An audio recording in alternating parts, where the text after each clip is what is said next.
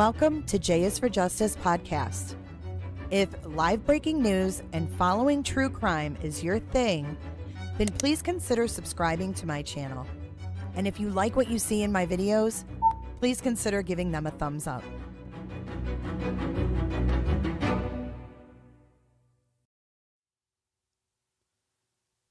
Good evening, everyone. Welcome to J is for Justice. My name is Jay, your host. If you're new here, please consider subscribing if you like what you see and hit the like button. For everyone that's been here before, welcome back. Are you ready for some Daybells?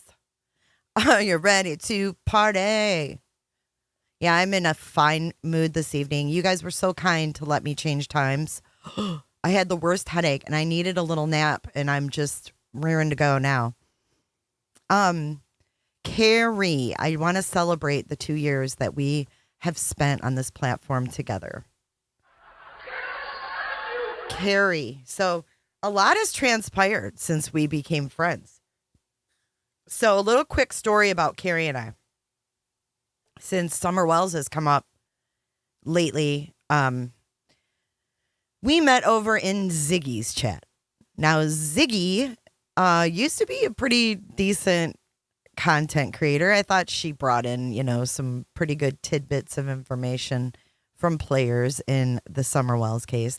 However, she got a little deep, and now I heard she married Don Wells' neighbor, Fred Hill. And Carrie, I don't know if you still listen to her, but can you confirm or deny that for me? Because I really am dying to know if it's just a rumor or if it's really something that's happening. And thank you for being a member for 2 years. I miss you. Welcome in, everybody. Potato and Olip and Karchi and Mike Stanner are your moderators tonight. We also have a bunch of members. Feminem.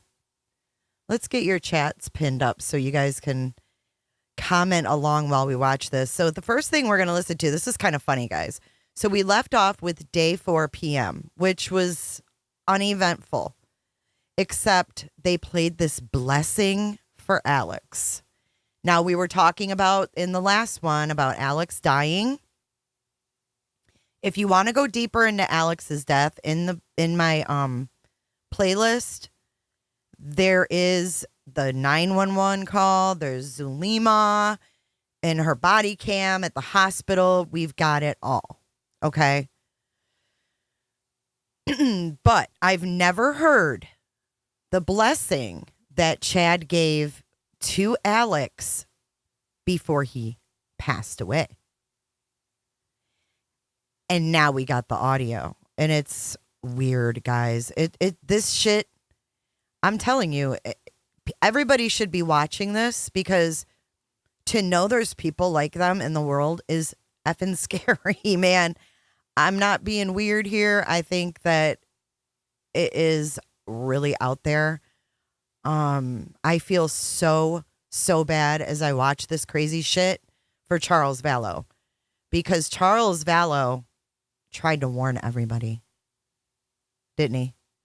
That's also in my playlist. The body cam of Charles Vallow trying to explain to the police that his wife is off her rocker, but they won't listen to him. Amanda, hello in the UK. We got Potato and Amanda from the UK tonight. Fem, it's good to see you as well. I hope you're feeling better. Are you feeling better? Let us know. And thank you for all the well wishes on 100K. I think I'm still flying high from it. I'm kind of, just let me have my moment. Like, I'm kind of loving it, and I'm loving celebrating it with you, and I'm loving seeing all of you guys excited about it too, because not only is J is for Justice my channel, it's your channel too. So without further ado, let's go ahead and get into Chad's patriarchal blessing to Alex Cox.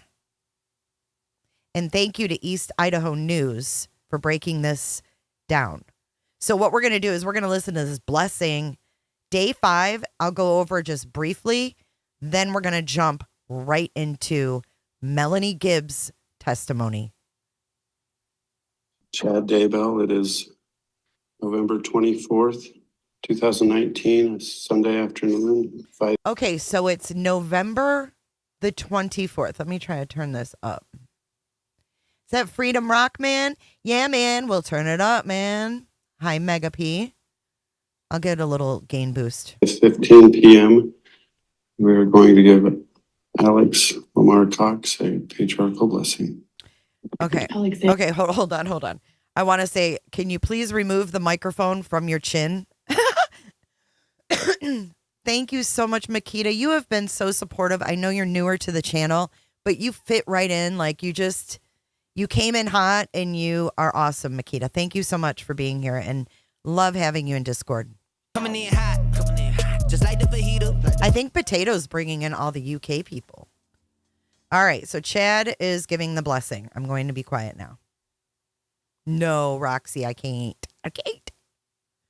And if I didn't say hi, Mega, I meant to say hi. Hi, Mega. Megaphone.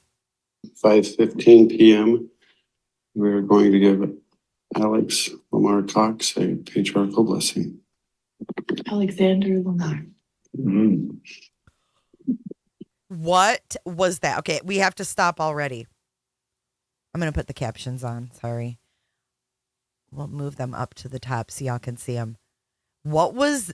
I about threw up in my mouth. Why is he over Alexander Lamar? What's going on here? Coming in hot like a Makita. Brandon, all you have to do to get on the Discord is be a member of the channel here on YouTube or be a Patreon member. Another British lady watching from France. Hello, beautiful gypsy. Okay, here we go. I can't explain why her brother's name said by Lori is for Chad. Gross, right?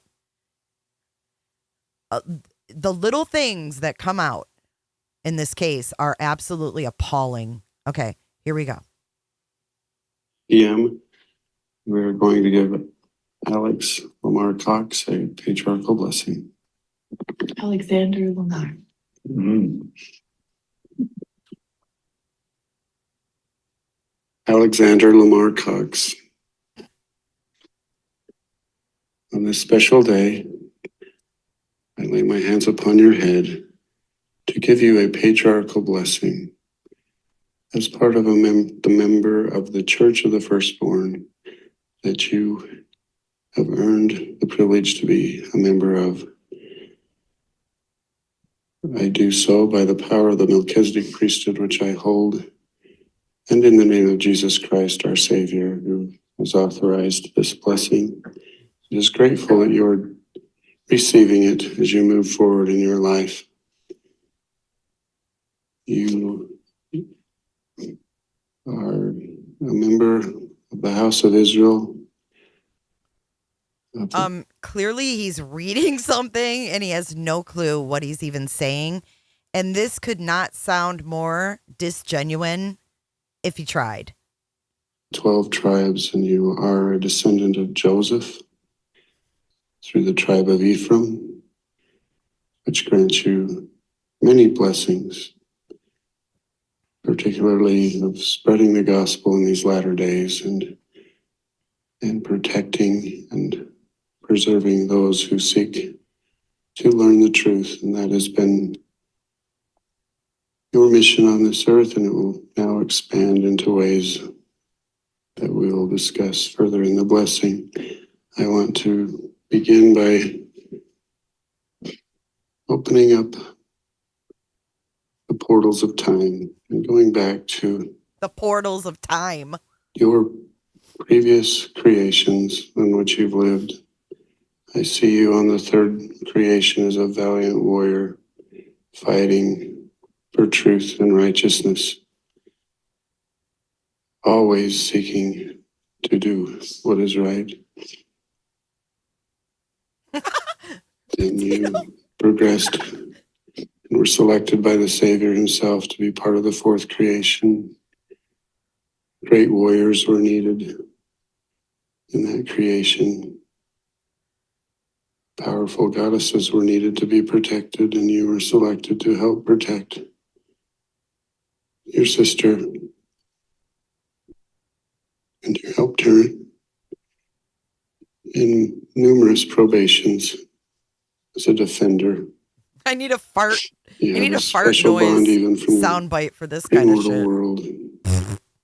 You connected there.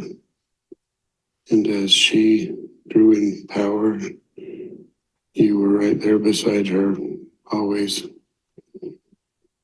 With a humble heart. You both always were so humble.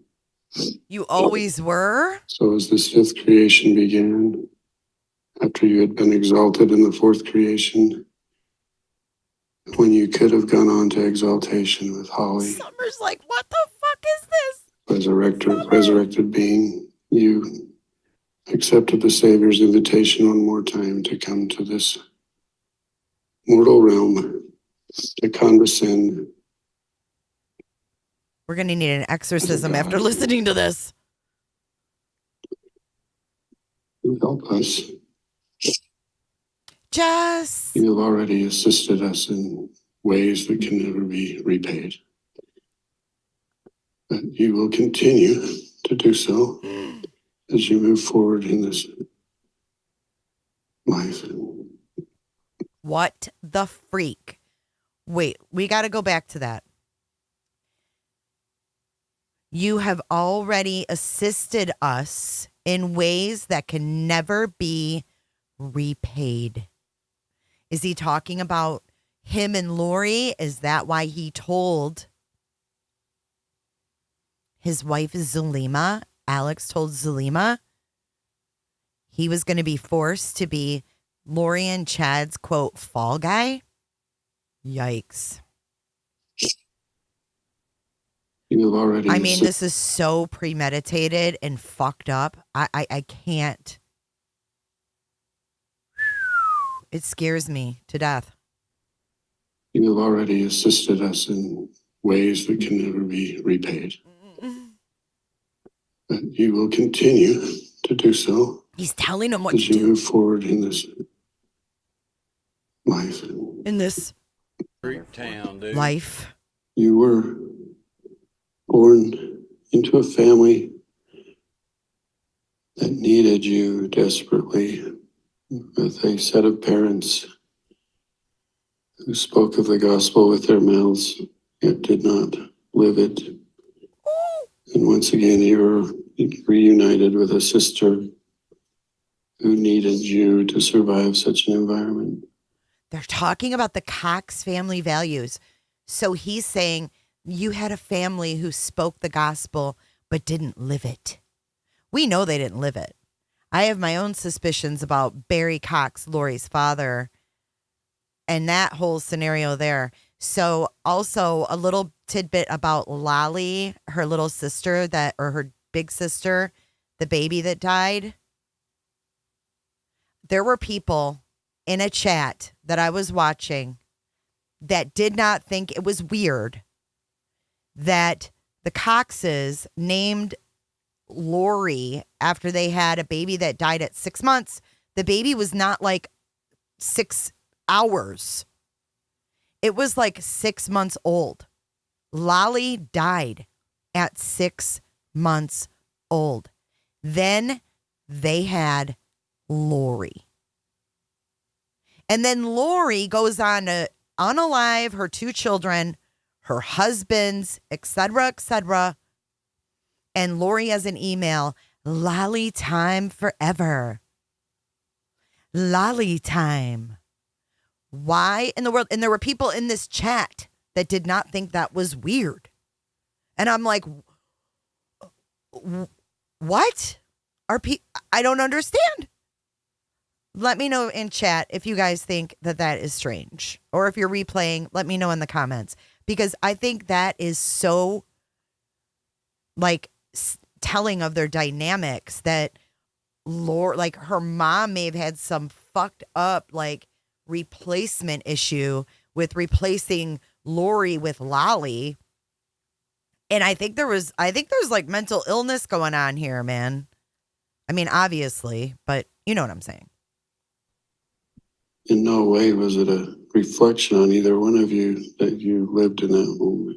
You were put there to help each other persevere. But the lessons you had to learn in your youth have now made you both strong, powerful servants of the Lord that would not have occurred in a traditional LDS home. You had to go to great depths. He says they didn't grow up in a traditional LVS home, or LDS probably. But he's basically telling Alex, you and Lori were born into this abusive family so that you could get each other through. And I think he's basically saying, like, your job's done here, dude. You've helped us beyond measure, and now you're going to go into your next, and then he pauses, life. I think this was all premeditated. To achieve tremendous heights. And the fruits of those trials are beginning to be demonstrated. You were granted to be a member of the Church of Jesus Christ of Latter-day Saints, and that was a strength to you. You learned about your Savior and grew closer to Him, and rekindled in some ways the connections you've always had with Him. And through adulthood, you have refined yourself. And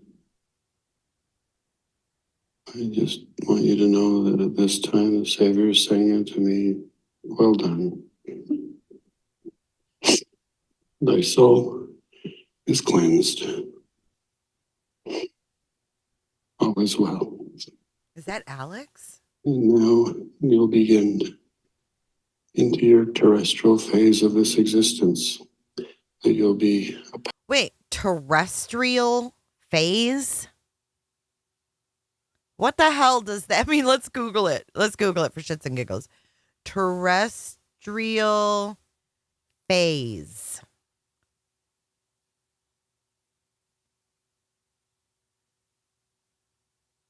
What? Did he just make that up? Or is he saying, what does that even mean? That's not even a thing, Chad Daybell. You'll begin your existence into my chin of terrestrial phase. well. And now you'll begin into your terrestrial phase of this existence. That you'll be a powerful servant.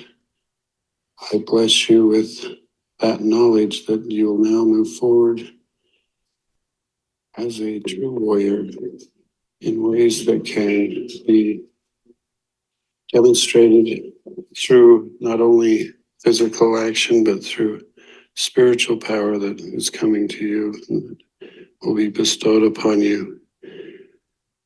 I bless you with the knowledge that through marriage, you'll be united with a partner who will match your powers and complement your strengths. You'll be known throughout the world for your good-heartedness, your willingness to save souls all over the world through portals. And you will begin to gather the souls that come unto Christ. I see you in New Jerusalem, but more importantly, I see you as a messenger of the Lord. Oh my God. Surrounding New Jerusalem will be many small communities where people will come who aren't quite ready to enter those heavenly gates, those terrestrial gates. I get it. And one of your missions will be to go among the people and testify God Almighty. as a prophet. As a prophet. that they can make it. You'll share your own experiences of overcoming adversity. And through your example, they will rise up. You will give tremendous blessings to them, raise their vibrations, and be like a brother to many of these fathers who may have had doubts. But through your strength, they will look to you as a hero, and you'll bring entire families that have been sanctified to the gates of New Jerusalem, and they will be allowed in on your word. Oh my God, they're pretending to cry too? Oh, me, just one of the many wonderful experiences you'll have. I see you doing that often, but then based on assignments, you might go further into the world. Always serving, always a missionary. And with your companion, you'll communicate with Mother Earth herself. You'll know where to be before natural disasters happen, that you can be on location to protect key leaders, church leaders, and to preserve who should survive. What do you Little think children, Alex as is you're thinking? gathering up little children in your arms, saving them from floodwaters. Just having a collage of moments that await you in this life, rescuing the pure and innocent, leading them to safety. Dozens of instances. Is he sniffing? And you will I know. be looked upon as an angel on earth. You'll literally glow for those who are allowed to see you. And those mortals who aren't allowed to see that will know through the spirit of the great power you possess.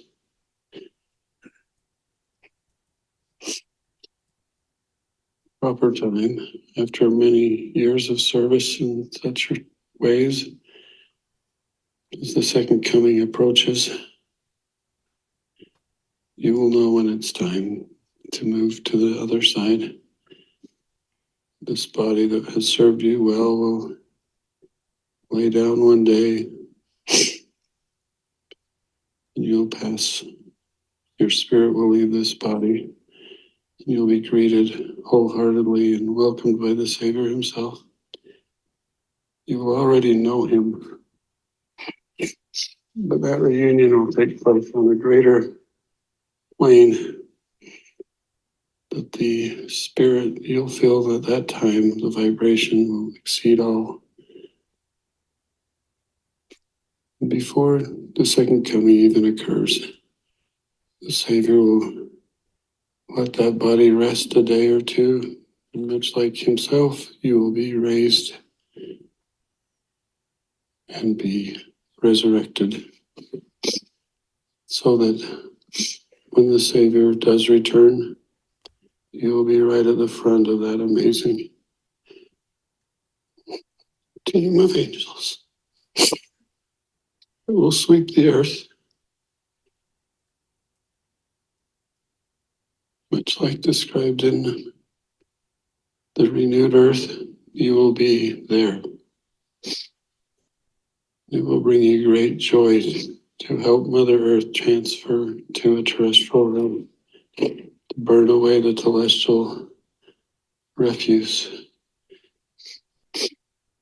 At that time, you and Holly will still have assignments here temporarily, but then you will move forward.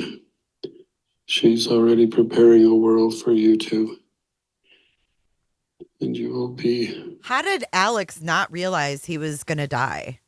I mean, he's pretty much saying, like, you're done here, dude. You're going on to this next level. the heavenly gates.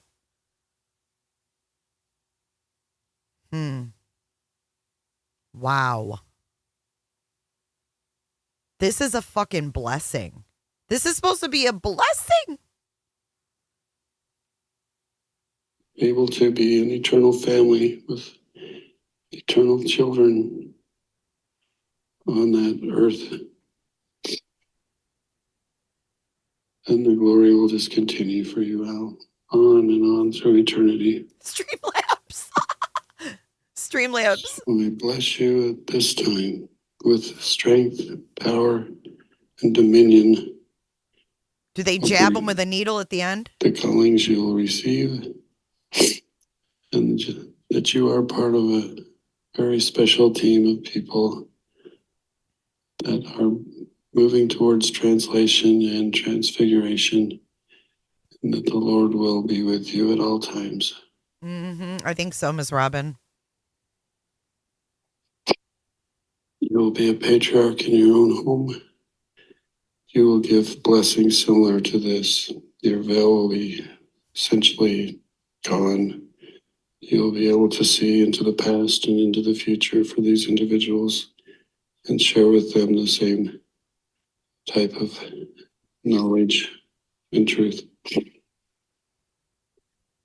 Like, what the fuck is Bless you this? with And everybody's like, what protection the fuck throughout is your this? mortal life.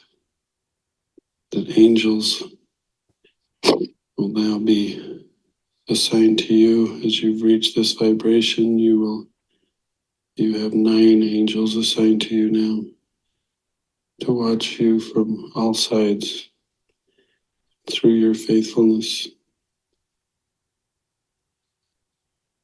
I know you will stay faithful. Yikes. Stay You have a faithful. great mission. I protect you. Amy's getting pissed.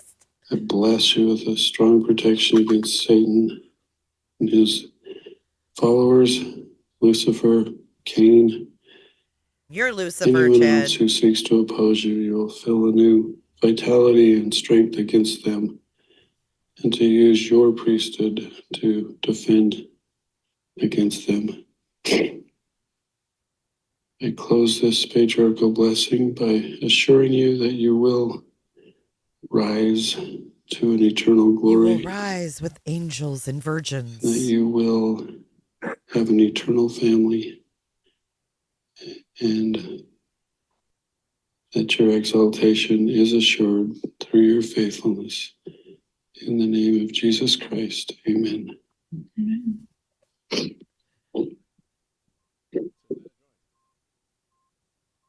Brandon, just in time. Look, Brandon's like, I better become a member before this patriarchal blessing ends and I get sucked down a portal.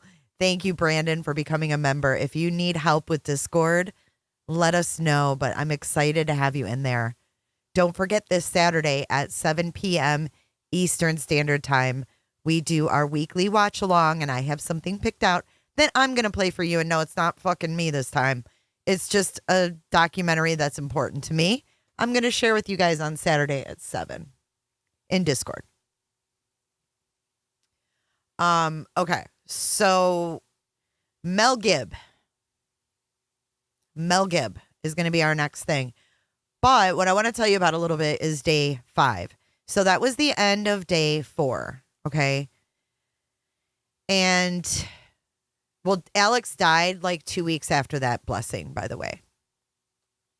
And he like fell over on the bathroom floor and his stepson called 911 and all this crazy stuff. So anyways, day 5 was really all about money, documents of bank records, and globalism. Before I forget, no, I have not heard from Nathan yet. I saw your question earlier. I'm sorry. Yes, that was Chad M's. So day 5 is all about bank records, like Tylee getting the death benefit from her dad, who's passed away, Joe Ryan. There were documents where after the kids went missing, Lori had switched, those Social Security payments to go in a different account. She opened new accounts, yada, yada, yada. So it was all about flights that were bought, like JJ going to Houston with Charles, Just everything they spent money on was basically day 5. And I didn't really feel like it was, I was going to play some of it, but then I saw, lo and behold, Melanie Gibb took the stand. So we're hopping over day 5 because it's really, really not that interesting, to be honest. I'm sure a lot of that came out at Lori's trial as well. So we're just going to bust right in to Melanie Gibb. Now, you know what? I'll just stop it when we get to that part because she's either changed her narrative or she's added something. Because I thought I had heard it all in this case, pretty much. I pretty much thought I had heard it all. But then I heard her say this today, and I was like, wait a minute. This changes everything for me. So I'll let you guys know when we get to that part. And yes, Roberta, that's for you, Brandon. All right, so this is day 6, and this is the beginning. This is the AM. We had an officer that finished his testimony on the bank records and shiz first thing. And now we've got our second witness of the day today, and that is Melanie Gibb, David Warlock's wife. And I'm not sure if they're still married. Hopefully we'll find out. Maybe they'll ask her, but this gets good. Enjoy. The state ready to call its next witness? We don't have any captions either. Yes, Your Honor. But Who will that be? The state will call Melanie Gibb. I was like, Very well. hey, Case.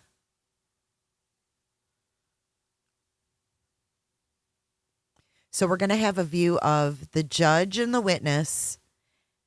I'm sorry to cover up Miss Court Reporter, but and then we have Daybell and Pryor, and hopefully this will work out well. I might adjust it a little bit as we go. That's what she said. Oh, she is such a bish. Sorry. She is just a weird one. In her orange peach top. All right. Before we commence with testimony, Ms. Gibb, please make sure Megan, to what's up? Sin. answer all of the questions verbally so we make a good record. Try to avoid talking at the same time as any Kevin. attorney questioning you. And I am going to inquire now that you're under oath. Have you reviewed or watched any of this trial since it started on the court's live stream? No. Have you talked to anyone else about testimony they gave in this trial so far? All right. With that in mind, then, Ms. Blake, if you'd like to inquire on direct, you may. Thank you. Would you please state your name and spell it for the record?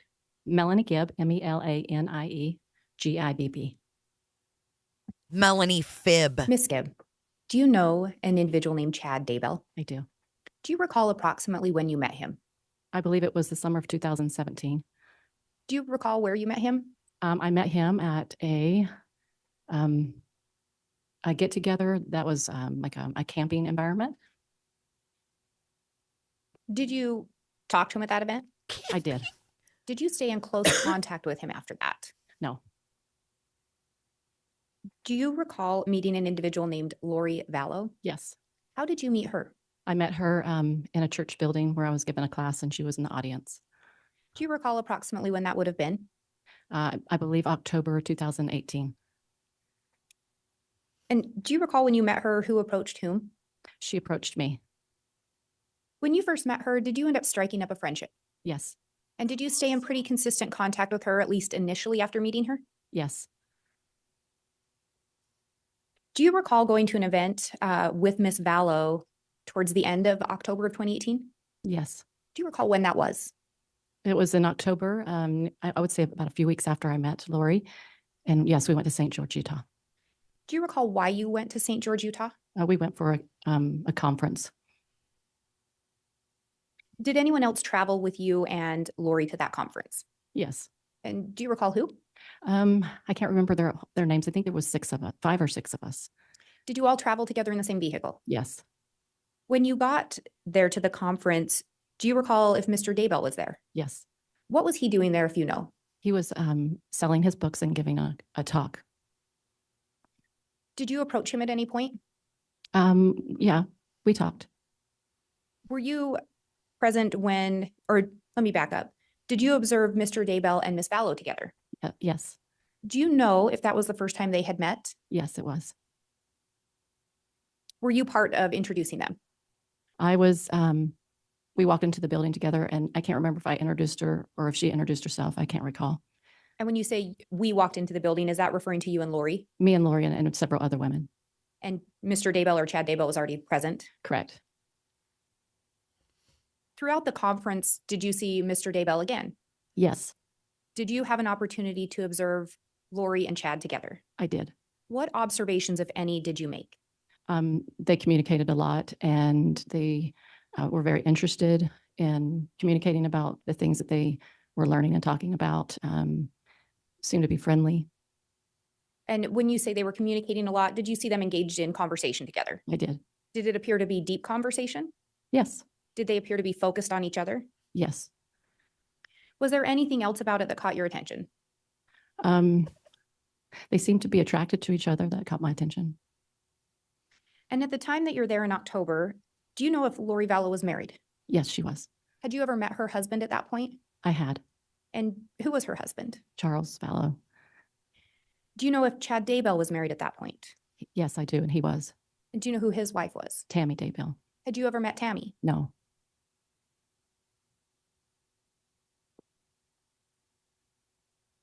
After that conference, did you travel back to Arizona with Lori? I did. Do you recall sometime after Melanie the and conference Lori's road talking to her trips. about what she and Chad discussed? Yes. What were some of the things she shared with you?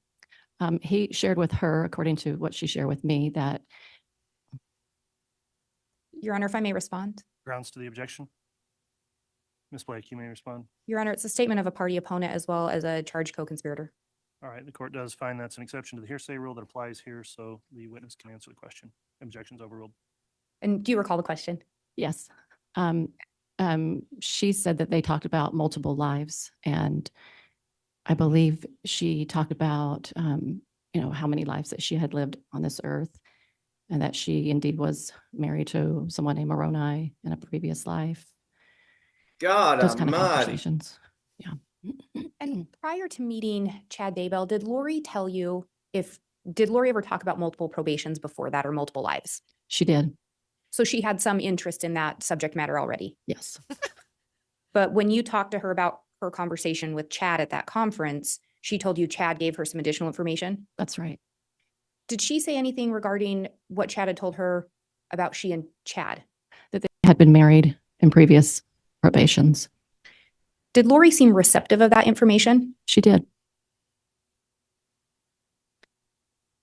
And we talked about, you'd met Charles before, correct? That's right. Had you ever met Lori's children? Yes, And specifically, did you ever meet Tylee Ryan? I did. Tylee Did you ever meet hated her. JJ Vallow? I did. Tylee recall hated where you, you met them? Melanie. In Lori's house. Did you have an opportunity to observe Lori with her children? I did. What observations, if any, did you make about her and Tylee? Very They greasy. had a difficult relationship. I wonder why.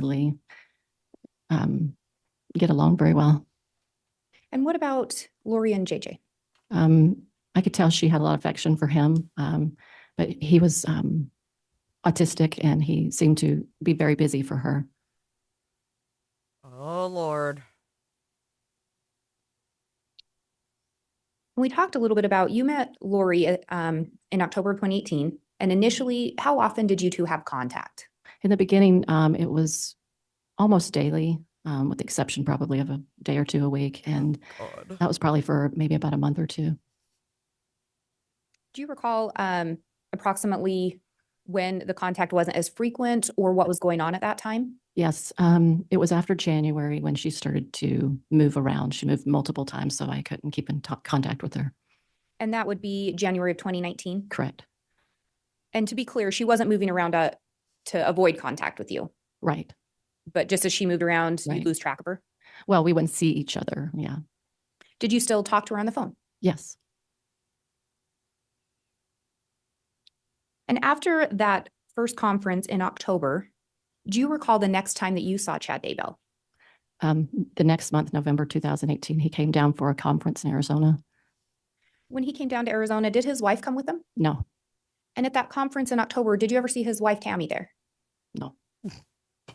When he came down, so he came down to a conference in November in Arizona. That's right. Was Lori present for that conference? Yes. Outside of the conference, did you see him at any other gathering? Yes, at her house. Oh, And when you Lord. say her house, is that Lori? That's right. Was her house in Arizona at the time? Yes. Can you tell me a little bit about the gathering? So the one at her house Here we was go. a small group of people met before the conference. And so there was, I don't know, maybe 20 people there. And so Lori and her friends were there. Did you have an opportunity to observe Lori and Chad together at that meeting or the gathering at her house? Yes. What observations Lolly did you time. make? They talked often with each other. They seemed to be very interested in each other. Did Lori at any time tell you anything about she and Chad when he was down there in Arizona? Yes, she told me that they had been married before in previous probations. Is that when she first shared that information with you? I believe she shared it with me in St. George. So it's between St. George and November she shared it. Did she talk about going to the temple with Chad? She did. What did she tell you about that? She told me that they were going to be resealed again like they had been in previous lives together. And did she tell you that they in fact had gone to the temple? Yes, And that was in November, about a month after meeting each other. that's right. And she told you the purpose of that was so they could be sealed together again. That's right. At that time, was Charles still alive? Yes, And was Tammy still alive? yes. So their spouses were still alive Was at this Charles point. present at the gathering at her house? No, Do you know where he was or did you learn where he was? he was out of town. He was working, Have earning you- money. Do you know what Chad did for a living? He was a sexton and he wrote books. With regard to his books, had you ever read any of his books? Yes, Of course you Do you did. know if Lori had read any of his books? yes, Did she seem interested in his books? yes. I love how the defense's, oh no, you guys can't see it. The defense's mic is lit up green. When like he's talking, but Chad he's was not. there in November. Do you know where he stayed? He stayed at Lori's house. And Charles was not there. Correct. Ew. Did anyone else stay at her house, if you know? Yes, there were multiple people there. Were there any other men there? I don't know if her brother was there, but nobody else that I know of. And when you say her brother, do you know which brother you're referring to? Alex, Did you ever meet any of Lori's other brothers or her other brother? I don't think so.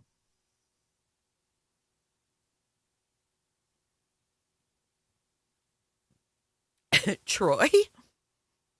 Did Lori ever talk to you about her conversations with Chad? Yes, Do you know, did Lori ever share with you if she turned to Chad for advice? she did. And we talked a little bit about the multiple lives or multiple probations already, correct? Yes, At some point, did Chad or Lori share more information about that with you? yes. And which one of them? They both did. Do you know which one of them seemed to have the most understanding regarding multiple probations? Yes, Lori would often call Chad and Chad would give her the information and then she would come back and share it with me and her other friends. Look at him taking notes. And when she would share the information, would she tell you she got that from Chad? Look at Yeah. him. He's ready for cross. Look at Pryor. He can't wait. Let me at her. Let me at her. At some point, did Chad or Lori talk to you about the concept of light and dark? Yes, Do you recall who talked to you about that? Lori shared it with me. Did she tell you where she got that information from? She got it from Chad. What did she share with you about the concept of light and dark? So if someone was light, they had made contracts with Jesus Christ before they came here. And if they were dark, they had made contracts, promises with Satan. And it was a different scale level of how dark or light they were. So it was a decision before they came here to Earth. for a Yes, Contract. initially, yes. And then with regard to the multiple probations, as you learned more about that, what did Lori share with you regarding multiple probations? That people lived multiple times. And then she would find out, she would try to find out like when that was. And was there some kind of a rating system or a system to easily identify if someone was light or dark or what level they were? She would ask him and he would somehow find out, and he would find out, how many times they've been on this planet or any other planets, I guess. And he would just find that out by asking questions the way he did. And then she would share it with us. And the he you're referring to, is that Chad? Yes. At some point, were people designated with a number and then either an L or a D? Correct. Where would those designations originate? From Chad. And if someone was designated a D, did that stand for dark? Correct. And the L was for light? Correct. At some point, did Lori also share with you that she believed she had a mission here on Earth? Yes. What did she share with you she believed her mission to be? She felt that it was her mission to gather women to the 144,000, and that she would be the leader of it. At some point, she thought she was going to lead that. And when we talk about the 144,000, what's that in reference to? Could you explain a little bit? Yes, it's a biblical explanation for a certain amount of people that would go out and gather Israel in the last days and have the power and authority to do that. So gathering people in the end times. Correct. Do you know where Lori got the idea or the belief that she was meant to be one of the leaders or help gather? I think she got it from herself. Do you know if did she ever tell you if she talked to Chad about that? She did. What did she tell you in relation to that, if you recall? Well, she shared with him what she believed she was, which was the gatherer of that. And then he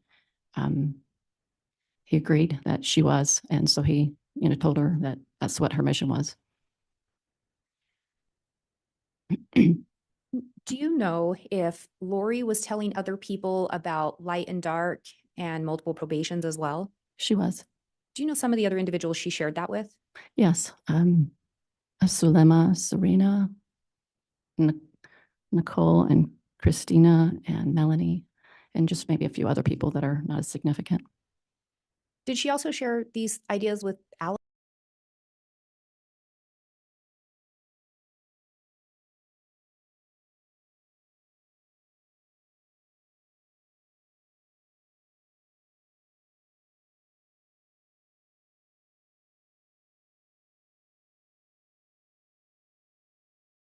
Alex? Yes.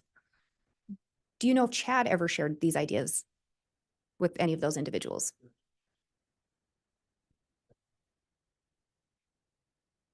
If I may respond. Okay, and I'll note on the record, it didn't pick up on the microphone. It's an objection based on lack of foundation. Ms. Blake, response. Your Honor, I specifically ask if she knows. I'm asking her personal knowledge. All right, well, she can answer the question if she knows, but not necessarily go into what she knows, because I do think there's no foundation at this point for what.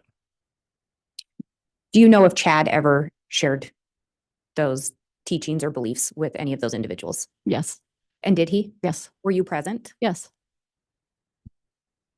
And again, when Lori would tell you these things, she would explain she received the information from Chad. Yes.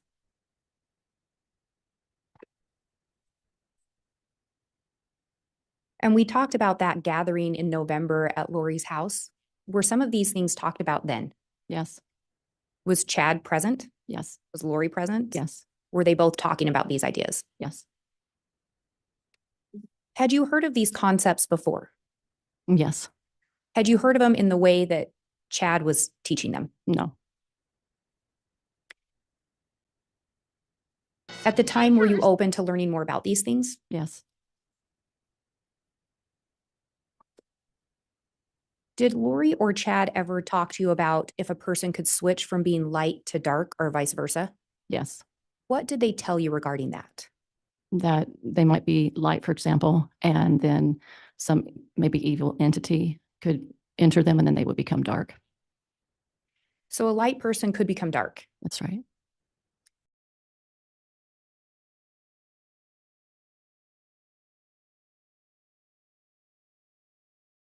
When they, and I say they, do you recall if it was Lori or Chad that would tell you these things? She would tell me, And would she tell you where she received the information? yes, And- always she went to Chad with it. Thank you. Do you recall when Lori first started talking to you about people becoming dark? I would say sometime between January and February of 2019. Do you recall the first person she talked to you about becoming dark? The first specific person? Yes, it was Charles Vallow. Did she tell you where she received that she received that information from Chad? Yes, So was your understanding the body of that person was still alive? correct, It just had a different dark spirit in it now. correct. What did Lori originally talk to you about? Was there a way to do something to help that person? She would try to do like a casting out of an evil spirit, and try to convince the spirit to the evil spirit to leave. Do you know where she got the concept of casting from? I believe she got it from energy work.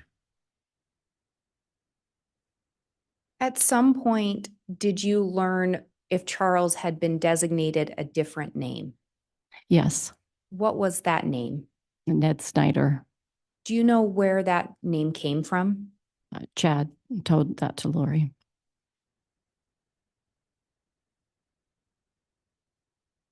At some point, had Lori talked to you about her having a dream regarding Charles? Yes, What had she told you? she said that when it was after Christmas and he was out of town, I believe he went to Texas and he took JJ. And she had a dream during that time that they were not going to come back, that they were going to get in a car accident. And that's what she saw. And that they would be Charles and JJ? Correct.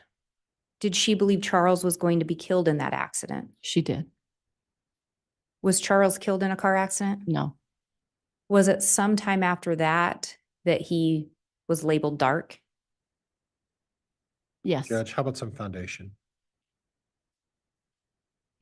Your Honor, it's a question to her personal knowledge. I guess I can rephrase. Go ahead, Ms. Blake. Thank you. At some point, did you learn or did Lori tell you if he was labeled dark once he did not pass away in that accident? Yes. And again, Judge, if I could have some time, date, place. If you'd like to lay additional foundation, you may, Ms. Blake. Do you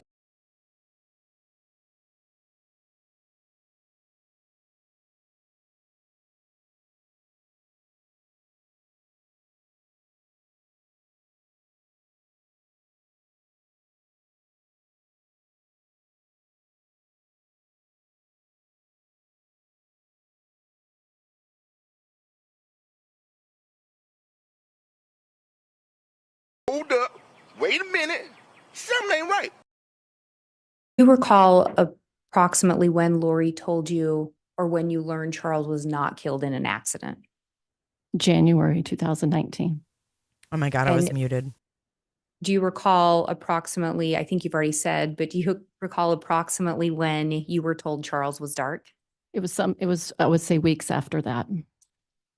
And that designation came from Chad. Correct. And then we started talking a little bit about the idea of casting. Right. Did you ever participate in any castings? I did. Can you tell me a little bit about what would happen at the casting? So Lori and a few of her friends would stand in a circle and then Listen to this. feel like they had the power and authority to cast out the evil spirit by trying to use words, I guess, like an energy work to be able to convince them to leave. Okay, did you hear how she separated herself? Lori and her friends. Bitch, you were her best friend. Evil spirit by trying to use words, I guess, like an energy work to be able to convince them to leave and hoping that the evil spirit would leave. So would some of the individuals say a prayer? Yeah. Would Mhm. some of the individuals talk about sending spiritual weapons or something of that nature? Yes. Was the person that the casting was being done on physically present? No. Was anyone physically touching, doing anything to, in this case, Charles? No.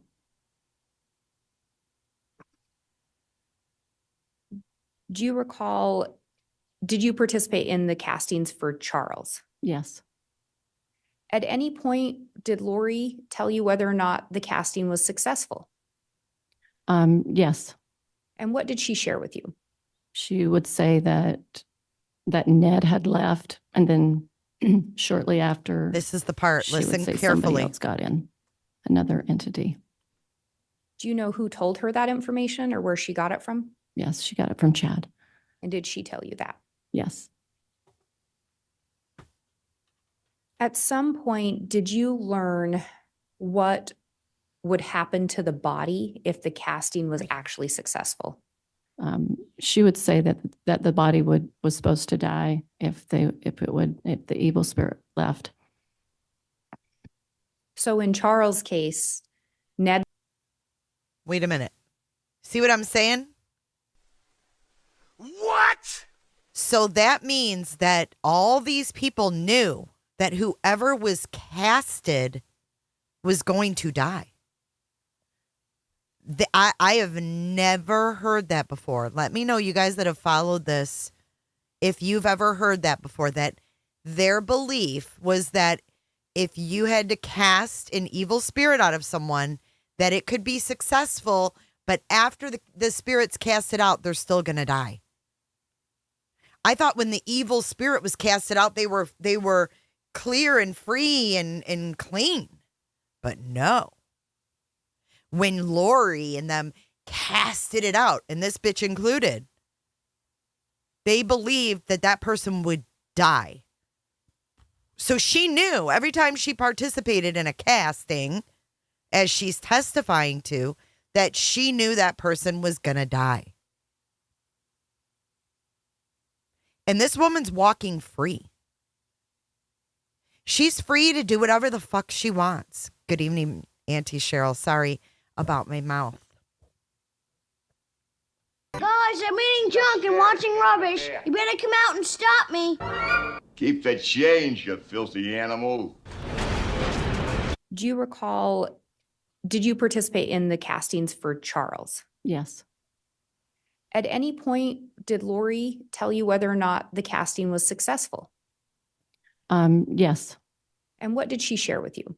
She would say that Ned had left, and then shortly after, she would say somebody else got in, another entity.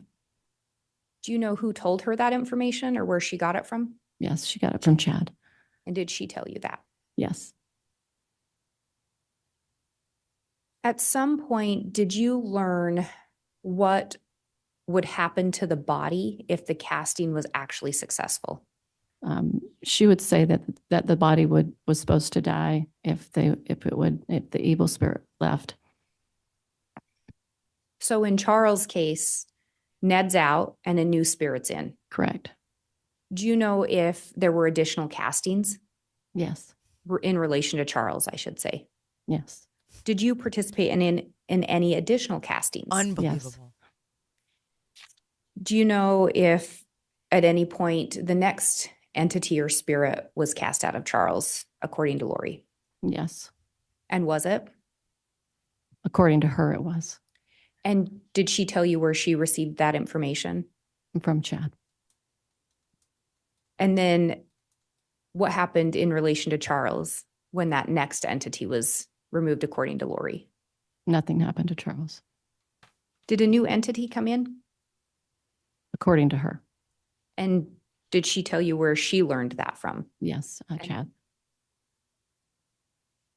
Was Chad ever present for any of the castings? Yes.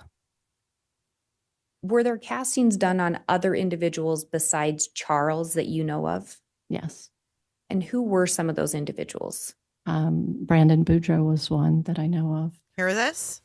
And did you participate in a casting on Brandon Boudreaux? Brandon I don't know if I said anything. I was there when they did it. Oh, okay. Do you know if Chad was present at that one? Okay. Yes. And who was Brandon Boudreaux? He was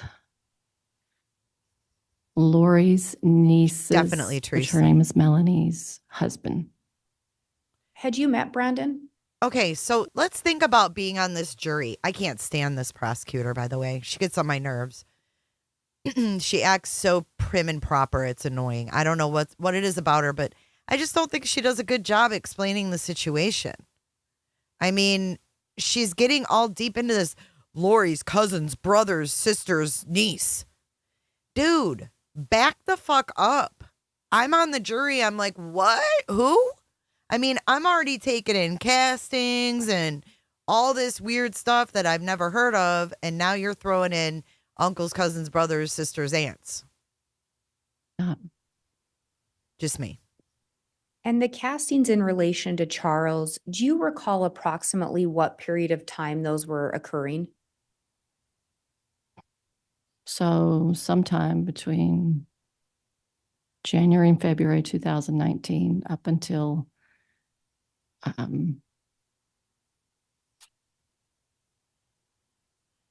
don't know, probably before he died. And was your understanding that if the casting was successful, the body would naturally expire?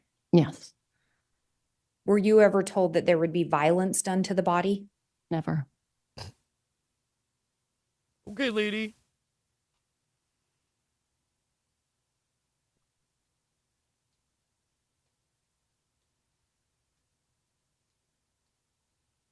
Were there other individuals that were involved in the castings besides you? Yes, Did some of them seem to have more involvement? yes. And do you recall who seemed to be more involved in the castings? Lori and Sulema seem to know the most about it. Sure they did, Mel. Lori and Zulema. Alex's wife is Zulema, if you weren't aware. And the casting that we talked about Chad being present for, do you recall where that would have occurred? Yes, Where was that? that was in Arizona.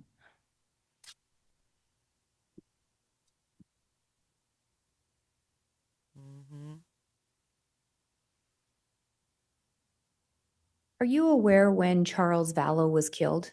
Yes, Do you recall approximately when that was? July 11th, 2019. So this would have been subsequent to the castings taking place? Yes, right, shortly after. At some point, did you start to believe or believe that Charles may be possessed? To some level, yes. And how many times had you met Charles? Just a handful times. Would you say you knew him very well? No, I didn't know him very well. Is it fair to say most of the information you had about Charles came from Lori? Yes, Do you recall sometime in July staying at Lori's residence? I do. And do you recall her asking you to leave at some point? Yes. Why did she tell you you needed to leave? So I woke up early in the morning and she told me I needed to leave because Charles was going to be coming down. He's driving in from Texas and that he was going to kill her. Did she tell you anything that she was going to do, any precautionary steps she was going to take? I believe she said that Alex was going to be there to help protect her. Alex. Did you have an opportunity to observe Alex and Lori together? Yes, How would you describe their relationship or your observations? close brother and sister relationship. Anything about it seems strange to you? No. No, it seemed normal to me. Just close. Yeah, really close. Normal to her? And you talked about her saying Alex was going to come to protect her. Yeah. At any point, did you learn if someone had designated Alex as Lori's protector? Yes. What did you learn about that?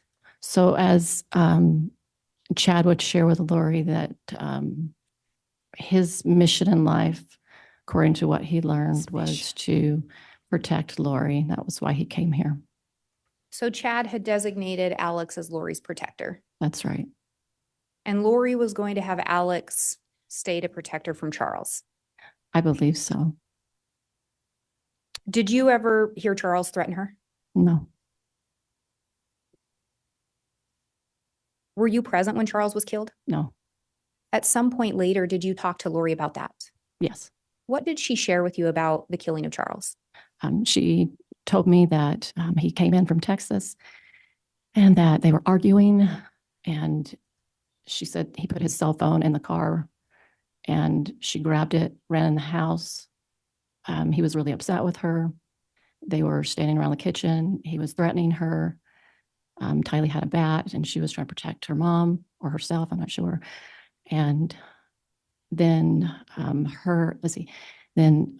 Charles and Alex got in a physical fight, and then Alex went to the bedroom to get his gun to defend himself. And was it your understanding, or were you told that Alex then shot and killed Charles? That's what they told. That's what she told me. And did you also talk to Alex about what had happened? Yes. And do you recall what he shared with you? I believe he shared the same story. I don't remember all the detail to it, but it was the same story. Do you recall how close in time it was after Charles' death that you talked to Lori and or Alex? It felt like about 4 days afterwards. When you talked to Lori and Alex, were they together? Well, at first I talked to her on the telephone, so I don't know if he was there or not. And then later when you talked to Alex, was Lori present? I don't know if it was the first time I saw her or not. It could have been. It could have been the next time. I'm not really sure. But at some point around 4 days later, you talked to both Lori and Alex. Well, for sure her, but I can't remember when I talked to him. Yeah. Thank you for clarifying that. Yeah. When you talked to Lori, it's just 4 days later. Any sign of sadness? No. Any sign of grief? No. How did she seem? Happy. When you talked to Alex, any sign of remorse? A little thoughtful. Love that. A little unsure of himself. Love that. Lori, no, she was happy. No remorse. Alex, she's got that vocal fry. No. Alex, maybe a little. She wants this pinned all on Chad, or should I say, the state rehearsed her to pin this all on Chad. Alex Cox is dead, so the state doesn't want Alex Cox to be a focal point.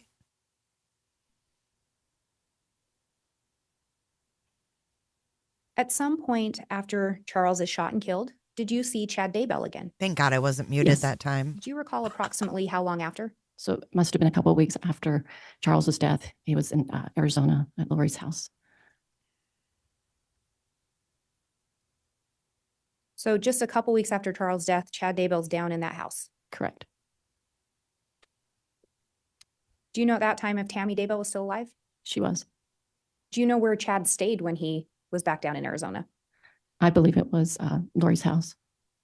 Did you have an opportunity to observe he and Lori together? Yes. What observations did you make? They seemed super excited to be together. They were standing, talking to several of us at the kitchen table, and they're standing side by side and, excited to share, their future plans together. Any sign of grief from Chad? No. And you talked about they were excited to share their future plans together. Yeah. So Chad and Lori were planning a future together? Yeah. Yes. And Tammy was still alive? Yes.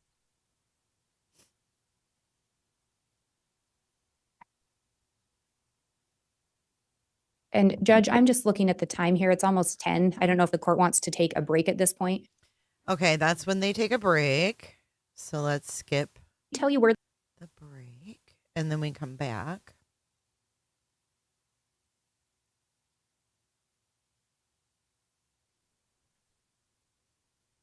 She's back on the stand. I get what you're saying, Cheryl. I do. Like they were just the dumb brainwashed ones that maybe would never take it this far, but will still spout off their stupid beliefs, right? I get what you're saying. Like it took the evil within Chad and Lori to actually pull off the unalivings. I get what you're saying.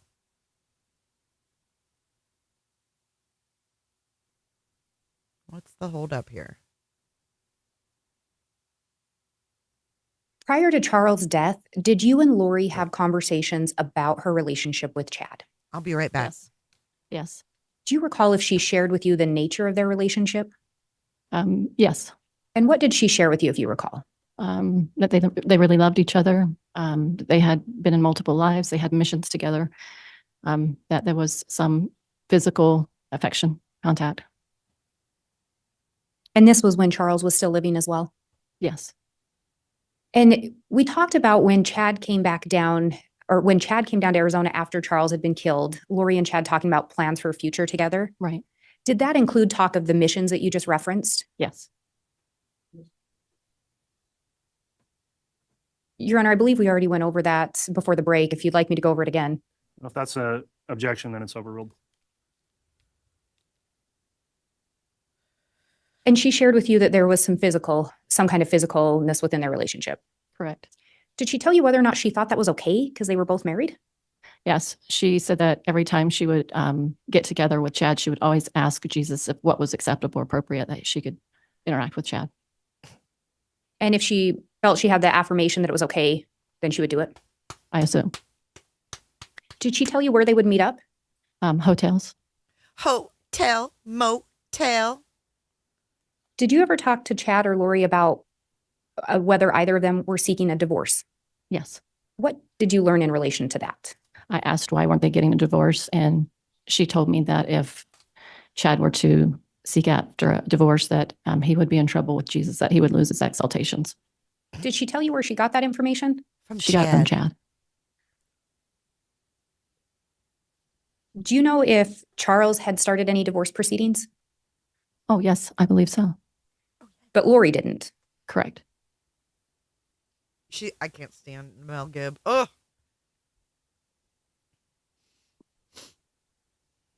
Did you ever see Lori with more than one phone? Yes. Do you recall approximately how many phones you saw her with? 3. Did she ever tell you anything about why she had 3 phones? One was her own personal phone, and then one was she just had a connection with Chad through the other phone, and I'm not sure about the other one. Oh, you're not? So one of the phones was to communicate with Chad? Yes. Did you Prior's ever making learn notes. if Chad had more than one phone? I remember she saying he had a special phone just for her, but that's all I remember. Special one. Did Lori ever share with you how often she and Chad were in contact? It was mostly daily. I'm sure there was times where she said, she couldn't contact him for certain reasons, but mostly it was daily. And would that have been approximately since they met that they stayed in that type of contact, if you know? Yes, that I know of.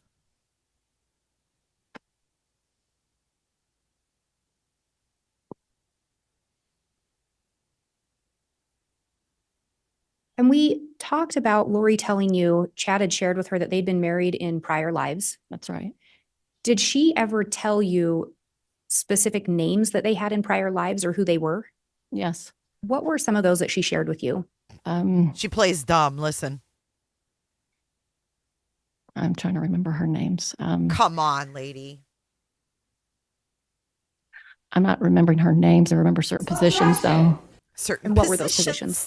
She was married to Moroni, and she was married to James, and she was she was Chad's wife, but he was James, and she was, I think, Elena. I think. And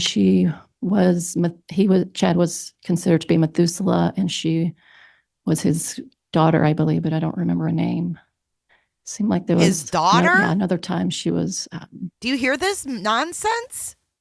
Lori's different personas. One was Chad's daughter. I worked at the Holiday Inn as well in Warner Robins, Georgia. I worked the all-you-can-eat seafood buffet bar as a waitstaff person. Rock on, Jess. I knew we were sisters from another mister. A lady that was married to a relative of Joseph Smith, but I can't recall her name right now.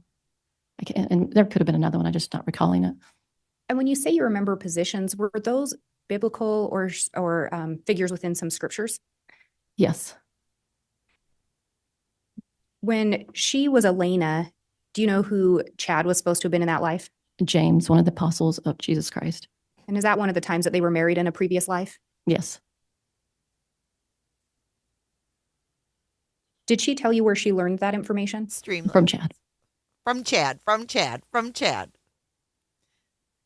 I can't wait for Did she ever Pryor. tell you how Chad would get his information? She said that he would sit in his portal and ask questions. Did you ever see the portal that was referenced? Yes. Oh, well, not his, but hers. And what did you observe in relation to Lori's portal? It was nothing but, just a spot in her closet. I mean, it didn't look like anything. She just considered it her portal, but it looked like just a regular space. And who told her that was a portal?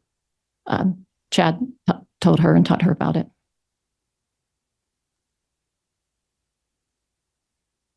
Had Lori ever talked to you about portals before meeting Chad? I can't recall. Do you recall when the last time you saw Tylee was? In Arizona, July or August of 2019. Janice, thank you so much. I love you too. We did it. And after Charles' death, at some point, do you recall Lori leaving Arizona? Yes. Do you know where she relocated? She relocated to Rexburg. Did she ever talk to you about why she left to Arizona to go to Rexburg? Yes, she wanted to be with Chad and start their missions together. Do you know whose idea it was for her to go to Idaho? Did she share that with you? I can't remember if it was hers or both of theirs. But she wanted to go to be with Chad? Correct. And when she left to go to Idaho, to the best of your knowledge, was Tammy still alive? She was.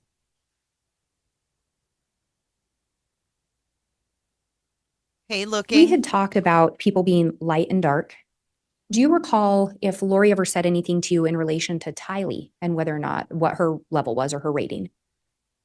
She did say she was dark at some point. I don't remember the rating. Do you know who gave her that information? I'm guessing it was Chad. I don't remember. Come on, lady. Generally speaking, would she tell you she turned to Chad for these answers? Yeah. Did you know of anything else Chad used to get answers? Yes, one time I saw him with a pendulum. Do you recall what the pendulum looked like? It was gold, I think, or brass, and it had like a pointiness to the bottom of it and like a string. Weird. Do you recall when you saw that? That was in February of 2019. Do you recall where you were? Yeah, I was here in Boise, Idaho. And do you recall why you were in Boise? Yeah, there was a conference that weekend that I came to. Do you recall who was present with you that you associated with at that conference? Yes, Chad was there, and Sulema, Serena, and Audrey. And there were a lot of other people, but that was in the little small circle of friends. Were those the individuals around when you saw the pendulum? Right, correct. I didn't hear you mention Lori. Was she there? No. Do you know where she was? She was in Hawaii, I believe.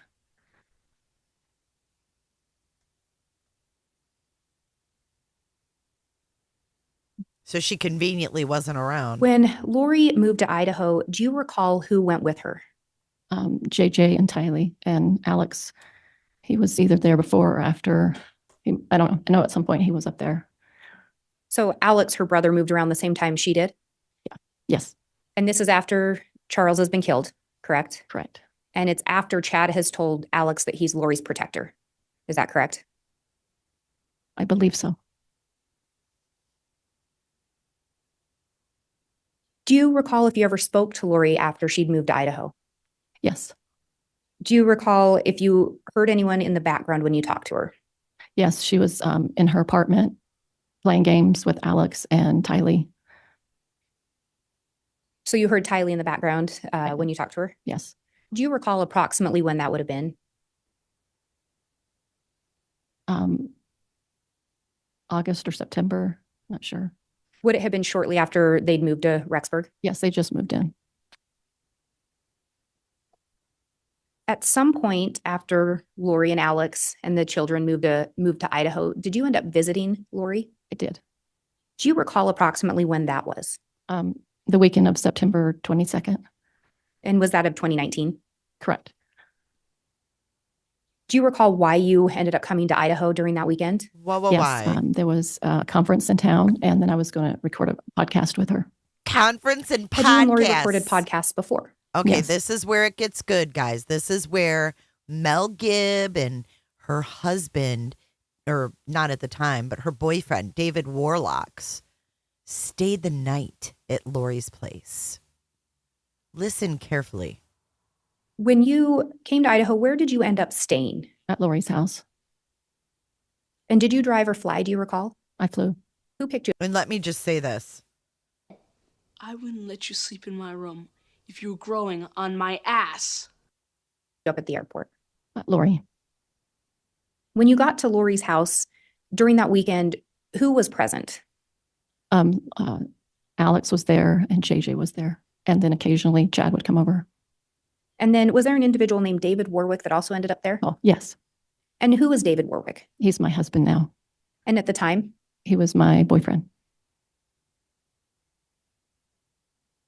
Do you know if Alex had his own apartment as well? Yes. And he did? He did.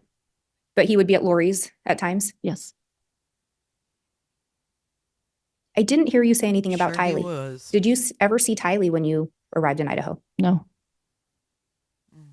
Poor Did you ask Lori at any point where Tylee was? Yes. What were you told?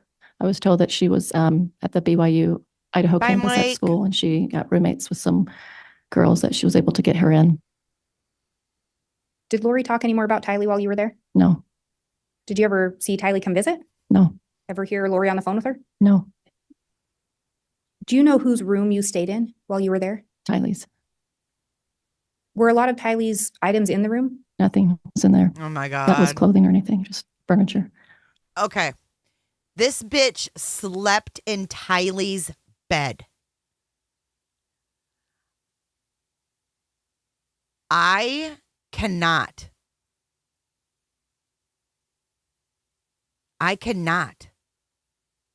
So she wants us to believe, which it doesn't even matter because she has immunity. She can do whatever she wants, basically. But she wants us to believe that she slept in Tylee's room that had nothing in it, according to her. And she didn't ask not one question.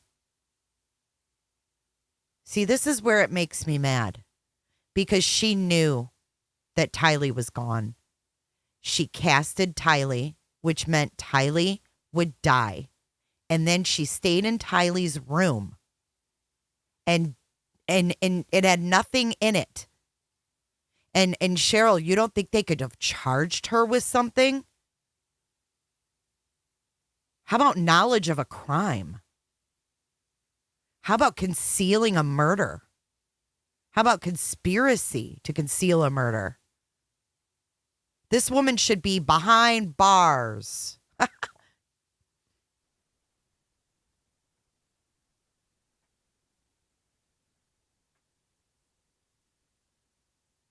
Did Lori talk to you about JJ while you were there? Yes. What did she tell you? She told me that the day before I arrived that he became dark. Unreal. So previously she'd told you Tylee was dark. Correct. Correct. Right. So she told her Tylee was dark. Tylee's gone. All her stuff is gone. And now they're asking, what did she tell you about JJ? This woman could have saved JJ's life. Tylee was already gone. So when Lori told Melanie that JJ turned dark, Melanie could have went to the police and said, I think that they're going to hurt him, or contacted family. She could have done something, but she didn't. And that's why I have no tolerance for these people. And now JJ was dark. Correct. Did you observe JJ that weekend? Yes. Did you observe any behaviors that caused you concern? No. Do you recall her telling you why she believed he was dark? Either Chad told her or she figured it out herself. I'm thinking it was Chad, but I'm not remembering. And Chad was present at times that weekend, Yes, correct? yes. Was he present when there was talk of JJ being dark? It's possible. Did you ever observe any interactions between JJ and Chad while you were there? Yes. And what were those? JJ seemed to be upset, and so Chad took him upstairs with him, and they went into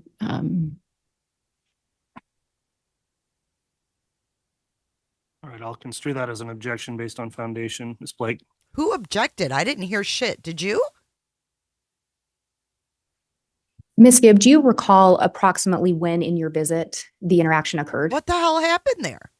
I didn't hear any objection. Ms. Blake? Do you recall approximately when that would have been? August or September, not sure. Would it have been shortly after they'd moved to Rexburg? Yes, they just moved in. At some point after Lori and Alex and the children moved to Idaho, did you end up visiting Lori? I did. Do you recall approximately when that was? The weekend of September 22nd. And was that of 2019? Correct. Thank you, Shell. Do you recall why you ended up coming to Idaho during that weekend? Yes, there was a conference in town, and then I was going to record a podcast with her. Had you and Lori recorded podcasts before? Yes. When you came to Idaho, where did you end up staying? At Lori's house. And did you drive or fly, do you recall? I flew. Who picked you up at the airport? Lori. When you got to Lori's house during that weekend, who was present? Alex was there and JJ was there. And then occasionally Chad would come over. And then was there an individual named David Warwick that also ended up there? Oh, yes. And who was David Warwick? My boyfriend. He's my husband now. Oh, he's my And at the time? He was my boyfriend. My boyfriend. Do you know if Alex had his own apartment as well? Yes. And he did? He did. But he would be at Lori's at times? Yes. I didn't hear you say anything about Tylee. Did you ever see Tylee when you arrived in Idaho? No. Sorry, I went Did back you kind of ask far. Lori at any point where Tylee was? Yes. What were you told? I was told that she was at the BYU Idaho campus at school, and she got roommates with some girls that she was able to get her in. Did Lori talk any more about Tylee while you were there? No. Did you ever see Tylee come visit? No. Ever hear Lori on the phone with her? No. Do you know whose room you stayed in while you were there? Tylee's. Were a lot of Tylee's items in the room? Nothing was in there. That was clothing or anything, just furniture.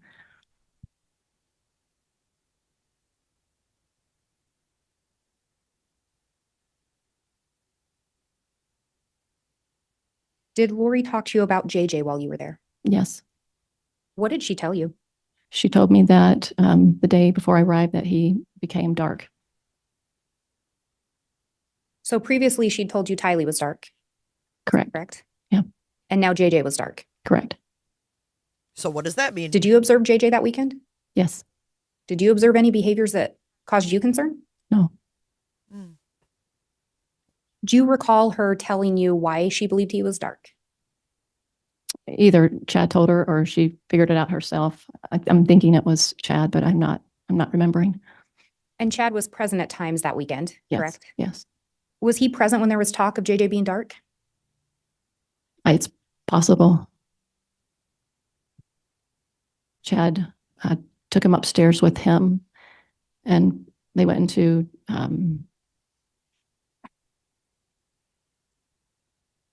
All right, I'll construe that as an objection based on foundation. Ms. Blake? Ms. Gibb, do you recall approximately when in your visit the interaction occurred? I feel like it was Thursday. Like I got there on a Wednesday, I believe. I feel like it was the next day. And I guess for reference, how long were you there at Lori's? From Wednesday to Monday morning. Wednesday. So best of your recollection, this Listen, is around your second or Wednesday to Monday. That's more than a weekend. They made it sound like she went, for the weekend, and her and David Warlock stayed in the bedroom one night. Wednesday night, Thursday night, Friday night, Saturday night, Sunday night. That's how many nights her and David Warlocks were there. Good evening, One-Eyed Flo. Your first full day there. I think so. And if you could go ahead and tell us again what you observed. Okay. He took him upstairs, and Oh then my God. after a period of time, he came back downstairs. I believe he was holding his hand, and that's what I observed with him. Did you observe any injuries to Chad? So Chad took it upon himself to take little JJ upstairs. Sin, so did I. Like, what is going on here? He had a red scratch on his neck. Did he tell you how he got that? I asked him, and he said that JJ had scratched him. Okay, well, she's witnessing child abuse now, Cheryl. So that's illegal, right? What she just witnessed, Chad take this little autistic boy upstairs and then come down with a scratch on his neck. This woman should be in jail, and she should be sharing a cell with Pam Botcher. Have you Good seen many evening, interactions everybody between coming Chad in. and JJ before that? No.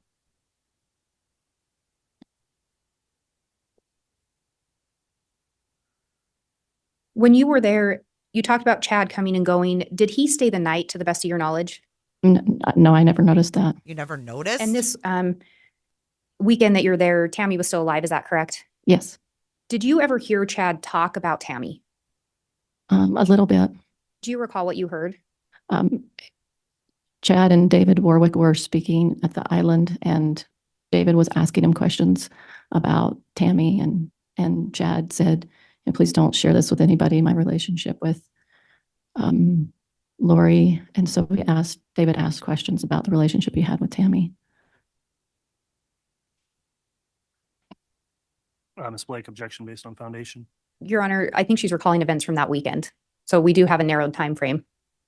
I can ask a follow-up question, but it's based on her personal knowledge.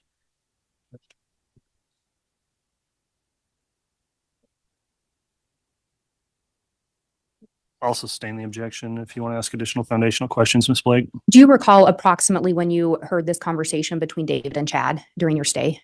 It would have been on the weekend because David was there already. He didn't come in until Friday, so it could have been like on a Saturday or Sunday. So sometime around Saturday or Sunday? Yes. And what did you hear Chad say about Tammy? That she was a good wife, I believe. I'm not recalling right now what he said. Do you recall him ever mentioning that he was going to divorce her? Never heard that. Ever hear him talk about getting separated? No.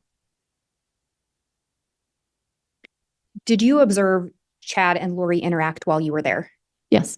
Did you observe them interact several times through your stay? Yes. What were your observations of their interactions? They seemed to be a couple that was close and loved each other. There was affection, hugging. I saw her kiss him on the cheek. They were singing together. Come on. Maybe a little dancing. Maybe a little dancing? So affectionate with each other. Yes. Do you recall ever seeing them act affectionate outside of the apartment? Yes. What do you recall about that? We were walking around the campus and they were holding hands. This is interesting.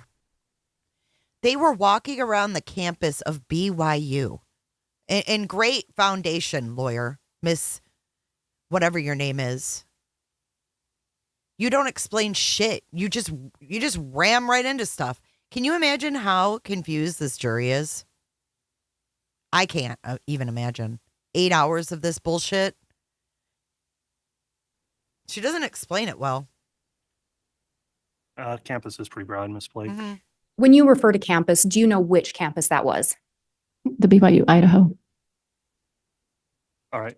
Like, why wouldn't she start out with, did you go to BYU, Idaho with Chad and Lori? Yes. What did you observe them doing?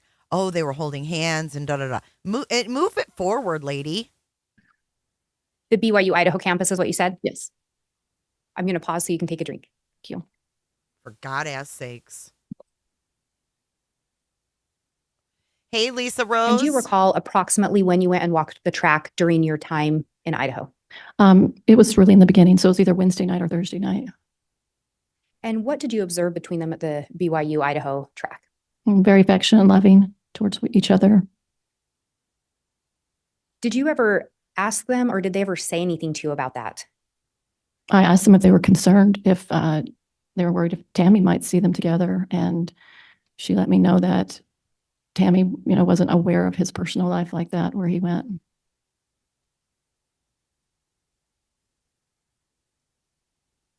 But again, no indication of divorce or separation. Correct.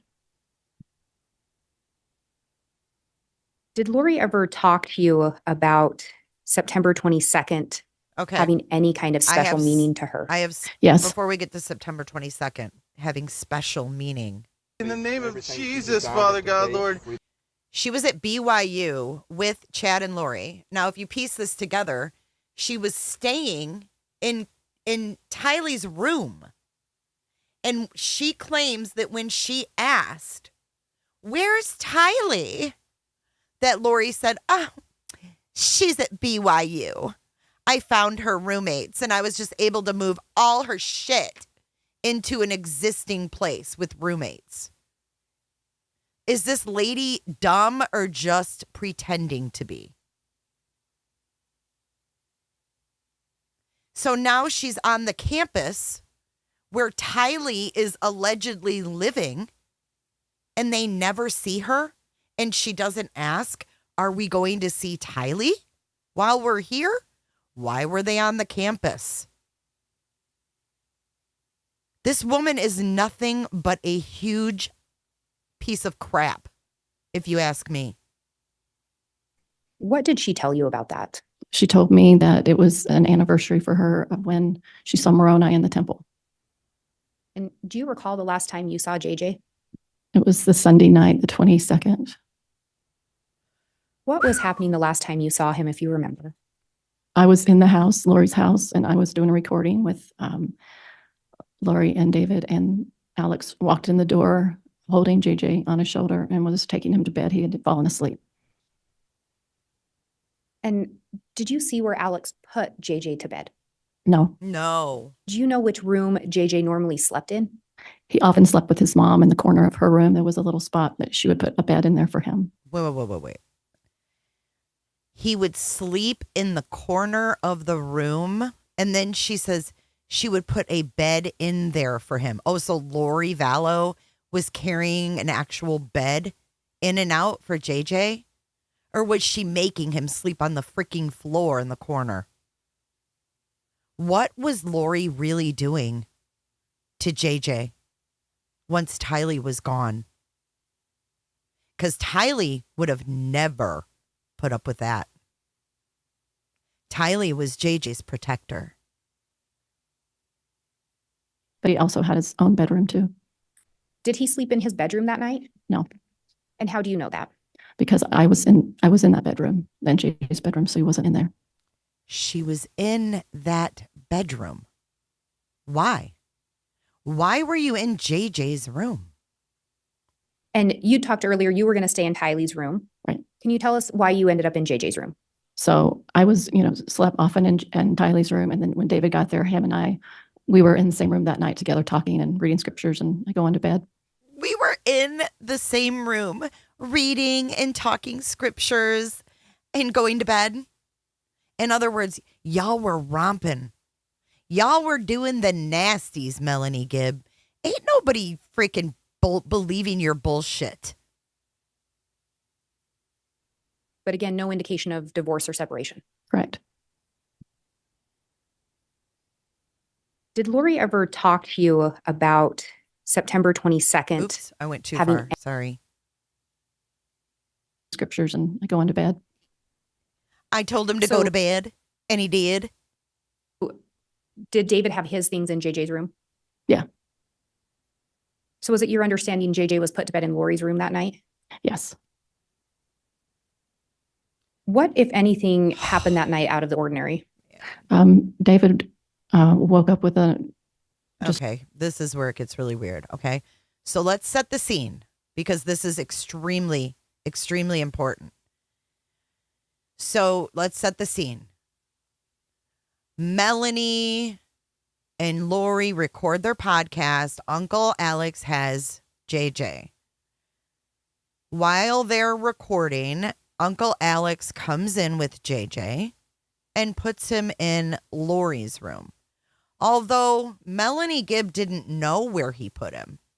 She's lying because she would have never gotten up and went in JJ's room if she thought he was sleeping in there. So she's lying when she says, I don't know where Alex took him. Yeah, you do, bitch. You knew he was in Lori's room because you went into JJ's room. She just lies. She's gross and disgusting. She didn't like JJ. She was disgusted by JJ. And she didn't like Tylee. Didn't hear the first word. Should give him a what blessing? Wait, hold on. So affectionate with each other. Yes. Do you recall ever seeing them act affectionate outside of the Damn apartment? it, I went too far Yes. back. What Hold do you on. recall about that? We were walking around the campus and they were holding hands. Campus is pretty broad, Ms. Blake. When you refer to campus, do you know which campus that was? The BYU Idaho. All right. The BYU Idaho campus is what you said? Yes. I'm going to pause so you can take a drink. Thank you. And do you recall approximately when you went and walked the track during your time in Idaho? It was really in the beginning, so it was either Wednesday night or Thursday night. And what did you observe between them at the BYU Idaho track? Very affectionate and loving towards each other. Did you ever ask them or did they ever say anything to you about that? I asked them if they were concerned, if they were worried if Tammy might see them together, and she let me know that Tammy, wasn't aware of his personal life like that, where he went. But again, no indication of divorce or separation. Correct. Did Lori ever talk to you about September 22nd having any kind of special meaning to her? Yes. What did she tell you about that? She told me that it was an anniversary for her of when she saw Moroni in the temple. And do you recall the last time you saw JJ? It was the Sunday night, the 22nd. What was happening the last time you saw him, if you remember? Here we go. I was in the house, Lori's house, and I was doing a recording with Lori and David, and Alex walked in the door holding JJ on his shoulder and was taking him to bed. He had fallen asleep. And did you see where Alex put JJ to bed? No. Do you know which room JJ normally slept in? He often slept with his mom in the corner of her room. There was a little spot that she would put a bed in there for him, but he also had his own bedroom too. Did he sleep in his bedroom that night? No. And how do you know that? Because I was in that bedroom, then JJ's bedroom, so he wasn't in there. And you talked earlier, you were going to stay in Tylee's room. Right. Can you tell us why you ended up in JJ's room? So I was, slept often in Tylee's room, and then when David got there, him and I, we were in the same room that night together talking and reading scriptures, and I go into bed. So did David have his things in JJ's room? Yeah. So was it your understanding JJ was put to bed in Lori's room that night? Yes. What, if anything, happened that night out of the ordinary? David woke up with just a panic. He had a really bad dream, like a nightmare, and he was very disturbed by it. And I asked him, what was going on, what he experienced. And so I was concerned, and I thought I could call out and see if I can get some help from Lori and Chad to see if they could give him a priesthood blessing of comfort. Judge, I'm sorry, I didn't hear the first word. Should give him a what blessing? Priesthood blessing. Priesthood. Did you in fact try to contact Chad? Yes. How did you try to contact him? Text or phone call. Did he respond? No. Okay, so let's set the stage here. Let's say what was really going on, guys. They knew that JJ was deceased. I'm just going to say it. And David Warlocks had a nightmare. David Warlocks was freaking the F out. So she needed to call in some help. So she was calling in Chad for a blessing. What does that mean? And would this have been in the early morning hours? Sometime in the early morning. Did you attempt to make contact with Lori? Yes. And how did you try to do that? The same. Text and phone call. And then I went to her room to see if she was there, and it was locked. So she's in her room. This is what she wants us to believe. Her and Warlocks are in the room. He just woke up sweating, freaking out from a horrible dream about JJ. And she's texting She's texting and calling. She doesn't just go to the room. She's texting and calling. Then she goes and the door's locked. Crazy. Did she respond to the text or phone call? No, And then her bedroom door was locked. correct. You have no way to know who was on the other side? No, Did anyone ever open the door for you? no, And you said that was on the 22nd. correct. Did you see JJ the next day? So no one opened the door. They're freaking out. Whatever's going on with Warlocks. And Lori doesn't answer her bedroom door. So this woman just goes back in with Warlocks. What the hell? And then she's like, did you see JJ the next day? No, No. Did you ever see JJ again? no.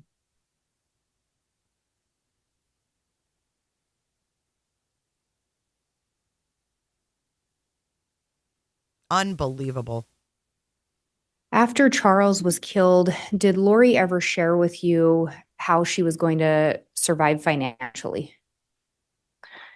She talked about money she received from JJ from his Social Security. She talked about, and let's see, she talked about, I think, like, was it Social Security for Charles, and Oh, she's playing dumb again. then we talked about insurance a little bit, but I'm not sure if that's what you're thinking of. So, do you know if she ever received any life insurance for Charles? I don't think so. So, to the best of your knowledge, she was living off the Social Security money. Yeah, to my knowledge. Do you know if Lori ever got a job when she came to Idaho? No, not that I'm aware of. Did she ever tell you that she had a job lined up and that's why she was moving to Idaho? No.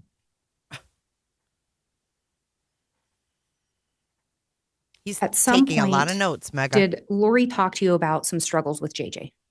Yes. What did she share with you about Here we that? go. She said that he was acting out more as far as the weekend that I was there in September, that he was acting like he was possessed. He was, 1 minute he would be upset. 1 minute she would say he was talking very intelligent, just a variety of different behaviors. She seemed troubled by it, that he had been taken over by an evil spirit, that he was upsetting. I don't know. She just seemed kind of upset by it. Did she ever indicate any kind of a plan of how she was going to handle that? Yes. What did she tell you? She said that she wanted Kay to have JJ. Did she ever talk to you about a plan to get JJ to Kay? Yes. What did she tell you? She said that she wanted to meet together with her in the airport and talk to her about her, like she had cancer or something like that. And that if she would take him, or a relative that was close by to Kay's family that would take him. And did Lori talk to you about coming up with what to tell Kay to get her to take JJ? Yeah, we talked about that. And did you help her come up with an idea to tell Kay that Lori was sick and so she needed Kay to take JJ? She was throwing different ideas out with me, and so we talked about that kind of scenario. Yeah. Was it your understanding that Lori actually did in fact contact Kay? Is that what she told you? Yes, she did. Did she tell you that in fact she had given JJ to Kay? She did. And we go back to the last time you saw JJ is the night of September 22nd. Yes. That next morning, did Lori say anything in relation to where JJ was that day? I believe she said that David remembers this more than I do, but that he was with Alex that morning. And is it sometime after that that Lori leads you to believe that she sent JJ to be with Kay? Yes. Did Lori talk to you about how she transferred JJ to Kay, the custody? Yes. And how was that? She said they met up in the Salt Lake City airport and she took JJ. I think she's lying. I think she knows that. Actually, let me back up. I mean, let's face it. The woman stayed the night there, right? Saw him brought in by Uncle Alex, put in Lori's room. Then no one answered the thing. Warlocks had this horrible nightmare, et cetera, et cetera. The next day, she doesn't see JJ. But she just believes that he went to Salt Lake City and got on a plane. Sometime later so you're there in September. Mm-hmm. Did you continue to be in contact with Lori after that trip? Yes. Did you ever hear JJ in the background on any phone calls? No. Do you recall getting a call from Chad sometime in November of Yes. 2019? Yes. Do you recall where you were when you got that call? Yes, I was in Utah. Do you recall approximately when it was? I felt like it was like 2 or 3 days before Thanksgiving. Do you recall what Chad told you or why he was calling? Yes. And why was that? He told me that the Rexburg police were going to call me and ask about JJ. What, if anything, did he tell you to do in regards to that? Hear that? They gave her a heads up. Hey, the Rexburg police are going to call about JJ. He asked me not to pick up the phone and talk to them. So their first plan, because she knew exactly where JJ was. Okay, let's not misconstrue Miss Gibb. She knew exactly where JJ was. And a lot of this is new. Some of this was not said in Lori's trial, too. But anyways, she's sitting there acting like, now I forgot my train of thought. Damn it. Did he tell you why he thought the police were going to call you? Oh, the Rexburg call. Yeah, so they call her and say, the cops are going to call you. Don't pick up. So that was their first plan. Well, when you don't pick up, they're going to find you, right? They're going to keep calling, and they're going to find where you are, and they're going to come to you eventually.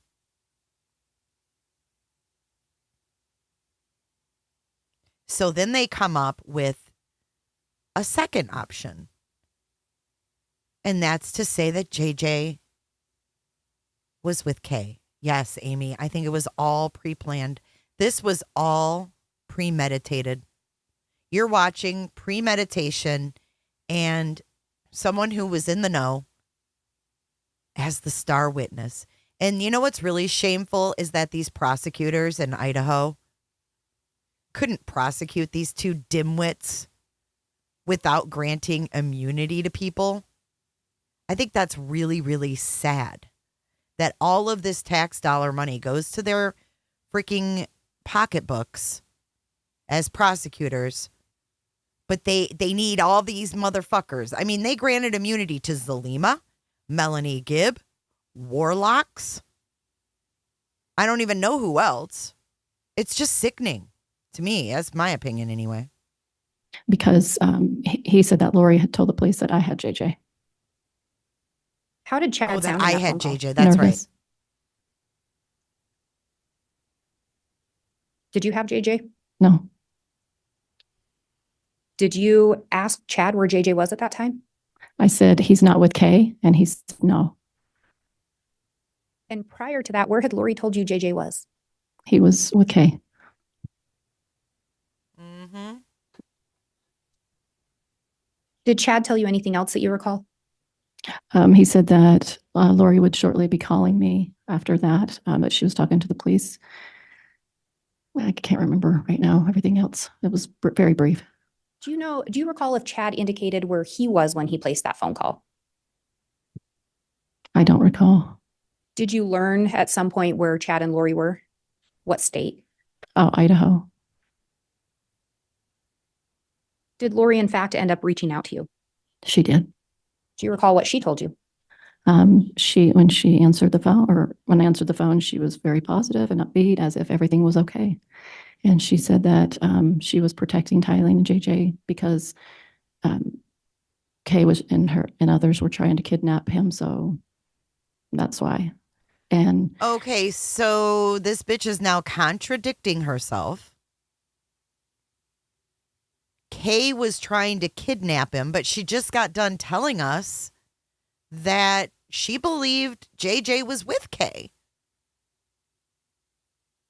she told me to go to a Frozen movie and take a picture to act like there's other kids like I had him. And did law enforcement, in fact, try to reach out to you? They did. Did you answer initially? Initially, no. Do you recall at any point if Lori, Alex, or Chad had told you anything regarding law enforcement? Good night, Tina. At some point, yes. I can't remember the beginning, but I remember having a phone conversation with Alex, or maybe it was in person, that the police had come to his house and Melanie's house to ransack his house. And they came questioning and asking about where JJ was. At any point, were you told whether or not law enforcement were dark? Yes. And what were you told in regards to that? I remember Alex saying they were considered dark translated beings. And again, who was it that was able to determine if someone was dark, from your understanding? From my understanding, it was Chad. So initially, you don't answer the call from law enforcement. Why was that? Because I was absolutely did not know and understand what to do about it. At some point, did you end up talking to law enforcement? I did. What did you initially tell them in relation to JJ? So when I called Gilbert Police, I initially told them I had JJ, but then I didn't have him. He was back with Lori. So initially, you complied a little bit with what Lori had asked. Correct. Is that fair? Yes. At some point, did you make contact with law enforcement again? Yes. And did you end up making contact with them through an attorney? Initially. Can you talk to me a little bit about that? So right after I discovered that I needed to go talk to the police, the day I was going to go, I had a phone call from a friend who I hadn't talked to in about a year or two. He was an attorney, happened to be an attorney, and he felt impressed. He told me to call me out of the blue. I mean, no knowledge of this case had been revealed to the public, so he wouldn't have known to call me. And then I felt to share a little bit about what was going on. And so he said, I should probably do a child, what do they call that? I'm sorry, I'm forgetting the name. Are you thinking welfare check? Welfare check. And I really wasn't sure what that meant because I've never been involved in that kind of dynamic before. So, yeah. And did that friend of yours, the attorney, reach out to law enforcement and request a welfare check? Yes. At this point in time, did you have concerns about JJ's well-being? Yes. Did you have concerns about Tylee's well-being? Yes. Did you end up sitting down with law enforcement later and telling them more about in regards to whether or not JJ was ever with you? Yes, I told him everything. And did you do that without an attorney? Yes. Oh, what a martyr. And did you in fact tell them JJ had never been with you? Correct. Did you learn who had made or who had initially reported the children missing? I'm sorry, Did you ever learn who had reported the children or JJ missing? Are you referring to like maybe Kay contacting the police? Is that what you mean? Yes. Okay. Did you learn that? I think so. I think so. God. So originally Lori told you she'd given JJ to Kay. Is that correct? That's correct. And then later she told you Kay was going to try to kidnap JJ. Right. Did Lori disclose the location of JJ to you at that time? No.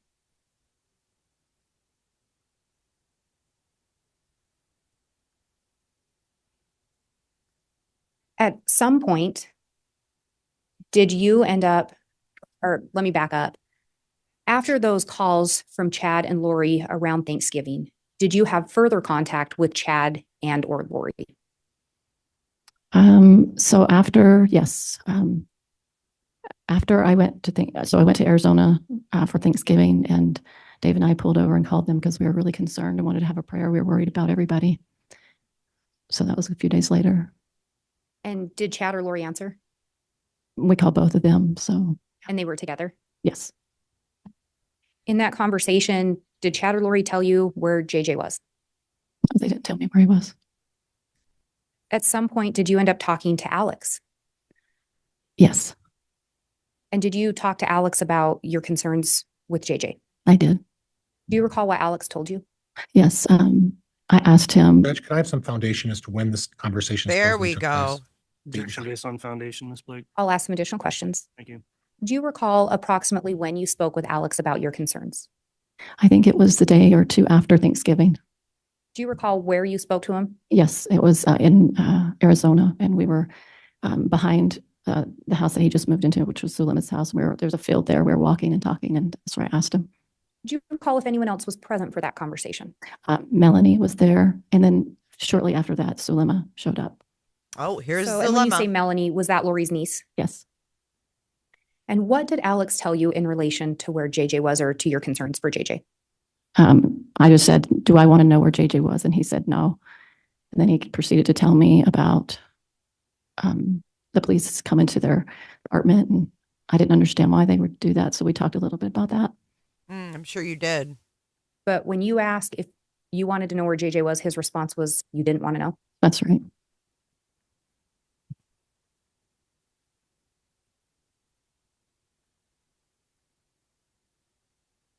At some point, did you end up making a phone call to Chad and Lori on December 8th of 2019? Yes. Who was present when you made that phone call? No one. Did you record the phone call? Yes. Was someone there recording it for you? No. What device did you use to record it? Cell phone. Had law enforcement ask you to make this phone call? No. And you did in fact record it? Correct. Judge, I have what's been marked as State's Exhibit 42. It's a jump drive. I have a copy for counsel. And I would request to publish the first portion for identification purposes only. All right. Before it's published, of course, we'll go through the question of admissibility. Oh, Mr. here we Pryor, is go. there any objection to Exhibit 42 being admitted? I would have preferred a little more foundation, Judge, but at this point, I'm going to stipulate to the admission of the exhibit and allow her to move forward. Okay, Exhibit 42 is admitted, but pending an additional or a first proffer that it is actually the exhibit, Mr. First proffer. When I hear proffer, I cringe. He says, I would have liked a little more foundation, but I'll let her go.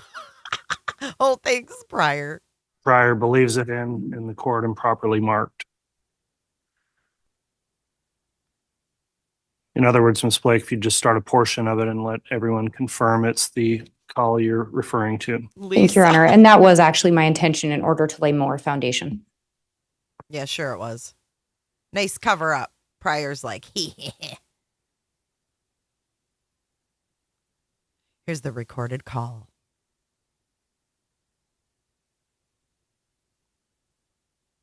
Lay the foundation before the damn call, lady.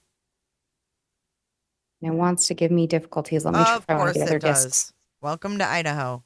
Discs. They're using discs.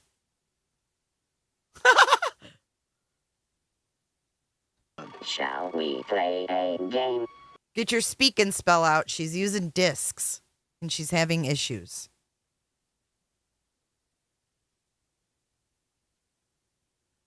Holy hell.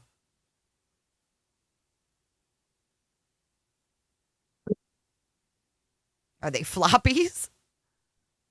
The fuck? It's possessed. Your Honor, if I may have just a moment. Jeez, oh, Pete's.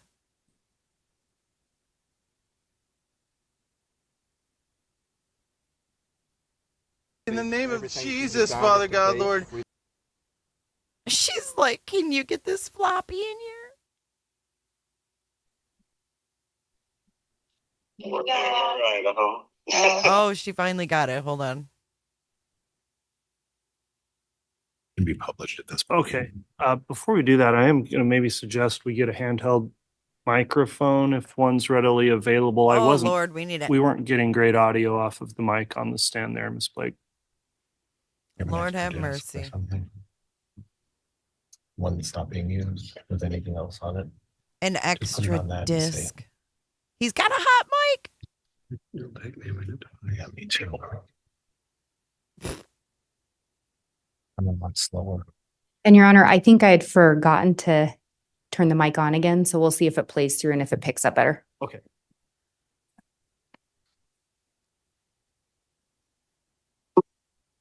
And I am calling Chad Daybell's phone number. And hopefully I will be talking to both of them, Chad and Lori. So here goes the phone call. She announces it.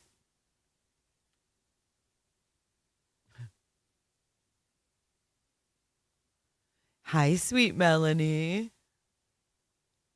So disgusting. You know they had threesomes. Just like Pam and Jody and Ruby. Hi, Chad. Hey, Lori. Hey, let me put on speaker. Oh, okay. All right. We're enough with the phone. How are you guys? Okay, how are you doing, babe? I'm doing pretty good, thanks. I was wondering, where are you guys? We're just hanging out. Hanging out? Are you in Idaho? We're in Idaho. Oh, okay. I just wanted to ask you a question, if you don't mind, Lori.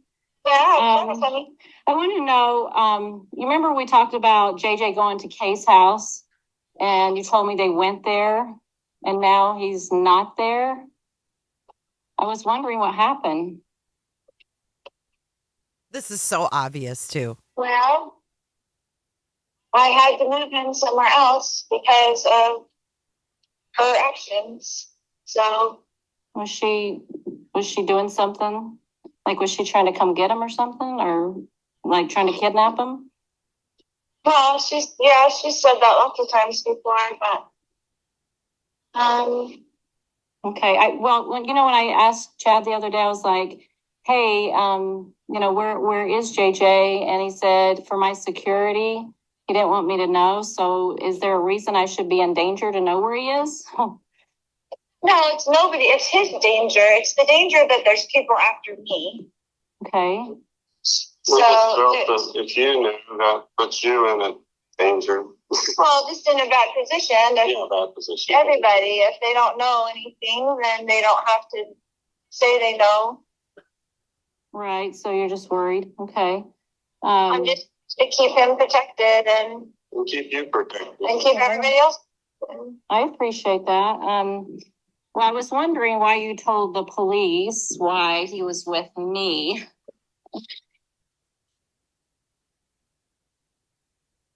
I just needed to have somebody that so I wouldn't have to tell them where he really was, because they were going to tell Kay where he is. Oh, yeah. So do you think it's like your family, or, like your family, your dad, or, those people? Family, well, not my whole family, but as you know, most of my family is working against me and with her, basically. Yeah.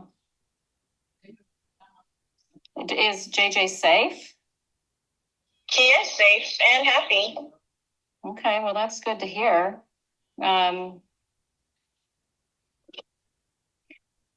you afraid of anything? Like, are you afraid to tell me that you're just afraid that that I could be in danger? Like like I don't, like if I knew, like how could that hurt me? I don't understand how that could hurt me if I knew where he was. Well, I'm just not telling anybody so that nobody has to say where he is or get questioned to where he is, so I can keep him as safe as possible. Yeah. Okay. I hope that he's okay. I hope you guys are okay. But I did have a question that I asked Al at one point, your brother, if I wanted to know, like where he was, and he said I did not want to know, and that he could not be found. So what does that mean? I don't know if he would say that, but it's the same story. Like I don't even want Al to know. I don't want anybody to know, so that nobody has to be worried about it. I mean, nobody has to be questioned about it, so he can be safe. Yeah. So how long are you going to be away for? Like are you ever going to be able to come out and come back to society again? Or are you going to keep, come back? I mean, like, what does that look like? I will do whatever the Lord needs me to do every day. So I just wondered if I was ever going to see you again. Absolutely, you will. Okay. So maybe when they're done chasing you, you'll be able to come out again, or? Yeah, I mean, it's a ridiculous thing for them to be working with Kay to find me. There's nothing that's gone on that's, you know what I'm saying? Like they're working with her in some dark capacity. the police are working with her in some dark capacity. There's no reason for them to be after me in the first place. Yeah, has she threatened you at all? Yes, lots of times. Oh boy, like what did she say? Well, it's in emails and everything.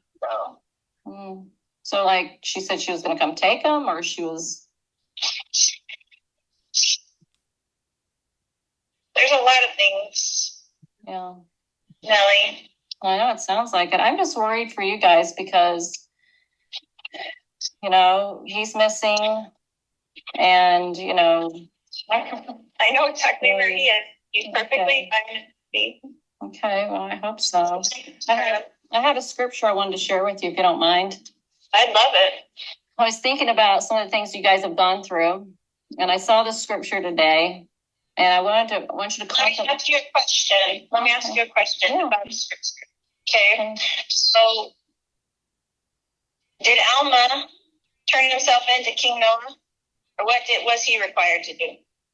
Well, King Noah was incredibly wicked. Yeah. So he fled his evil ways, which was adultery and living riotously and breaking all the commandments. He was a very unrighteous man. What was he required to do, Alma? He had to go and flee so that he would be safe, and then help other people realize how, you know, jacked up the system was and the government was. What about Moroni? What was he required to do at the end? To carry on those plates and bury them. That was his responsibility. What did he have to do to do that? Did he hide? He had to hide. He had to hide because they were so. Everybody was killing everybody in the society. Everybody was dying. They were killing all the Nephites.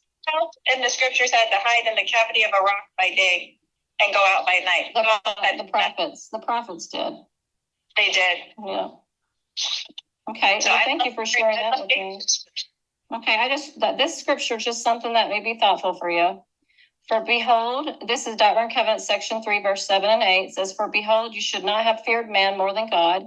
Although men set not the counsels of God and despise his words, yet you should have been faithful, and he would have extended his arm and supported you against all the fiery darts of the adversary. He would have been with you in every trouble. So when we work with the Lord and are obedient, He's going to protect us from adversarial darts and all kinds of negativity. But when we open the door to Satan, he comes in and then he attacks. And then he takes away to make it look like somebody else took it away. But that's not how God works. He doesn't work in darkness. I agree with you 100%. And that's what the Lord is doing for me. Exactly what he's doing for me. Oh, it just sounds weird. For darkness, Mel. Darkness is knocking on the door all the time because that's the way dark works with the light. And I promise you that I have done nothing wrong in this case, but sometimes you have to hide in the cavity of a rock for your own life safety. And that's what the Lord requires of you sometimes.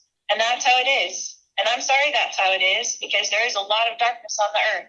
I know. It's been after me for zero reason besides the darkness of Kay, which you already know she's dark. I haven't met her enough to know if she is dark or not. I've just met her slightly, and she seemed like a normal kind of person, but then I haven't engaged with her that much, so I don't know that personally. So you don't know about her changing the thing for herself to be the beneficiary of a policy and all that stuff. None of that's dark, right? Well, I haven't seen those documents, so I have no way of knowing. You've seen them on my computer.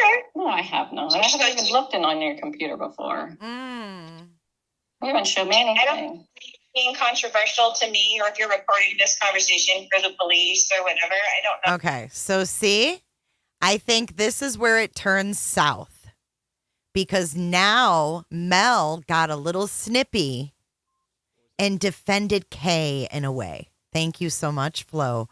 Welcome, Lisa, Jeff, Tina, Love Lighthouses, and Pink Life. Thank you so much, Flobo. You're so supportive. Thank you. But do you get what I'm saying? So now Lori's like, I don't know if you're recording this for me or for the police. Get what I'm saying? You gotta listen, and you gotta listen between their fucked up lines because there's a lot of information in between what she's saying here. Nothing wrong in this case, but sometimes you have to hide in the cavity of a rock for your own life safety. And that's what the Lord requires of you sometimes. And that's how it is. And I'm sorry that's how it is, because there is a lot of darkness on the earth. I know. This coming after me for zero reason besides the darkness of Kay, which you already know she's dark. Right here. It's where it goes south. I haven't met her enough to know if she is dark or not. I've just met her slightly, and she seemed like a normal. Lori's like, person, wait I a haven't minute. engaged with her that much, so I don't know that personally. So you don't know about her changing the thing for herself to be the beneficiary of the policy and all that stuff. None of that's dark, right? Well, I haven't seen those documents, so I have no way of knowing. I've seen them on my computer. See? Lori knows she's seen them. And when she said, oh, no, I haven't, Lori knows. Lori's not dumb. Lori may be evil, but she's not dumb. She's like, wait, this bitch saw those on my computer, and now she's denying it. Lori knew something was up right here. I have not. I haven't even looked in on your computer before. You haven't showed me anything. I don't being controversial to me, or if you're recording this conversation for the police or whatever, I don't know what your intention is on this phone call. Well, but I love with all my heart, and I have forever, and I will always love you. I appreciate those words, but if you really love me, you wouldn't have told the police that I had JJ with me. That's not what a friend does. I mean, that just makes me look weird, and it's not safe for me. That doesn't look good. I mean, you had to think of my welfare if you love me.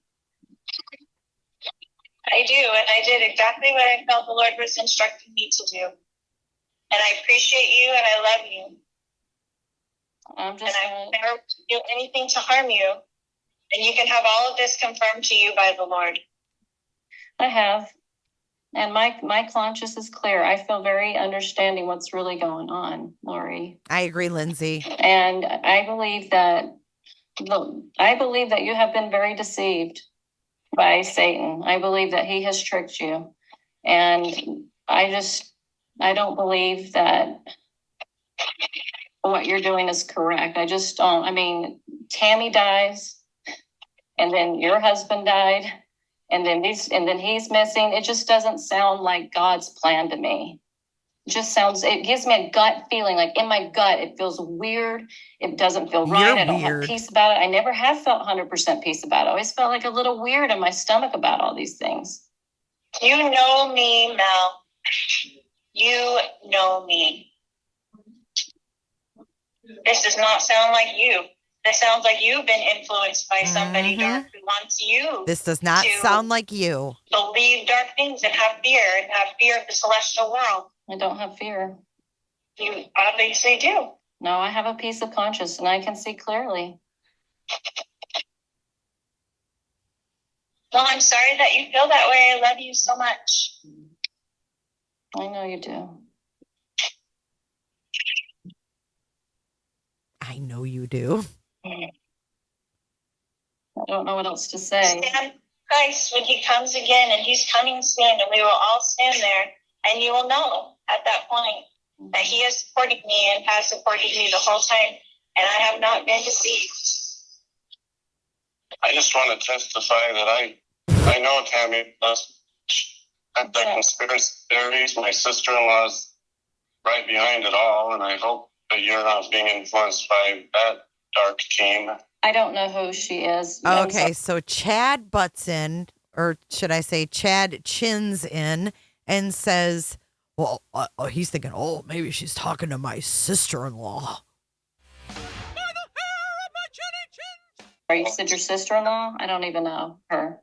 Oh, I know, but she's coming up with the same type of theories. Mm-hmm. And it's just not true. My own children were there. They testified that Tammy had been getting weaker and sick, and I begged her to go to the doctor. Her heart was failing her. She was physically falling apart, but she hates doctors, and she just passed away. See, there's his alibi with Tammy. She was ill. I tried to get her to go to the doctor and she wouldn't. See that? They planned this. This was all premeditated. That's why Warlock and Mel Gibb were there that weekend. She was there from Wednesday to Monday. JJ was gone Sunday night. For this, it's just, You can understand my concern, correct? I can from an outside perspective, but from someone who knows as much as you know, no, not really. But we can feel Dave's influence on you. I can feel that for sure. He's a very good man, and he has a very strong foundation, that I know. I know, but he seems to be the one that's putting the doubts in your mind. No, you know what? I have come to understand that my gut feeling, I was not listening to it.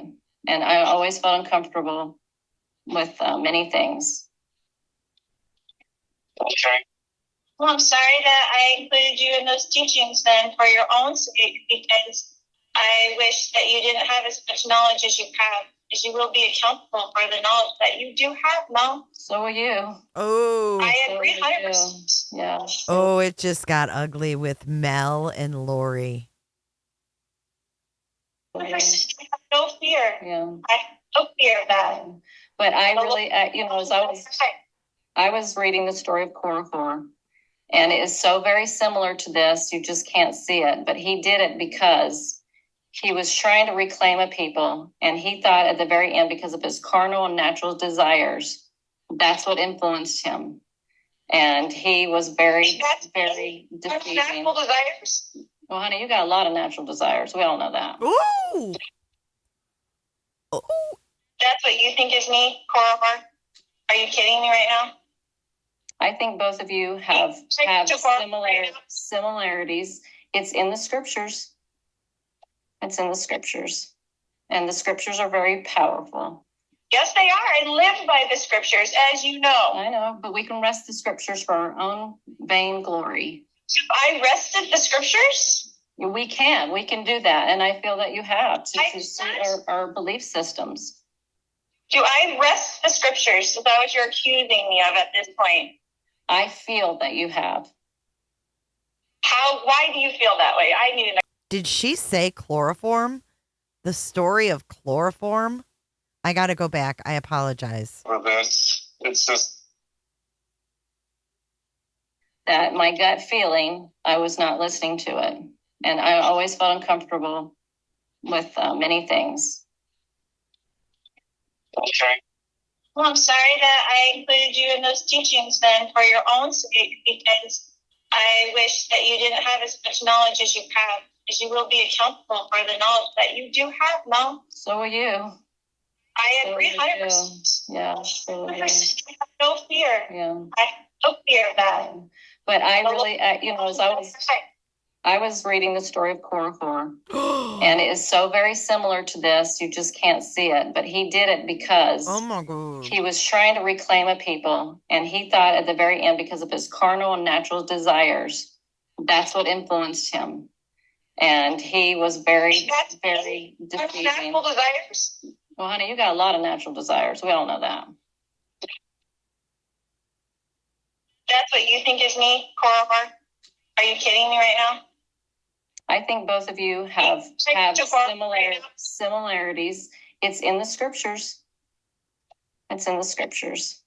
And the scriptures are very powerful. Yes, they are. I live by the scriptures, as you know. I know, but we can rest the scriptures for our own vain glory. I rested the scriptures? We can do that. And I feel that you have to see our belief systems. Do I rest the scriptures? Is that what you're accusing me of at this point? I feel that you have. Why do you feel that way? I need an explanation on this. Because if you look, like the scripture just here. Okay, the scriptures every single day, you know? I know you read them. I don't doubt that. But this scripture right here says that you will be supported by all against the fiery darts of the adversary. You would have been supported if you had not opened dark portals and dark junk. You would have been safe if you would have obeyed God, he would have had your back. But you have been chased and tortured and this or not. I'm sorry. He had back. So well, if he has your back, you would not be able to tell me where you are, and we couldn't find JJ. Like, where is he? I've been asking, where is he? And you know what I mean? Like, that's I could tell everything where JJ is right now, and that would not be good, JJ. So I'm sorry that you don't want me to protect my children, but I would never ask you to not protect your children. Of course you wouldn't. So I can tell that you're just adversarial, Mel. I love you. I'm sorry that you feel this way. Because I actually do care. I'm sharing what I feel for you because I know your salvation's in trouble for what you've done. Okay, my salvation is not in trouble at all. At all. I think you should check that with the Lord again. Oh, I've felt a lot of things from the Lord. And this doesn't feel right. Well, I'm sorry that you feel that way, sweetheart. I'm sorry that you're friends with all those who are against me. Joseph Smith's friends turned against me. I'm not a friend. I'm not friends with people that are against you. Apparently you are. I am not. I don't know Kay. I don't know who you're talking about. Your sister. I don't even know what her name or who she is. I don't know any of those people. Why would they contact me anyway? How would I even know about that? Well, you're friends with Dave, and he's currently, you know. Well, David is a very righteous man, and I've always known that grounding about him. And he has a lot of beautiful experiences with the Lord, and these are not the same. You know, when you get the priesthood, that's Peter, James, and John shows up, and then he confirms all of those in the circle that are to get it, and everybody's a witness of that. Everybody's a witness that the pattern is in the scriptures. There's no witness that you ever receive what you think you received. Nobody has seen that but you. There's no witness. The witness, Joseph Smith, Oliver Cowdery, Martin Harris, the 8 witnesses, they all showed up. Is there a witness when Jesus, Heavenly Father, gave that to Joseph Smith by himself in the grove? Was there witness? No, but they had it later with other people. That was one experience, but others joined in later. When he brought other people into it, they had experiences. Scriptures, yes or no? I'm sorry? Is that in the scriptures, yes or no? That no. Joseph was alone when he saw God the Father and Jesus Christ? Yes, he was alone. He was alone. But he had to open it up first. That's not a pattern at all. Honey, what I'm saying is that after he saw that and other people joined in, they saw the things with him. He wasn't alone. There was a witness for them. There was no witness. Anybody's never seen what you've seen or experienced what you've seen. That's your own witness, but nobody said that. No, God knows it, and I will never deny it. Never. For my soul would be at stake if I did. So you can say it didn't happen to me, Mel, but if I say it, then I am accountable. You didn't witness it. Okay, I did. But your behaviors is not, okay, I understand that's what you believe you saw, but this is the thing, as I see, is that your behavior is not one of somebody that's seen Christ. Your behavior. What? Never had any idea that you would be the person of all people to turn me. I cannot believe I am asking questions, and I am concerned for you. That is what somebody does when they care. You don't sound like you're concerned. You sound like you're accusatory. You do not sound concerned. You sound pissed off. I'm not. I am troubled. Maybe that's the better word. Troubled. Because these things, like you being with Chad before he's even divorced, is unusual behavior for a person that has seen Jesus Christ. I was with him and he was never divorced. Honey, I've seen you guys together. Oh, so I haven't ever seen you I've never seen you with Chad kiss him and walk around the track at BYU with him. I never saw that. You see him? You were the one just feeling guilty about being with someone before they were divorced. Oh, honey. This is so catty. I think that's not what we're talking about here. Well, it's not what we're talking about here. That's what I'm saying. You are going off the deep end. Well, I'm just saying this is not a behavior of someone that sees Jesus Christ. It's not the behavior. Really? Have you ever seen Jesus Christ? So do you know what the future behavior would be if you had seen Jesus Christ? I know that when I prayed. Need to do every day, and he does protect me, and he is protecting me, and he will protect me against this accusation as well. And we will both stand there with him, and you tell me if I was lying or not. But we're both standing there with Jesus Christ. Okay. She gets hung up on. Well, that ended well. Turn your mic on. Dum-dum. And Miss Gibb, it sounded like that call abruptly ended. What happened? Just disconnected. Sometimes it disconnects in that particular area that. Okay. It disconnected? No. She hung up on your ass. Why is she lying about that? It disconnected. No, you heard it go boop, boop, boop. That means someone hit that red, that red hang up button. This phone call takes place. Did you know the location of Chad and Lori? No. They hadn't shared that with you? No. At the beginning of the call, we hear some laughter. Do you know who was laughing? Do you remember? Maybe I'll ask it this way. Did Chad and Lori seem upset when you called them initially? Oh, no. Did they seem to be in pretty good moods? Yes. And this is December 8th of 2019. This is before Alex is dead. JJ is still missing at this point. Is that correct? That's correct. Because she just lies. Lori you're a talks liar. to you about there being a danger that there's people after me. Do you know what she was referencing? Had she ever talked to you about that? She just said that she felt Kay and her father and her other brother, not Alex, seemed like there might have been another, like a cousin or something. Thank you, Sherry. And possibly she put in there the police.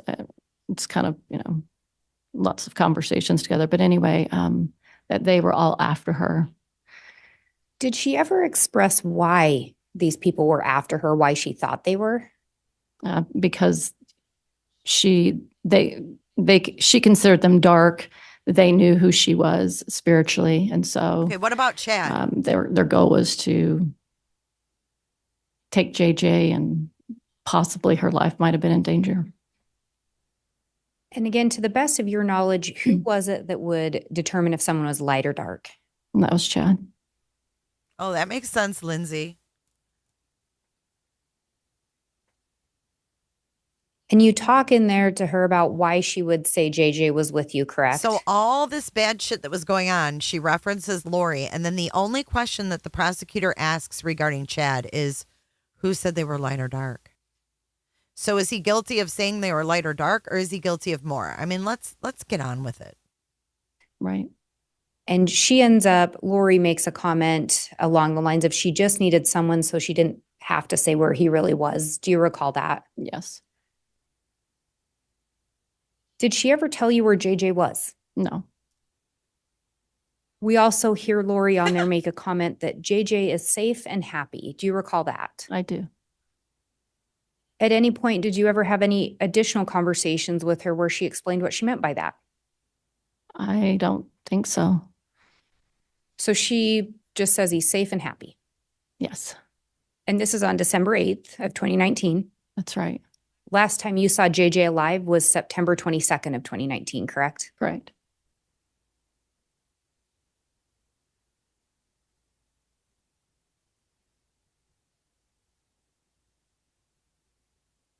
And in this recording, Lori mentions Kay as being dark, correct? That's right. You say you've never met Kay.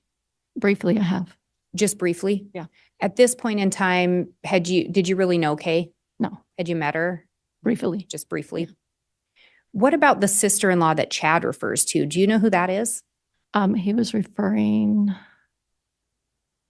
was it Heather Daybell? I think her name was. Had you ever met Heather Daybell?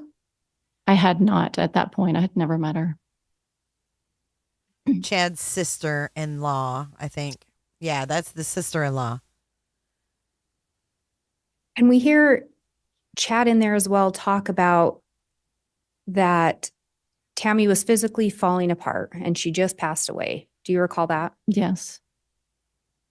But yeah, in there we also hear Chad say that he knew Tammy was going to die. Right. And we also hear Chad say he knew he was going to have basically a second life. Right. Do you recall that? Yes. This bitch could have saved lives. Had you ever heard or talked to Chad before about him believing Tammy was going to die? He shared that information publicly at a few conferences that she was going to pass away at some point early. And do you recall ever having conversations with Lori about the belief that Tammy was going to die? Yes. And did Lori believe that Tammy was going to pass away? I believe she did. Did she tell you where she got that information from? From Chad.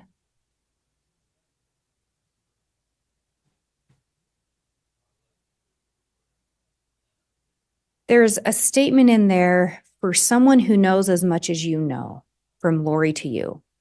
Do you know what she's referring to there? Well, she referenced also the word teachings in there, the teachings that they felt that their teachings of light and dark and multiple lives were a more of a higher, kind of more of a mystery learning. And so she felt that I would be in danger before God for knowing that and then turning on all that knowledge that she shared. So talking about the knowledge you had from their teachings, that you would have to account for that in the next life. Correct. Or I guess after this life, whichever way they said it. Right. And you talked about that you weren't always comfortable with things. Right. Do you recall what some of the things were that you were referencing? So the idea of they referred to dark people as zombies at some point, that was a little different. Them getting together and being, married multiple times, it was a little different. They're just all their teachings that are not standard teaching from our church. I never, 100% believed it. There was some uncertainty there. So just any of those new ideas that we've talked about today. And I think we talked earlier, and you'd indicated you were open to some of the teachings or ideas, but that you didn't fully believe them. Correct. Is that accurate? Yeah. I got snacks because I'm 50 and snacks. And in that recording, Lori, again, she indicates that she knows where JJ is, correct? That's correct. And Chad's right there with her when you're talking to her. That's right.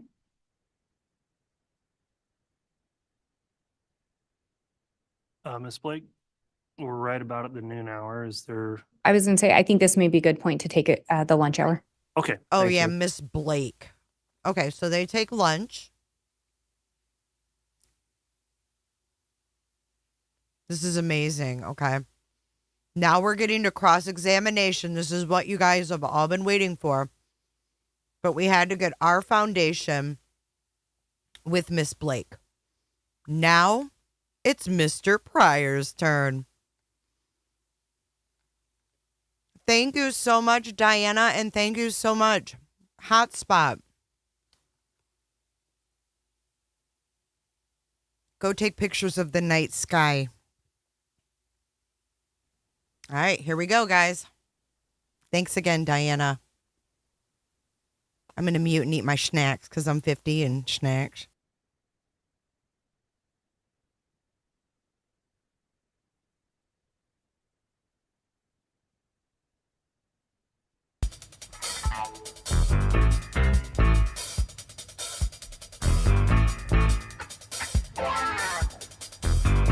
All right, Mr. Pryor, you can conduct cross-examination when you're ready. I'm sorry, Judge. It would just take me a moment, please.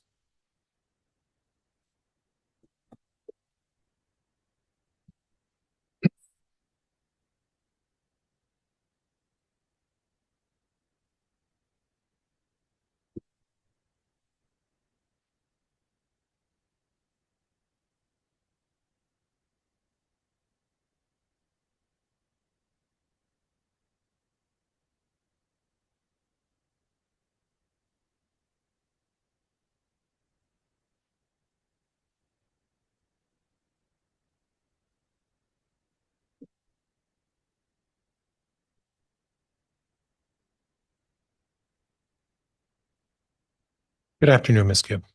Good afternoon. I'd like to go through a little bit of a timeline with you if we could. Okay. Right.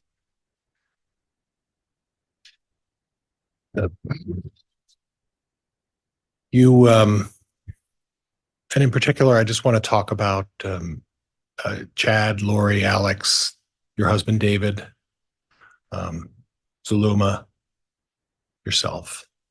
So you met Chad approximately when? The summer of 2017. And that was at a Preparing the People encampment, correct? Correct. Okay, and before we go too far, Preparing the People is an organization that talks about when there's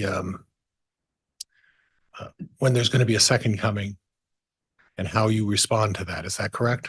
It had multiple levels to Okay, so talks. talk to me a little bit about that. What were the levels? Some people shared conferences about science, and some shared about the Book of Mormon and the evidence of the Native Americans. Some people shared their visions. Some people talked about ancient scripture information. Some person talked about the stars, and so those a variety of subjects. All right, and I'm not just talking about the one that you went with Mr. Daybell. You had participated in these Preparing the People conferences previously to that. Is that right? That was the first time I'd actually been to one when I first met him. Okay, and then thereafter, how many of these conferences or these mountain retreats would you go to? I think I've only been to 2 like mountain retreats, but the conferences were generally in a conference center. Okay, and the frequency of those? Let's see, once or twice a year. A handful of times I went. I can't recall how many. Okay, and sometimes 3 times a year. It could be. And is that where you initially met your husband as well? Future husband, excuse me? No, not at theirs. At one previous to that? A different one. Yeah, and that was previous to the one that you're talking about where you met Chad, right? Yeah. All right, so say what you want about Pryor and his voice, whatever. I've heard worse, but he just caught her in a lie. He's only been cross-examining her for a couple minutes. She just said she had never been to a Preparing the People event. And then he got her to admit she met warlocks at a Preparing a People event prior. She's a liar. She's a freaking liar. And I hope the jury sees right through this bullshit. So you were at a Preparing the People conference or an encampment. You met your husband there, and then, future husband, just met him, and then subsequent you met Chad at a similar encampment. Is that right? No. He's so snarky. Okay, I love it. please clarify that for me. No, I didn't meet David at a camp. I met him at a conference previous to meeting. Oh, I'm sorry. I didn't understand. Okay. So you met him at a conference. Was it similar type of conference? A Preparing the People conference similar to that? It was kind of similar. It was more about the study of Isaiah. Okay. All right. Religious-based conference. Yes. Okay. Now you talked about part of the instruction at these conferences were a variety of subjects. A lot of them, well, most of them based in some sort of at least religious theology or religion of some point. Is that fair? Yes. And most of them are geared towards the LDS faith? Yes. And would you say that these preparedness conferences and these meetings that you attend are consistent with your beliefs in the LDS faith? Yes, mostly. Not completely all of it, but mostly. Okay. So when you talk about visions, Mhm. and you talk about, and I'm going back to what I think I kind of understand is that visions are like premonitions. Is that kind of what they're all about? I wouldn't say that. Okay. So what's the difference between a vision and a premonition? Well, from my opinion, a vision is something someone sees while they're generally sleeping, but it's a really live experience, as if it's really happening. It's something they feel like they're in that vision, as if they're part of it. It's like we are here. It's something you could actually see. Okay. You're part of that. Premonition, at least my understanding, premonition is just kind of a gut feeling about something. Okay. Like you feel like something's going to happen, but it's no visionary experience. Okay. And there's nothing inconsistent with the LDS faith about having visions while you're sleeping about things that you believe are going to happen in the future. Is that right? Sure, that's right. Okay. So if, and before we go there, and I'm going to hack this up because we've spoken before. And I think the first time we ever spoke, it was your boyfriend, right? Right. And now it's your husband. Correct. And how long have you folks been married? About 3.5 years. And you folks live together where? We don't live together. Have you ever lived together? Yes. Oh, I'm sorry. Is there a time, how much of a length of time did you folks actually live together? So after we got married, we lived together for about, I want to say 9 or 10 months. Okay. And then now you live in different households. Yes. Okay. And that's just by choice, right? Yes. So you live in Arizona. Correct. And he lives in Utah. Yes. Okay. And we don't need to go any further than that. That's far enough, I think. So back to this idea of visions. Like you said, it's not inconsistent with your faith that if you have a dream at night, that can be perceived as, it's not a guarantee, but it can be perceived as a vision of something to come in the future, right? Dreams and visions are, what I've heard is they're a little different from each other. Okay. But yeah. Well, what you heard, you practice this as well as part of your faith, don't you? I don't have those experiences, but our faith believes that people can have them. Okay. So is it something that is something that someone who has a special gift is given the opportunity to have visions? Is that what that is? I think so. Okay. So your husband has that gift, correct? Yes. And your husband has had numbers of visions, correct? Objection, Your Honor. Relevance. Sustained. Okay.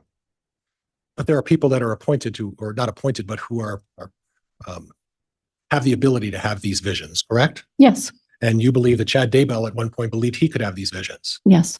Okay. Now, you mentioned something in the beginning, and I saw that in the past interviews and other things that you've done, and we'll get to that in a minute. But you said that at a number of these podcasts and conferences, Chad has previously talked about the fact that he believed his wife Tammy was going to die early. Yeah. And in fact, he brought that up on the at the conference on the 18th in 2018. He discussed that with the folks at the conference, that he relayed to them that he felt that his wife was going to pass early and had been doing that for some time, right? I'm not sure exactly when that he shared. I just remember hearing it. Okay, so it's possible that on October of 2018, at the very time that he met Lori Vallow, the same conference, he had already relayed to the people there that he felt his wife Tammy did not have a long life, that it was a vision he had about that, right? Before that conference, it was before he met Lori. I knew that information. Oh, I wasn't aware of that. And thank you for clarifying that, because I may have looked at that differently and I viewed that in a different way. So before Chad even approached the conference with Lori, he had been making that revelation at conferences prior to that about his wife Tammy. Yes. Okay. And if I were to tell you that he'd been making that revelation since 2000 or 2015 or 16, would that be consistent with what you know as well? Objection, Your Honor. Stating facts, not in evidence. Sustained. Do you have a time frame as to when Chad started making that revelation? Any idea? Well, since I got to know him at least in 2017, I would say between 2017 and 2018. Okay. And that's when you first learned of it? Yeah. Okay. That may not have necessarily been when Chad started, expressing his vision about seeing that sort of thing, right? Can you rephrase that? I'm sorry. Well, that's not necessarily, you heard about it in 2017 or believe that's when you thought it was starting, but it could have been earlier than that, right? Could have been. Okay. Okay. And do the only two people you know who have visions, Chad Daybell and your husband? Objection, Your Honor. Relevance. Overruled. Are the only two people you know who have visions, Chad Daybell in your church, the LDS faith, are the only two people you know who have visions, Chad Daybell and your husband? No, there's others. Okay. And it's not an unusual thing, right? Right. Okay. Now, I do want to go to an area that I think I've heard you discuss before. And you talked about it when the prosecuting attorney was talking to you, Miss Blake. You use the phrase, and I need you to explain this for me. You use the phrase energy work. Yeah. And I'm not, I don't understand that very well. So could you explain to me what energy work is? Yes. My exposure's been that when you have a practitioner that is communicating with you or your body, they have a certain method that they use through like muscle testing, which, if you want me to explain that, but anyway, muscle testing, and they ask the body questions about what's going on in your body physically, spiritually, emotionally, mentally. And then they find different ways to help you feel better by just their different methodologies that they would communicate. It's kind of I don't really know how to explain it very well, but Okay, well, we'll work through that a little bit, just so we kind of maybe try to make it a little easier for everybody to understand. So methodologies, meaning prayer, well, maybe some people prayed, sure. meditation. I don't know. Okay. It's possible for some people. I haven't had that experience. Okay, something you've talked about in previous interviews with a number of different people is vibrations. Yeah. Let's talk a little bit about what the concept of, in terms of energy work, what are vibrations? To my understanding is vibration would be more like a frequency of your body, just like music has a vibration and energy to it. And so it has a certain megahertz. And so that vibration can have a certain positive or a negative way of expressing itself. Okay, so it's not something that's a divine revelation to you. It's not something that you feel as part of a spiritual thing. Is that what you're telling me? Well, some people describe spiritual things as vibration. So it just depends on the person. Well, you've practiced this vibrations, have you not? Well, I don't know that I don't know what you mean by practice it. Right, you utilize it. I'm not really sure what that would mean for me. Utilize vibrations. I don't know. Well, when you make reference in a number of interviews about the concept of vibrations, are we talking about music? Or are we talking about something with religion? I'm just talking about in general, vibration is an energy that people have around anything that, the world has a vibration. People have vibrations. It's just a frequency that's put off. And is that frequency giving you any sort of religious message or any sort of revelation of any kind? No, not for me. Maybe for others, but not for me. So it's your position that it wasn't doing that. So these ideas and these concepts about light and dark, and we talked a great deal about light and dark. Is that something that's inconsistent with the LDS faith? Inconsistent, yes. Okay, so the LDS faith doesn't talk about light and dark. No. There's no discussion about that. Well, I mean, I think Christianity talks about Jesus Christ being the light of the world, and that darkness would be associated with Satan. So if you want to say that, yeah. Okay. Okay. So if someone were to be practicing techniques as they relate to light and dark, or make comments about being able to tell if someone's light or dark, that's something that's inconsistent with the LDS faith. Yes. And that's not something you would ever do, right? No. You would never engage in conduct that would trying to determine whether someone's a light person or a dark person, right? Well, I didn't have the ability to know how to do that. Okay. And did you ever teach that? Light or dark? I don't know if I shared it with anybody. I'm not sure. Well, Oh, I didn't say Lord. shared. I said taught. I don't recall. Okay. Is it possible you taught light theory to people? No, it's possible. Is it possible you talked about dark theories to people? It's possible. Okay. But you don't remember. I don't remember. Okay. And I want to kind of lean into that a little bit about not Lean remembering. in. Do you remember talking to Detective Moffat from the Arizona down in Maricopa County some time ago when this case first started? Yes. Yeah. And do you remember talking to him about the fact that, you don't have the best memory in the world? Yeah, I don't. And the fact that you forget a lot of things. Forget often. Quite often, right? I don't know. That's correct. Well, what you told Detective Moffat was that ask anybody. I don't remember things very well. Do you recall telling him that? It's possible I said that to him. Would it help if I had played the recording for you? No, Or not necessary. It's not necessary, is it? No. Because you did tell Detective Moffat that you have a very difficult time remembering things, right? Yeah. And then you told him you have a difficulty getting facts and dates and times right, correct? Yeah. And that's not something. Dude, this guy is on fire. I got to slow. He's talking so fast because he is on fire right now. I'm putting him on normal speed. That everyone has difficulties but you were particular with Detective Moffat in reminding him that you didn't always get the facts right or the dates right or the times right, correct? Correct. Okay. All right. Thank you. I appreciate that. I know that's not easy to acknowledge. Now you in the conference in October when Lori and Chad first met, Chad was there to sell books, right? Correct. Okay, now I understand that you've taken a jab at writing books as well, right? A little bit. You wrote, and I don't want to misrepresent. I know you wrote one book. Right. And when did you write that book? Right about the time I finished it up, about the time I met Lori, so 2018, 2019. And when did you start writing that book? When? When?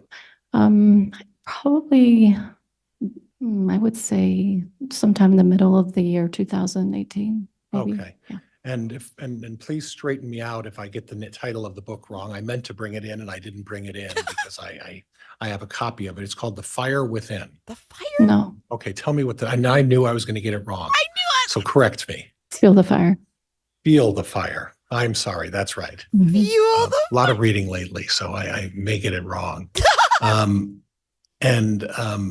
Feel the Fire is about your religious experiences and the things that you felt going through the development of your LDS faith, right? Yes, And you talked about your personal experiences doing that, correct? yes. Okay, and then I kind of noticed that there was a discussion with one of the officers, I kind of noticed. and I think it was with one of the officers. You've interviewed a lot of people. You've spoken to a lot of people, right? A few, wouldn't say a lot, but a few. Well, you've spoken to a lot of police officers, right? I'd say a few, Okay. Well, you spoke to Officer Duncan, right? right? And you've communicated with the Lieutenant Ball from up Yes. here, Yes, or Lieutenant Hermosillo. yes. You spoke with the prosecutor Rob Wood a little bit, right? Mhm. Was that a frequent conversation with Prosecutor Wood, or was that was there some level of regularity with that discussion with Prosecutor Wood? It was infrequent in the beginning, but yeah, just for a short period of time. It was infrequent for a short period of time. Yeah. Okay, all right, and we'll revisit that in a minute.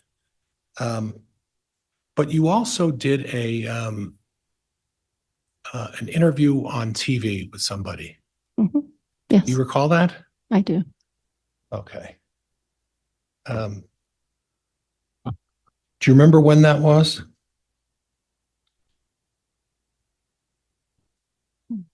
Had a hard time hearing you. Do you mind pulling your microphone 2000, down? let's see, 2000, no, I'm Play the Jeopardy not music. recalling that exactly when that was. Okay, Bish. It's been so long. I'm sorry. That's okay, and I know there's always, and if you would just bear with me. You're being a Karen.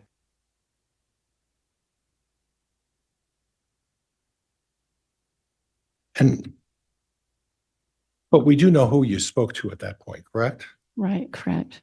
Who was that? Nate Eaton. Okay. Oh, that's right. I forgot about Mr. Eden. You also spoke with Keith. Yes. Who was that? He is one of the interviewers for Dateline. Okay. And you gave a lengthy interview with him on a national audience interview. Is that right? Yes. Okay. Now, as part of your preparation for that interview, were there any conditions put in place that you were not going to agree to talk about?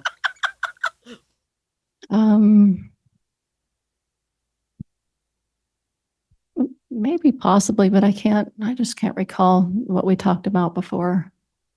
Okay. Liar. And that was Keith Morrison from Dateline. I think that was his name. Okay. She's playing And you didn't know him games. because of any church affiliation or anything like that, right? Oh, no, You don't know whether he's a member of your faith or not, right? I don't know what his faith is. Okay. And was there any discussion as part of that interview that your intent was to protect your church from exposing anything? I don't know if that was my intention. I just shared whatever they wanted to ask questions about. Okay. And at no time were you gearing that interview or any other testimony about having to protect your church? I don't think that was the goal. Okay. And that was never any discussion, right? A little bit. We talked a little bit about it. About protecting the church? No, not protecting it. Ooh. Okay. So during the process of preparing for this case, you had an occasion at or around the time of the initial preliminary hearing to engage in discussions with Mr. Wood about your testimony. Do you recall that? Yes, Okay, and that was started in about May of 2020. You recall that? it could have been. I can't recall the date. Okay. And it ended somewhere around November of 2020, right? You don't remember? I don't remember. Would it help if I showed you some correspondence between you and Mr. Wood to refresh your recollection, or do you remember having a discussion with him during that time? I remember talking to him often. I mean, you can ask me what I shared, but I don't, the dates, I don't need dates. Okay, you do remember that there was pretty consistent email communication for a 6-month period between the two of you, right? Email? I'm sorry, let me rephrase that. I said email, didn't I? Text messaging. It was some text messaging. Some text messaging? Yeah.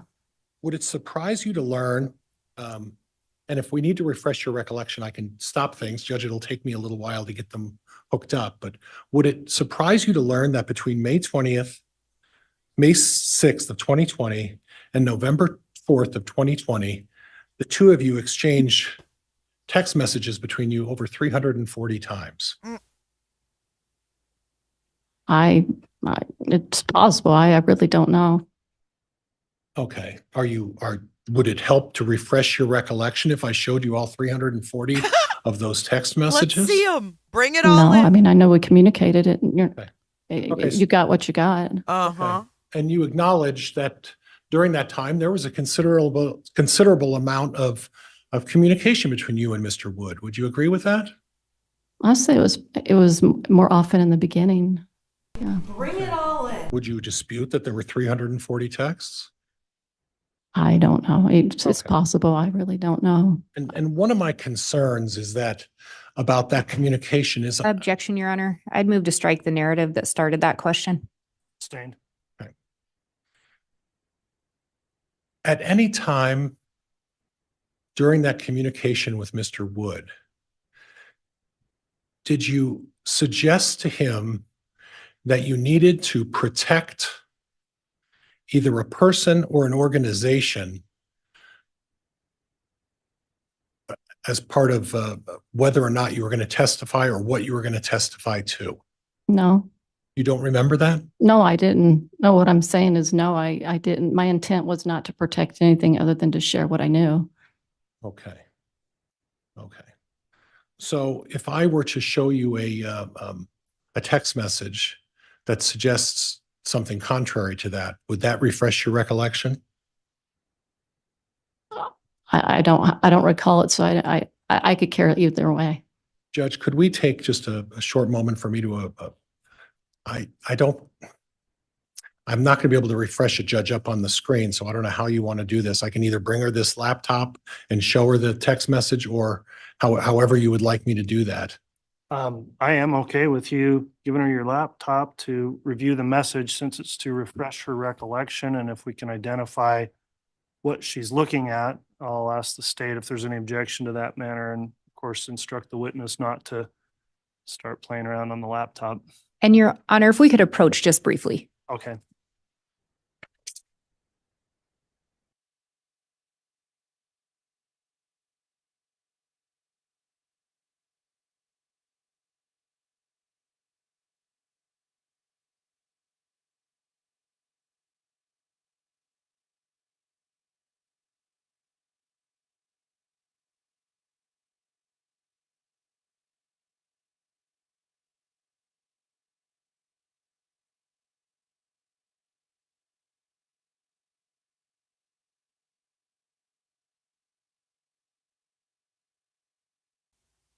I get up for 2 minutes. What the heck's going on? I got it on 2 times speed. Look at Chud sitting there. All uncomfortable and shit. Oh, hi, sweet Melanie. Call her sweet Melanie now, I dare ya. Janice. Chad's poured some water. He's going to flip open his laptop and then close it. Look at him. He's so awkward. How did this man convince people of anything is what I want to know.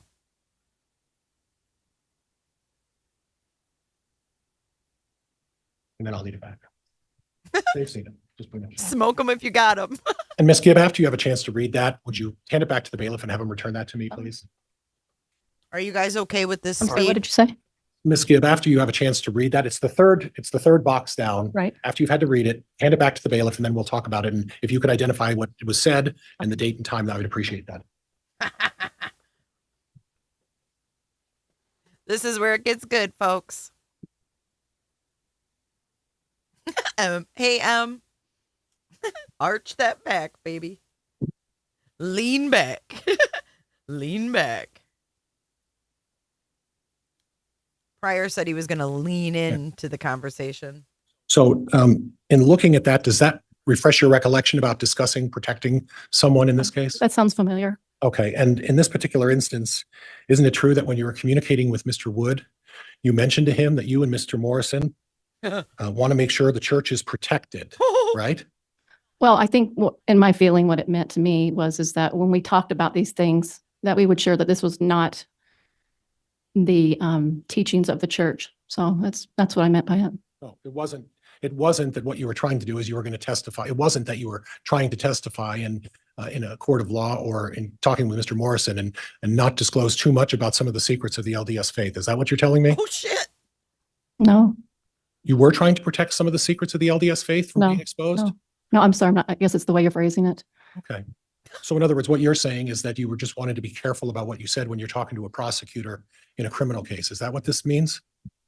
I'm not sure how you're explaining it. That you need to be more clear with me. Okay, I'll be really clear.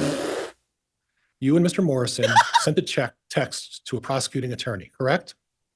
I don't know who sent that. I'm sure I'm not that text, even though I guess I didn't understand. Was I texting that to Rob? I'm not sure. Well, Judge, I think what I'd like to do is have the bailiff come back up, take the document, have her look at it and see who it was from and who it was to. And then after you do that, we'll take a look again. I'll permit that. So, Mr. Bailiff, if you'd please retake this paper, not yet admitted as an exhibit, but it is shown to the witness to refresh recollection. The witness may review again the text. Okay. I just And missed ma'am, when that. you're done, just put it down because all we're allowed to do is refresh your recollection. Hand it back to the bailiff if you would, and he'll return it to me, ma'am.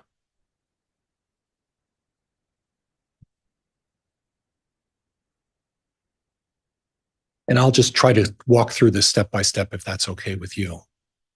You sent Rob Wood a text at that time, correct? Yes, And the text was from you to Rob Wood. correct. And in the text, you talked about Keith, the guy from Dateline, and I, right? And is that the Keith Morrison? Is that the guy we're talking about? Yes, Okay.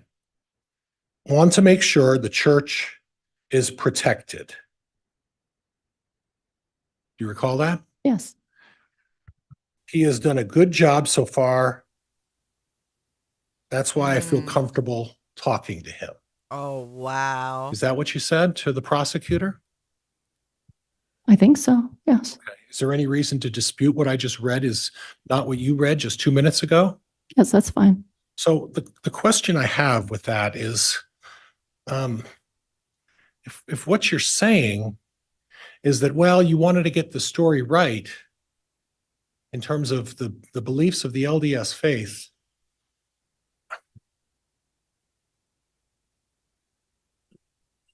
why are you sending that to a prosecuting attorney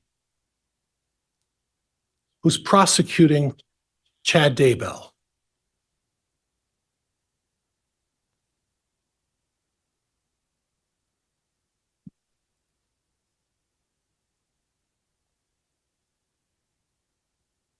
Are you finished? I am finished. I'm waiting for an answer.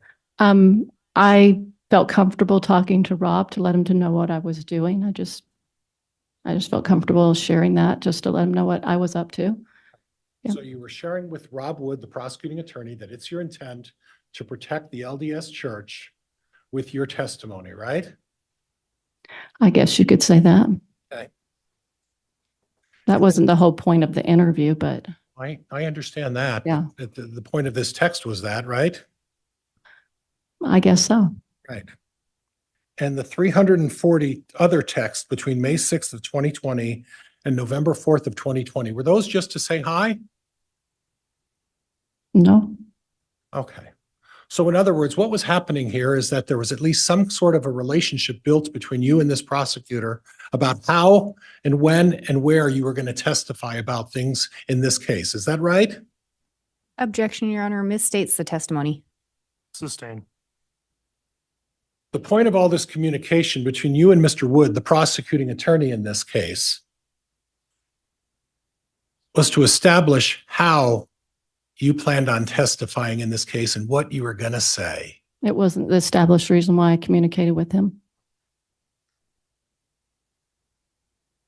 And it was just a coincidence then that you happened to mention your church and how you were going to protect your church to the prosecutor who was going to be calling you and examining you as a witness in this case. That's just a coincidence, right? Objection, Your Honor, argumentative. So you're a liar.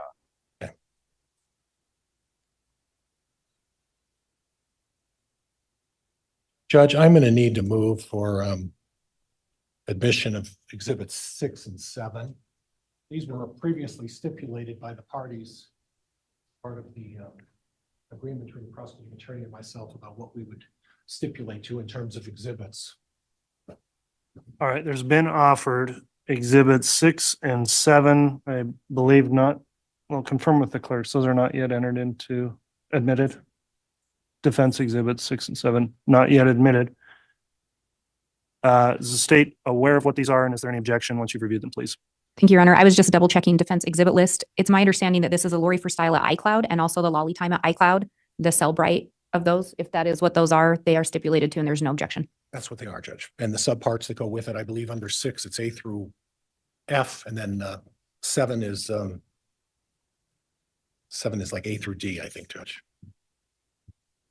All right, counsel, I'm gonna have a quick sidebar with you to make sure we don't duplicate numbers or clearly mark, and I'll have our clerk join in on the sidebar just as we get in on defense exhibits.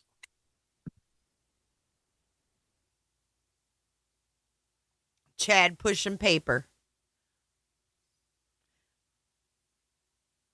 He is really active in this testimony, that's for sure. He's taking notes and everything.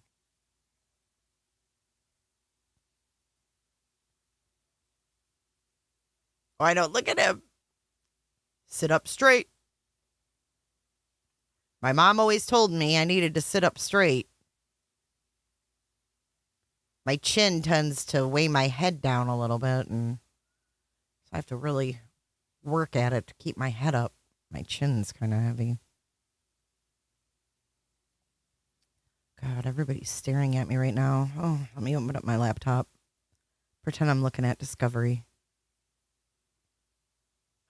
I wonder if I could type with my chin. I never tried that before. Maybe I can try that in my cell tonight. Oh, okay. Done with that. Shit, what can I do now? I wish they'd fucking hurry up, man.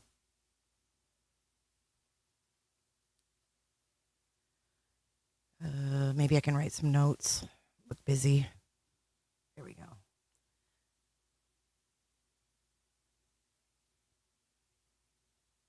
I wonder what they're talking about up there.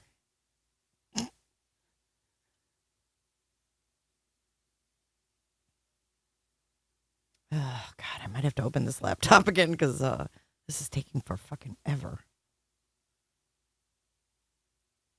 This is on 2 times speed, guys.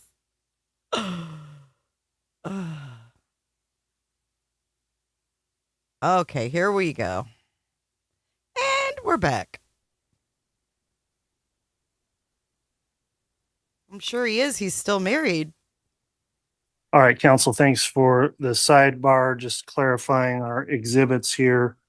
What is being offered, and I believe stipulated to by the state, would be Defense Exhibit 6A through AA. And on that set of exhibits, does the state stipulate those may be admitted? Yes, Your Honor. With those clarifications, the state would agree that this, the Cellbrite, the iClouds themselves are already in, and these are content from those iCloud accounts. Okay, and that will be admitted, and the court will ensure that only what is admissible through that comes in and is observed God, or get on given with to the it. jurors for deliberation. We know she's Likewise, there fucking is Defense protected. Exhibit 7, and that consists of 2 subparts 7A and B also. Does the state agree to the admission of 7A and B? Yes, Your Honor. Thank you. Okay, thank you. We'll take the same precaution with those before they're submitted for deliberation. With that, then, Mr. Pryor, if you'd like to continue, you may. Thank you, Judge. Oh, thank you. Here we go.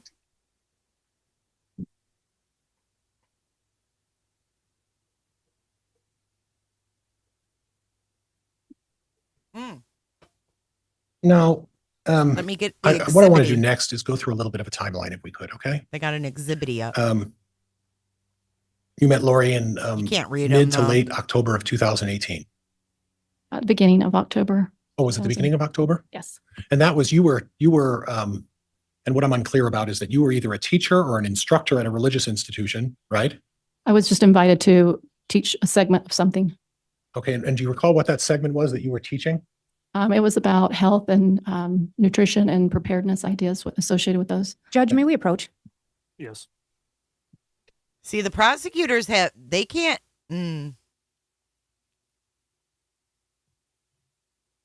This protected bish. Oh, man, here we go. Chad's like, oh, fuck. Not again. Let me take some notes. Because I got Melanie Gibb. I'm gonna call you out, Melanie Gibb.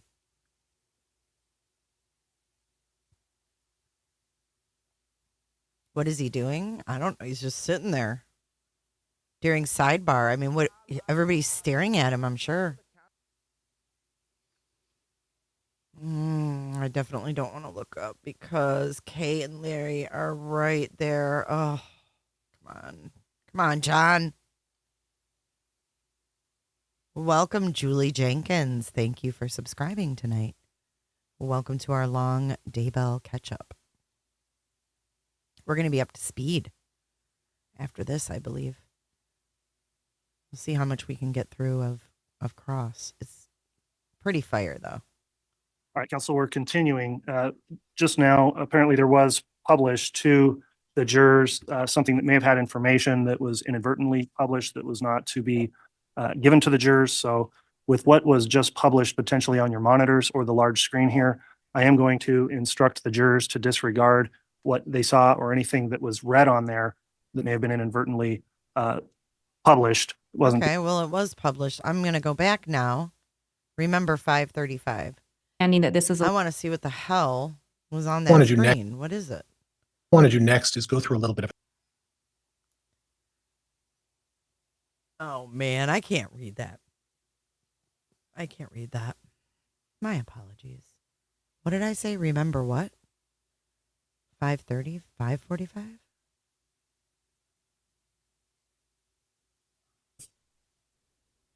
Go ahead with a question, please. All right, here we go. So what you're telling me is that your testimony today is based on, to the best of your recollection, what you remember happened back several years ago, right? Yes. And that today you're not influenced by your difficulty remembering things sometimes today, right? Just for today. Well, the same. Objection, Your Honor. Argumentative. Sustained. Ask another question, please, Mr. Pryor. You're not suffering with through your testimony Always today gets sustained. of the issue we talked about you being somewhat forgetful, right? It's a hard way to answer that question because of the things that we're talking about today, I've shared so often that those are the things that I remember. Okay. Okay.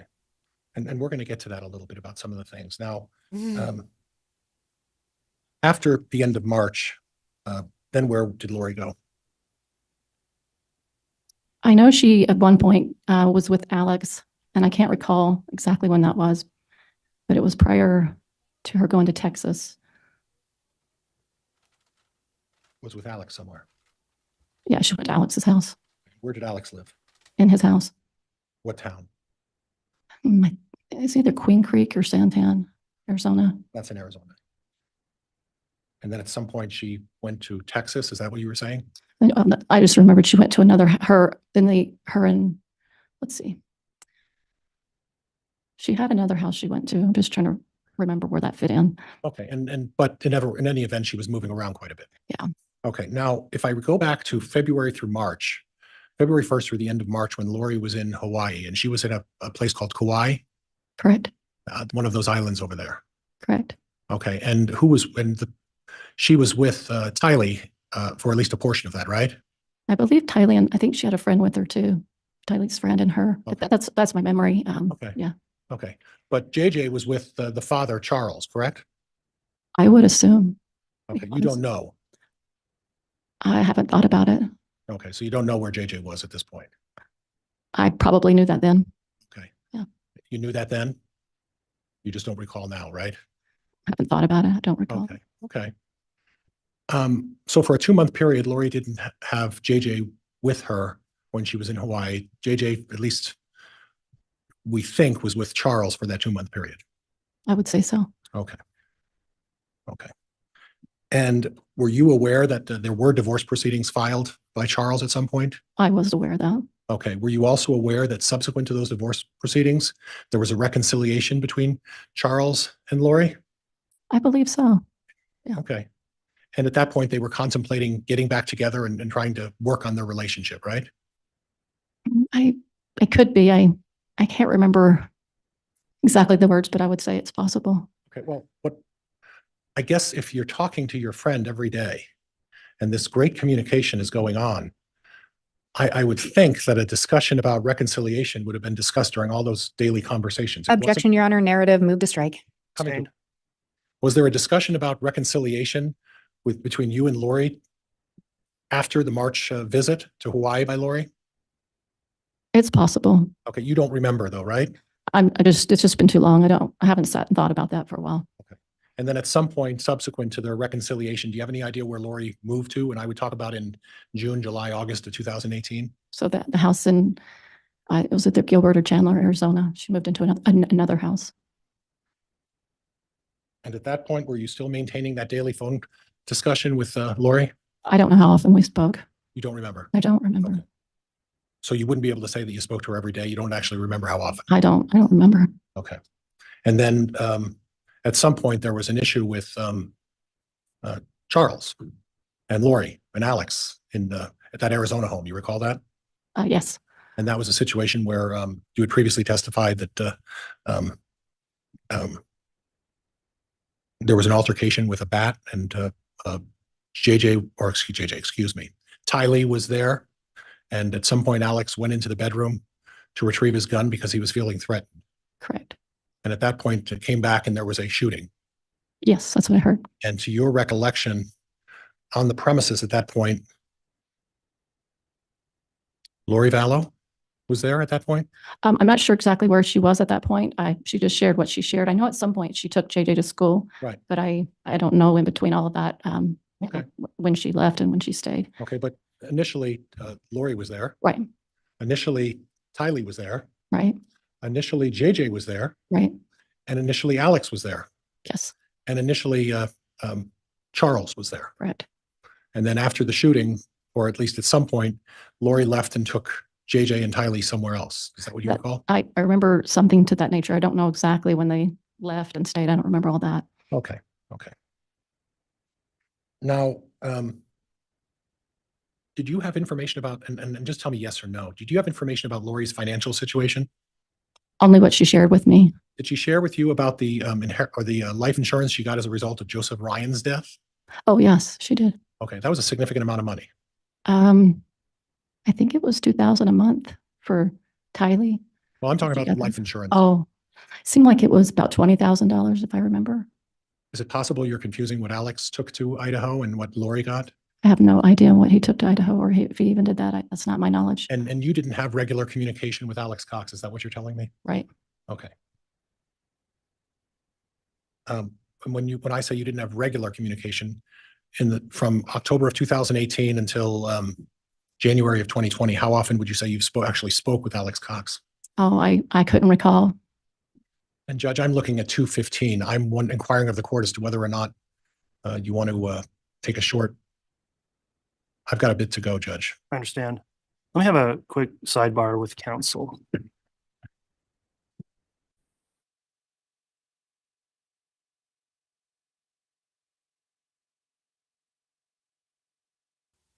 Do y'all find this as sketchy as I do? I mean, for real though, like why? Why do we need all these sidebars? while this woman testifies.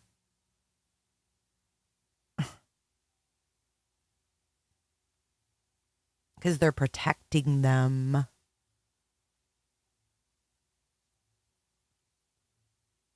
And every time prior, it's always sustained. All right, thank you, counsel. We are going to go ahead and take a mid-afternoon break here. We'll try to keep this break if we could to about 20 minutes, but I understand it takes time for movement of the jurors, et cetera. We'll come back on. We'll skip over their stupid break that never is on time. The other things, Judge, somehow they. All right, let's go back. References, is it really? All right. Here we go. About a possible appearance of the fact that in Lori Vallow's case, the trial's already concluded and she was convicted. I didn't want reference necessarily expressly on all the exhibits to that trial, as some of the jurors may or may not know about that, depending on what they revealed in voir dire. And so the state has thereafter, I think maybe one came in with a reference to Vallow on a Bates stamp. The state's been redacting those references as it relates to referencing Vallow. From the state, does anyone wish to mention anything further to clarify the record on handling those exhibits and how they've been admitted in the case? No, that's an accurate representation, Your Honor, and we'll continue to redact those. Oh, Rob Wood. Any left. Does he have a so sack? That's the issue there. On other exhibits that came in today, they were offered as defense exhibits 6 and 7. The court, in a sidebar, got together with the evidence clerk as well as staff attorney and counsel to look at those exhibits before they were admitted or published and make sure they were properly marked. It was pointed out that many or most of those exhibits contained improper dialogue, written expressions on them, or labels that would not be admissible, descriptions, for example, that were argumentative. And so while the court is permitting the defense to go forward and those exhibits have been admitted, the court is going to ensure that before they're published, they will have those references removed, and we won't give those to the jurors for deliberation or publish them unless those references are not included in the actual exhibits. I did make a curative instruction, as one exhibit apparently was published briefly to the jurors, and that was the basis of the court's curative instruction for the jurors to disregard that information that may have been descriptive and not evidence in the case. Does the state wish to make any further clarification on, well, I'll start with the defense because those were defense exhibits. Mr. Pryor, anything further on those exhibits and how they were handled today by the court? Judge, a number of the exhibits have descriptions of what they are in terms of content, and I understand that what I understand is the court just wants the number and the sub number and delete all of the other descriptions, whether the court feels they're inappropriate or not the proper description of that exhibit. I can delete all of those. Okay, and I do wish those to be not included. Okay. Anything further on that issue from the state? Your Honor, with regard to that issue, I think the state just wants to clarify that the exhibit that was inadvertently shown is actually, to the state's knowledge, not an exhibit. It's not a stipulated to document. We had been talking about specific items that had been pulled from the Cellbrite or the iCloud accounts. The document that was published to the jury was not that. It actually made reference to grand jury proceedings, a preliminary hearing, and Lori Vallow's trial. And then I think it had something marking inconsistent statements, and that was published to the jury. The state does have concerns about that. I recognize the court did give a curative instruction. I think at the outset of this trial, the court gave an instruction to the jurors they were not supposed to consider Ms. Vallow, whether she had a trial or what any outcome was of any proceedings, and they weren't supposed to speculate. So I think that has now been published to them. I recognize the court has given that curative instruction.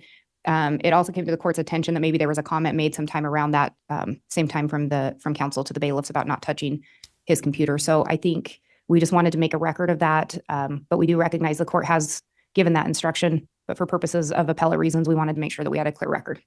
And Judge, in response, I don't know that there's anything appropriate for me to direct a bailiff not to touch my computer when I'm stepping away from the podium. In regards to the other things, Judge, somehow those statements may have inadvertently been exposed by way of I should have probably removed the HDMI cord, and I think they were reflecting some of my notes, so I can relay that, but there was no intent to publish that to the jury. Okay, well, on the second to last point there, well, on your final point, Mr. Pryor, and what the state's argued, what was published, okay, I'll clarify, was not an exhibit, was not evidence. The court did give a curative instruction. It was inadvertently published by the defendant in this case. At this point, because it was published, all we can do is have that curative instruction and make sure we have additional instructions in our final instructions to the jurors that they are only to consider admitted evidence, and that they were specifically instructed that evidence is not admitted in the case, and leave it to the jurors to commit to following those instructions. So from what I briefly saw, I'll note it wasn't up there that long. I don't believe it created more of an issue than is necessary that could be cured by the curative instruction given. So I won't draw any further attention to it on behalf of the jurors hearing about it, other than a general new instruction that will come with them for deliberations about what may be considered. On the point of what apparently was said by Mr. Pryor to the bailiffs, I'll just indicate, of course, the bailiffs are in charge of the courtroom at the direction of the court. And I'll instruct all counsel to be respectful of the bailiffs as they do their jobs, and in particular, to not make any sort of comments in front of the jurors that may confuse the jurors or concern the jurors as it relates to how the bailiffs are doing their job in here. I have full confidence in the way the bailiffs have handled this courtroom throughout the trial. And so I'll just leave it up to counsel to follow that instruction as well, and refrain from any types of editorial type comments in front of jurors, please, while this trial goes on. So those are the issues we needed to discuss outside the presence of the jurors. At this time, then we'll continue with the cross-examination. Is the defense going to be ready to proceed and have the jurors returned? Yes, Judge. And for clarification, we are ending at 3:15 if I'm going to try to get through this. We are going to end at 3:15 today because we've got another hearing at 3:30. Okay. Okay, how long will that take? All right, we'll go ahead and go off the record for now as we reset a device. We'll have the jurors brought in while we're doing that, and then we'll continue on with evidence until 3:15. So we can have the jurors brought in now. Thank you. Yeah, we're Sure. reset a device. This whole courtroom is weird.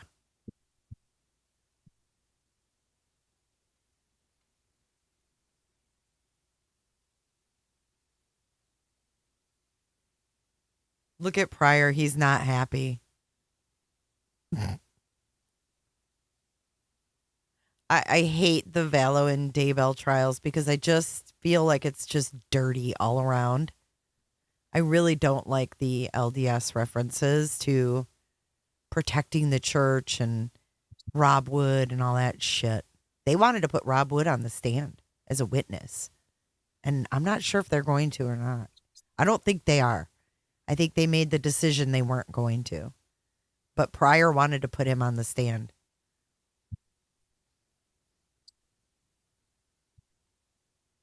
I mean, like, what are they doing, you know?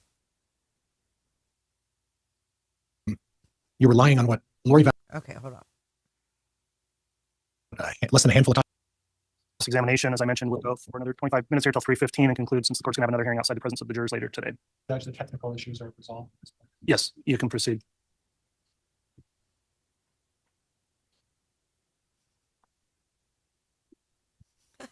True, Janice. So true.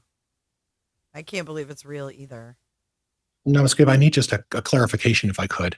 You talked about how light and dark are they something that's not within your practice? Is that what I understand? Not the way that they described light and darkness in my beliefs as a member of the church. I would just talk about light being the light of Christ. Okay.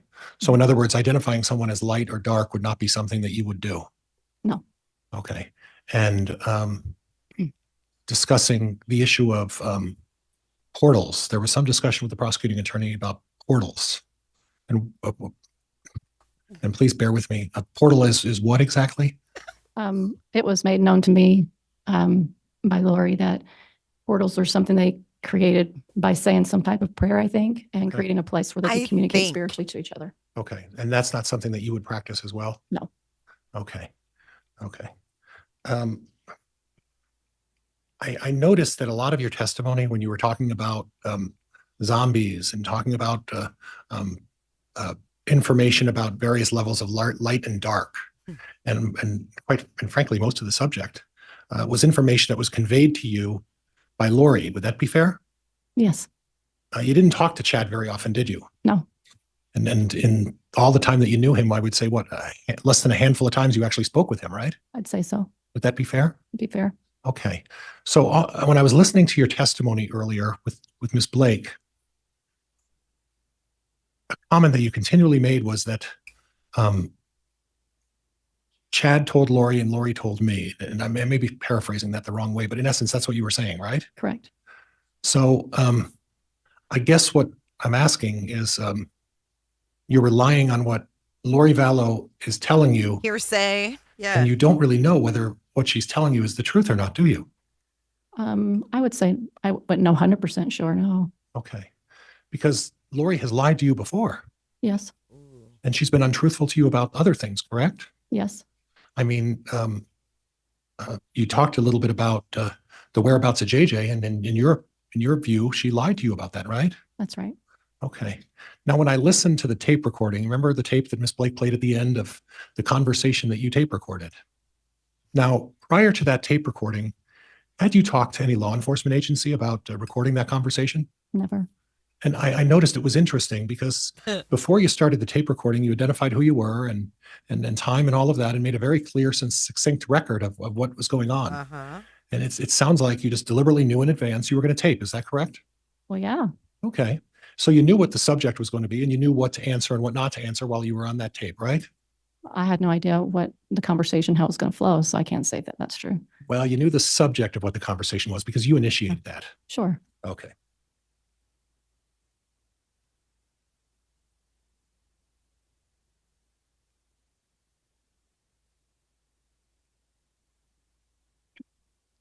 He's making a list, checking it twice. And when I listen to the tape, and if we have to listen to it again, we can. No. But when I listened to the tape, it sounded like Lori's responses were in the singular. And what I mean by that, as an example, I had to move her to somewhere else, talking about Tylee. It wasn't they had to move her, it was I had to move her. Do you recall that? I believe so. And then the other one again in the singular. I will do whatever the Lord needs me to do. Yes. Okay.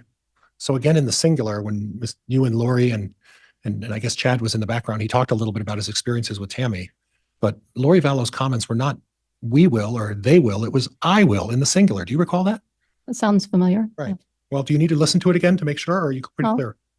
Okay. And then when you talk to Lori about Alex, about saying the things that Alex did about, you don't want to know. Okay. She said again in the singular, I don't know why he would say that. Not we don't know why he would say that. It's I don't know why he would say that. Right? Right. Okay. Now, initially when the investigation started over the disappearance of JJ, and that was close to Thanksgiving time, correct? Between October and November, yeah. Well, the end of November when the police showed up, right? Yeah. You remember that, right? I do. Okay, so you do have a recollection of about that when this took place, right? Okay.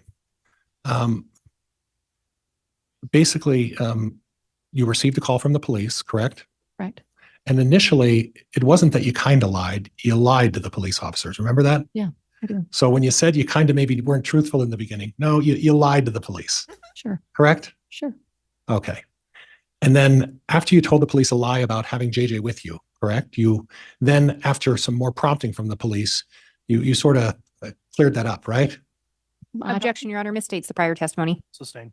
Okay, so how did that play out then after you initially lied to the police? Every time. How did it play out that you then corrected yourself with law enforcement after your initial lie? I went to see them personally and talked to them about everything I knew. Okay. And that's when you realized that, oh, well, my lie to them isn't going to hold up. I better sort of tell them something else, right? Objection, Your Honor, argumentative and mischaracterizes the prior testimony. Sustained. And so the purpose of going back Let me to know the if you police ever was to hear clear up your initial overruled. lie, correct? No, Oh, it wasn't? no. Well, the purpose of going back to the police was to tell them what you felt they needed to hear, right? I felt an obligation to share everything I knew with them. Okay. And I guess that obligation wasn't so strong when you initially told the police the lie that you had JJ, right? It was a conflict within me. Okay. And that conflict within you said, it's more important that I lie for Lori Vallow than it is I tell the police the truth, right? Objection, Your Honor, argumentative and misstates the prior testimony. That is overruled. Ooh, So- yes. Hold on, there wasn't an answer. Sorry, Judge. Nice. Sorry. Do you need me to have her recite the question again? Mrs. Clerk, could you state the question for me, please?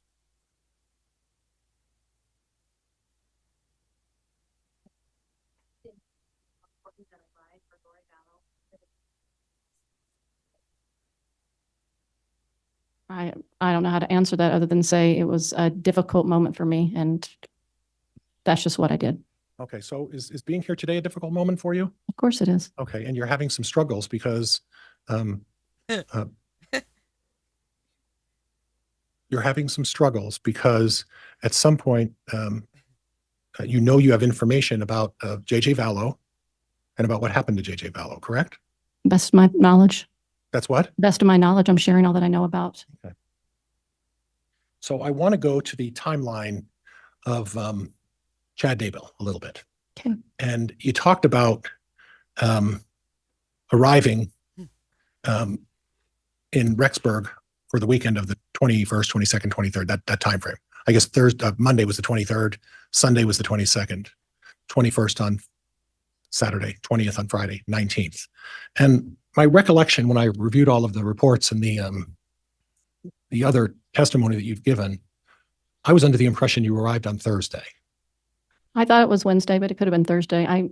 It's been too long to remember. Okay, so the comment that you said that you saw Chad Daybell 2, 3, or 4 times previously in testimony, you're not sure about that either, correct? Well, I can recall certain moments. I'd have to sit down and recall every time I saw him and think about that a little bit more. Okay, so we aren't clear about how many times we saw Chad on that weekend, right? Not 100% clear. Okay, and let's kind of go over the timeline for that weekend if we could. If you can try to remember it, if possible. You arrived not on Wednesday like you just previously testified to. You arrived on Thursday, right? Is that right? I don't remember. Okay. You'd have to look at documents to show that. I'm fine with that. It doesn't matter to me if it was Wednesday or Thursday. Okay. And again, you said you flew in? That's right. And what time did you fly in? I feel like it was in the afternoon, but I can't recall the time. And please don't let me mischaracterize your testimony, but my recollection is on that first day that you flew in on the Thursday, you didn't see Chad Daybell. I believe it was either that evening or the next evening. I'm not recalling that. Okay. Well, the reason I'm questioning about this is the next evening, I almost said it, your boyfriend at the time came into town, correct? Yeah, on Friday. And that was later in the afternoon, late in the evening, right? That's right. So when your boyfriend came into town, you hadn't seen Chad yet before your boyfriend arrived, correct? That's not true. No, you did? Yeah, I saw Chad. When did you see him? Previous to that. What time? Well, it was in the evening. I remember when we walked around the track at BYU, Idaho. It was in the evening. It was getting darker outside. Okay. And that's the interaction that you described between Lori and Chad. Part of it, yeah. Now, one of the things when I listened to Lori's tape, what I was curious about, and I guess I didn't understand, was that on the tape recording with you and Chad and Lori, you talked to her about the issue of adultery, that she was having a relationship with a married man, and she was a married woman. Correct. Okay, and that is what was the phrase you used to describe what that is? Inappropriate, maybe? I don't remember. But it had a religious connotation to it, that it was in violation of something. We were referencing one of the people in the Book of Mormon and talking about a certain king that had that type of behavior. Okay. And she said something about divorce. Right. And I'm going off of my recollection, but while you and David were going through your relationship in the beginning, he was still married, wasn't he? Or had he completed his divorce at that point? He was in the process of completing it. So he was still technically married at that point, correct? Objection, Your Honor, relevance. Sustained. Okay. Okay.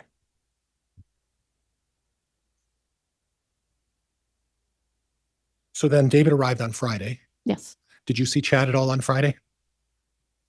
I can't remember if I saw him Friday. Okay. And then you were there for, I don't remember the name of the conference. Firm? Was that the name of the conference? Trying to remember if that was Firm Foundation, maybe. Okay. Well, I'm at. I think that's the one. I think we're both struggling to find out which one that was. Yeah.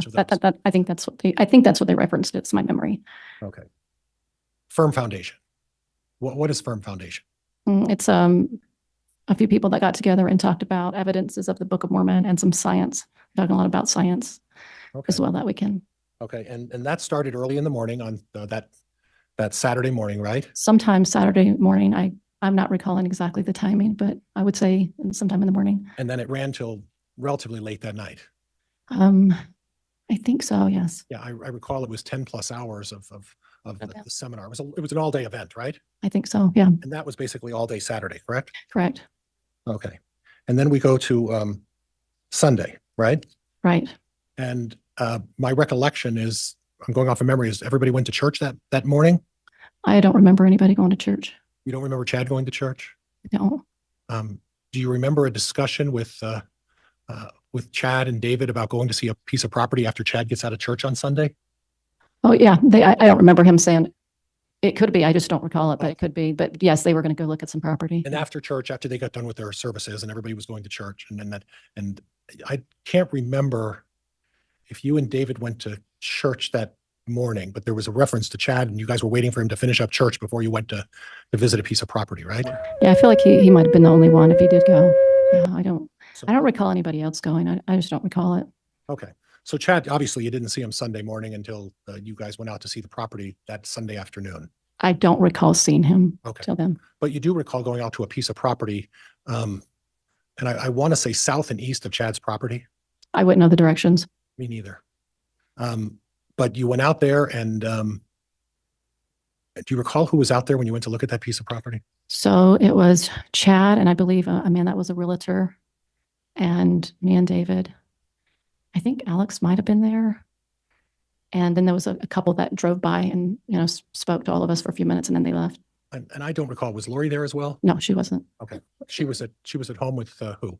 I'm assuming she was at home with her son. JJ. Okay. Because after you folks went out to look at this piece of property, you went directly back to Lori's townhome, correct? I think so. Yeah, and we don't know where Chad when he went home, I presume, right? You don't know. I don't remember. Yeah. Okay. So was this a piece of property that your I almost said it again, your boyfriend, and please forgive me if I meant to say husband or boyfriend, it's going to be tough for me, but your boyfriend at the time was looking at a piece of property to purchase, correct? They were introducing the idea of purchasing it, but he had no concept if he would do it or not, but it was something they proposed to him. Okay. I'll be your boyfriend. Well, I understood it a different way. I understood that your boyfriend was interested in potentially developing a piece of property and asked Chad to introduce him to a realtor. That's the way I understood it. Objection, Your Honor. Move to strike. Counsel's testifying. Judge, The question was asked and answered. Sustained. Is it possible that it was your boyfriend who was looking at a piece of property and asked Chad to refer him to a real estate agent? I don't believe so. Okay. But in any event, you and Alex and your boyfriend David and this real estate person and Chad went out to look at this piece of property, correct? Correct. And then you went back home, and that was late afternoon, if I recall. Is that correct? I feel it feels like it was. Yeah. And then at that point, the one of the projects that you and Lori, I think it was just you and Lori, were involved was starting to prepare to do what's called a podcast. Oh, you're talking about the evening, the one on Sunday evening? That Sunday, we're on Sunday right now, I think. Yeah. So yeah. We were going to sometime do it. We weren't sure exactly where we're going to get to it, but we finally got to it on Sunday night. Right. And correct me, was it just you and Lori or was David involved in that too? All three of us, yes. All three of you. Okay. Mm-hmm. Okay. And then you were going to do this podcast and you did that. And my recollection is it started at like 8 or 9 o'clock. Yeah, that sounds about right. And it went till after midnight. Yeah, somewhere. I knew it was like around midnight. I don't know if it was after it. I just know it was kind of late. Okay. So you didn't see Chad other than on Sunday. You saw Chad for the land. And you didn't see him that night during the podcast, right? He might have come over after the land. I don't recall, but we when didn't. Did Chad take him upstairs? Let's get to that. You don't recall whether prior. he was there after the land, though. You're saying he may have. It's possible. Okay. But then during the podcast, my understanding is that sometime during the podcast, you observed Alex Cox carrying JJ Vallow on Sunday night with his head on his shoulders upstairs. That's right. Okay. And you don't know which bedroom he put JJ in, is that right? I did not witness where he put him, but he was not in JJ's room or he was not in Tylee's room. Okay. But you and David were in Tylee's room that night. No, we were in both. Well, no, it was JJ's room. Oh, you were in JJ's room? Yeah, it was JJ's room. Okay. Now, in terms of the bedrooms, when you walk up the stairs, there's 3 bedrooms up there, correct? Yes. And they're all relatively close bedrooms. Would you agree with that? Tylee and JJ's were close and Lori's was down the hallway. Okay. But when we say down the hallway, that's a relative term, isn't it? Well, they're not as close as the other two. Right. But they're also not a long distance away. This was not a large townhome, was it? No, it was just from one end of the townhome to the other. Right. It's a short distance to one bedroom. I guess relative to a lot of things, yes. Okay. So when you went to bed at whatever time that was after the podcast, at that point, you Spit it out, Prior. you were presuming that Lori also went to bed and decided to lay down with JJ, right? Yes. Okay. And then you and David you went to sleep after some prayer. Yes. Okay. So you don't know where JJ was that night, correct? No, I don't. Okay. Okay. But you were in the house when Alex brought him up initially at what time was that when Alex brought him up again? I don't recall. It was a little bit, maybe a few hours into us doing the podcast. Okay. And then you said David had, I don't want to put words, he had a nightmare or a vision? They kind of felt like both. I'm not really sure. It was just a bad experience he had. Okay. You have to ask him what he felt like it was. A bad You don't remember. experience. I remember he was very alarmed by it and upset by it. Okay. And was he alarmed enough and upset enough that did both of you get up and knock on the door of Lori's door? No, Did either of you try to locate Lori and say, is everything okay? Because this was alarming. I did. Did you knock on the door of the Yeah, I went over to her door and tried to open it and it was locked. okay, but you didn't knock, right? I might have. I don't recall. I just know I tried to get in. Okay. And it wasn't opened. Right. Did you go down to the other bedroom that was closer to where you and David were staying and check on that bedroom? No. Okay.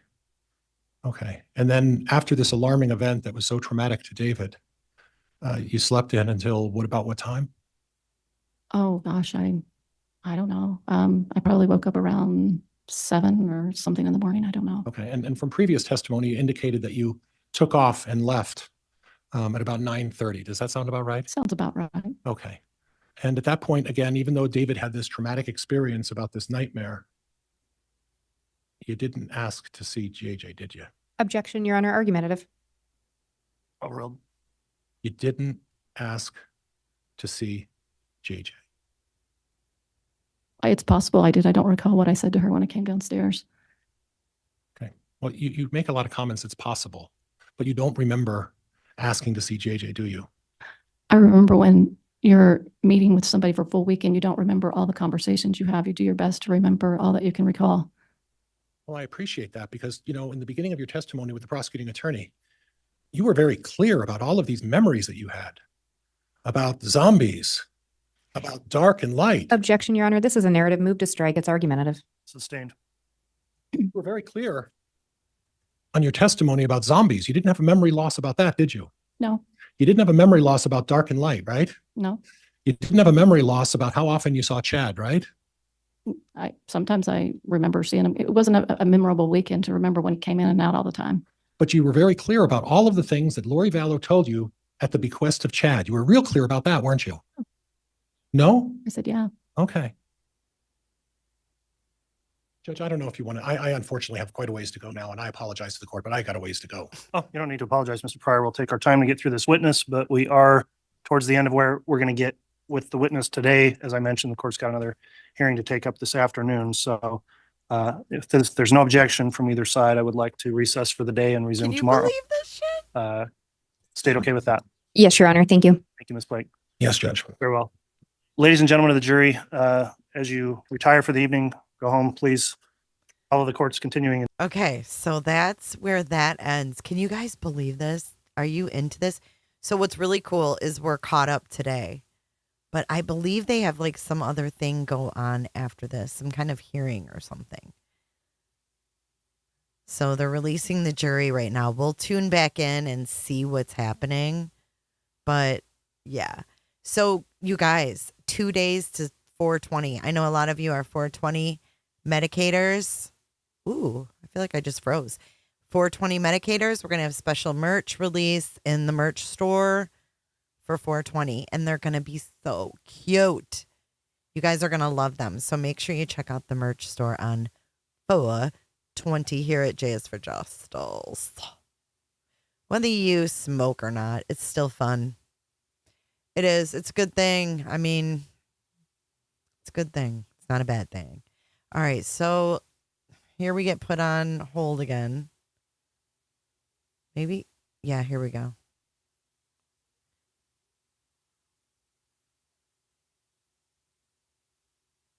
All right. Let's see what they're whining about now. Harry S. Ratliff, along with another attorney, Mr. Bartlett, who represents Mr. Ratliff. the court is taking up today an order to show cause hearing, and I'm going to briefly discuss the procedural history that brings us to this Okay, at this hold time. on. This I'll is note that juicy. this was a motion that was filed by Mr. Ratliff, who is a bar licensed attorney through the state of Idaho. Oh, okay. I listened to part of this earlier. Yo, Boyce gets pissed. Some dude, I don't understand what this is about. Some lawyer. We're going to watch all of them because this man speaks. I don't know who he is. I don't know what to make of this. So I heard it a little bit earlier and I was super duper confused. So we're going to watch it. This will be my second time kind of hearing it. But you guys listen carefully. Something's up with this. I don't know who this guy is down here, but let's see. All right, that should be good. Okay, here we go. And filed a pleading purporting to be the attorney for the defendant in this case. And the pleading was filed on March 29th at 11:42 p.m., so shortly before midnight on a Friday. And I do want to discuss briefly the timing of the filing. The court was conducting jury questionnaires and preparing for jury voir dire in this case, which of course is a capital murder case, an incredibly serious case where the court counsel has spent a tremendous amount of time preparing for and getting ready for trial where we are now.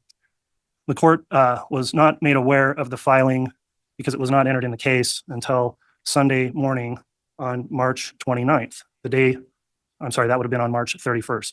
That was Easter Sunday before we were going to start with our voir dire the following Monday.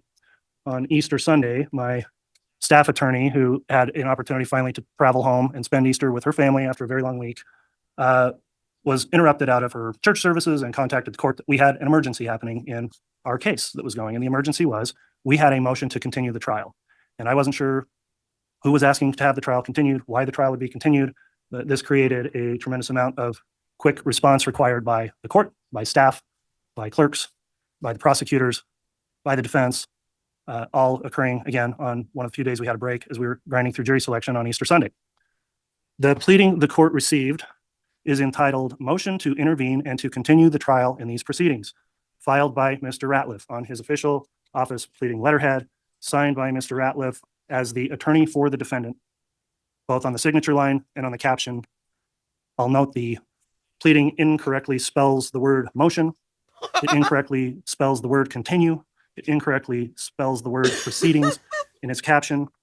And when I reviewed this, I'm going to tell you, Mr. Ratliff, I was angry then, and I think I'm angrier now about what you did.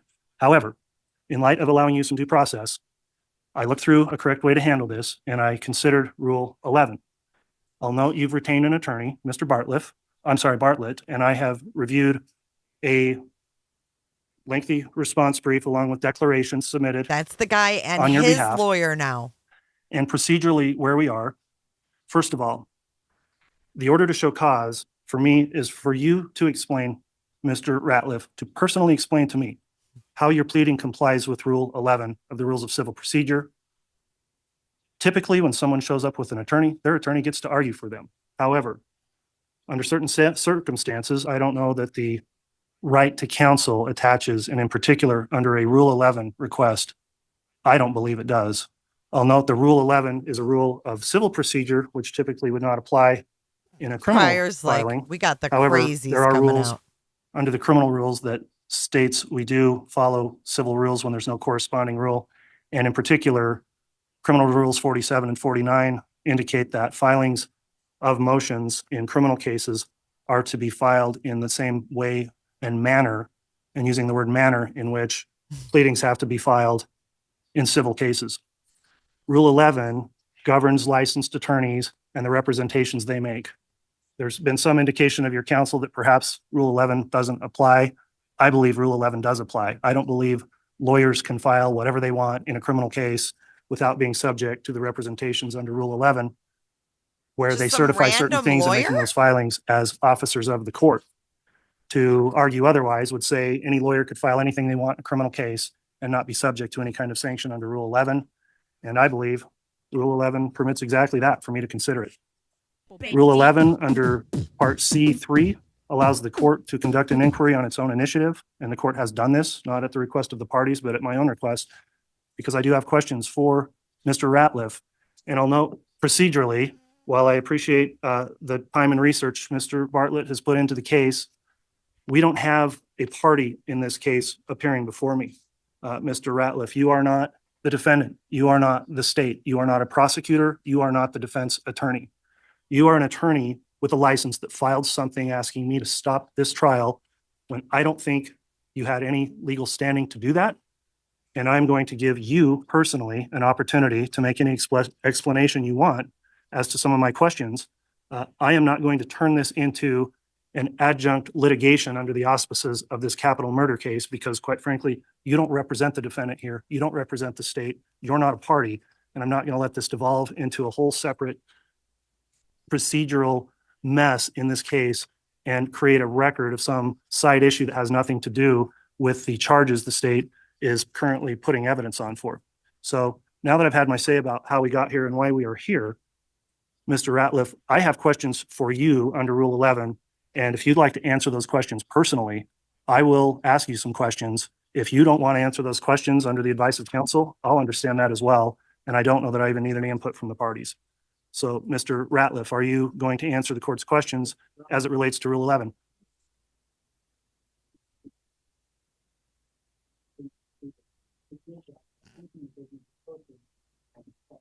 Turn your mic on.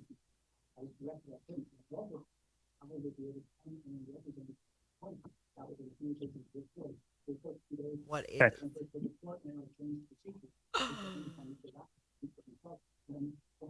Jess, what's going on?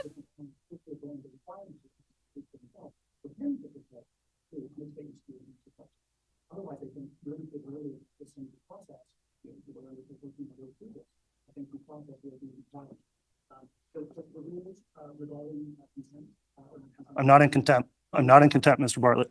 The guy told him he was in contempt, the judge. Well, he's gonna get pissed. Wait.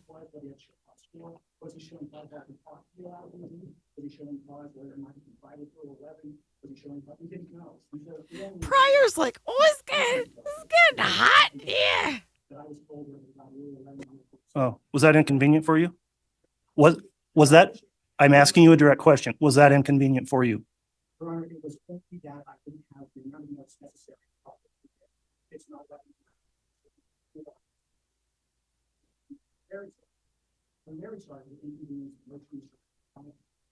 Mr. Bartlett, hold on. I indicated I wasn't going to have you argue this motion. I allowed you to start making it, and you are doing precisely that. I've thought this through.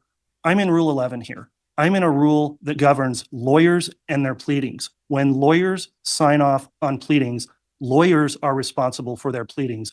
Lawyers, unless they're facing a sanction of jail under contempt, do not necessarily have the opportunity to have counsel represent them on a Rule 11.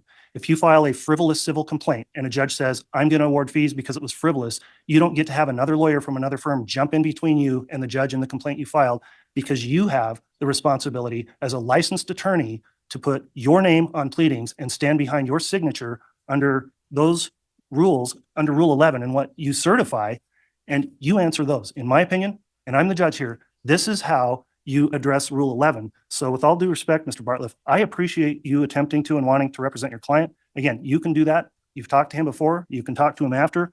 But the questions I have on Rule 11 relate directly to a pleading that Mr. Ratliff filed as licensed attorney in this case. And I have a right to ask him about his pleading that he filed.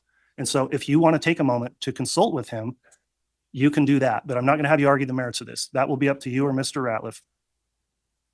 That I have an opportunity to speak with him. So thank you so much for that. Okay, I'll take the time you need. I don't want to spend much more time this afternoon. We're in the middle of this trial. We've had evidence today. We're going to have evidence tomorrow. Make it quick and then let me know what your client wants to do. Yes, sir.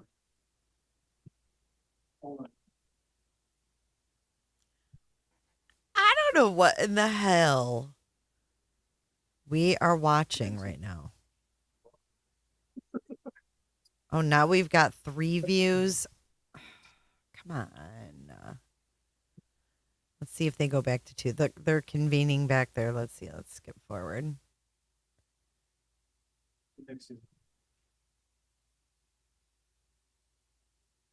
In fact, file to answer those.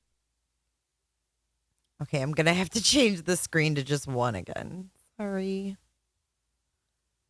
Because they're going to flip it from 2 to then 3. And I 420'd a little bit, so we're just going one screen. That's why I got snacks, because I'm 50 and snacks.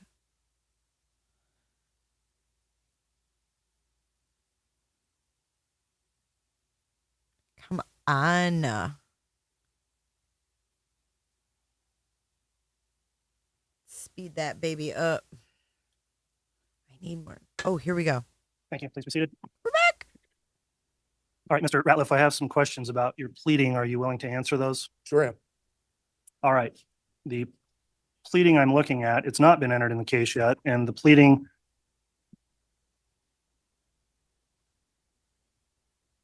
Give me just a second. This guy and his attorney. Wait, maybe I can get it close up again without an issue.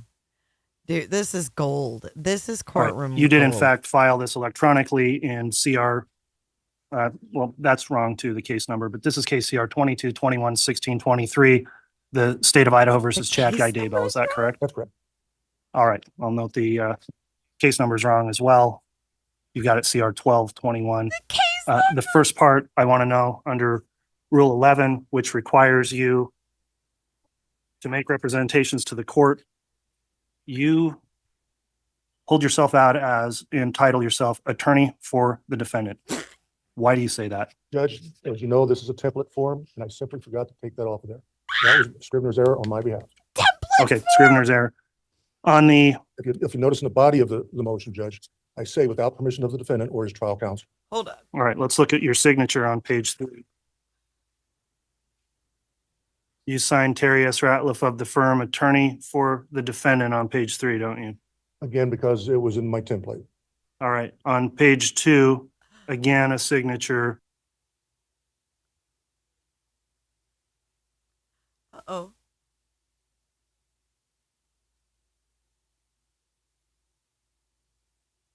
Terry S. Ratliff of the firm, attorney for the defendant, correct? I don't have a page 3, Judge. I just have a page 1 or 2.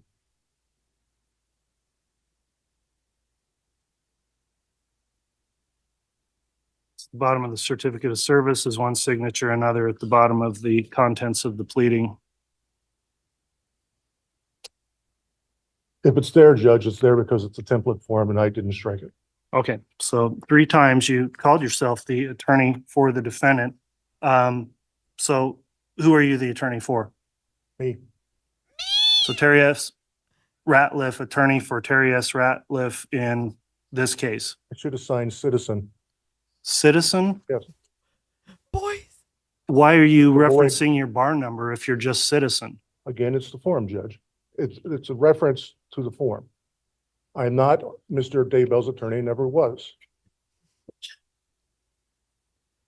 You put this on a pleading. If you look at the top left, you've got your name, your Idaho State bar number, your Ratliff Law offices, and attorney for defendant. You're telling me you mistakenly just wanted to file something as a citizen and not as a lawyer? I was looking for immediate relief because of the concerns I had about the case, Your Honor.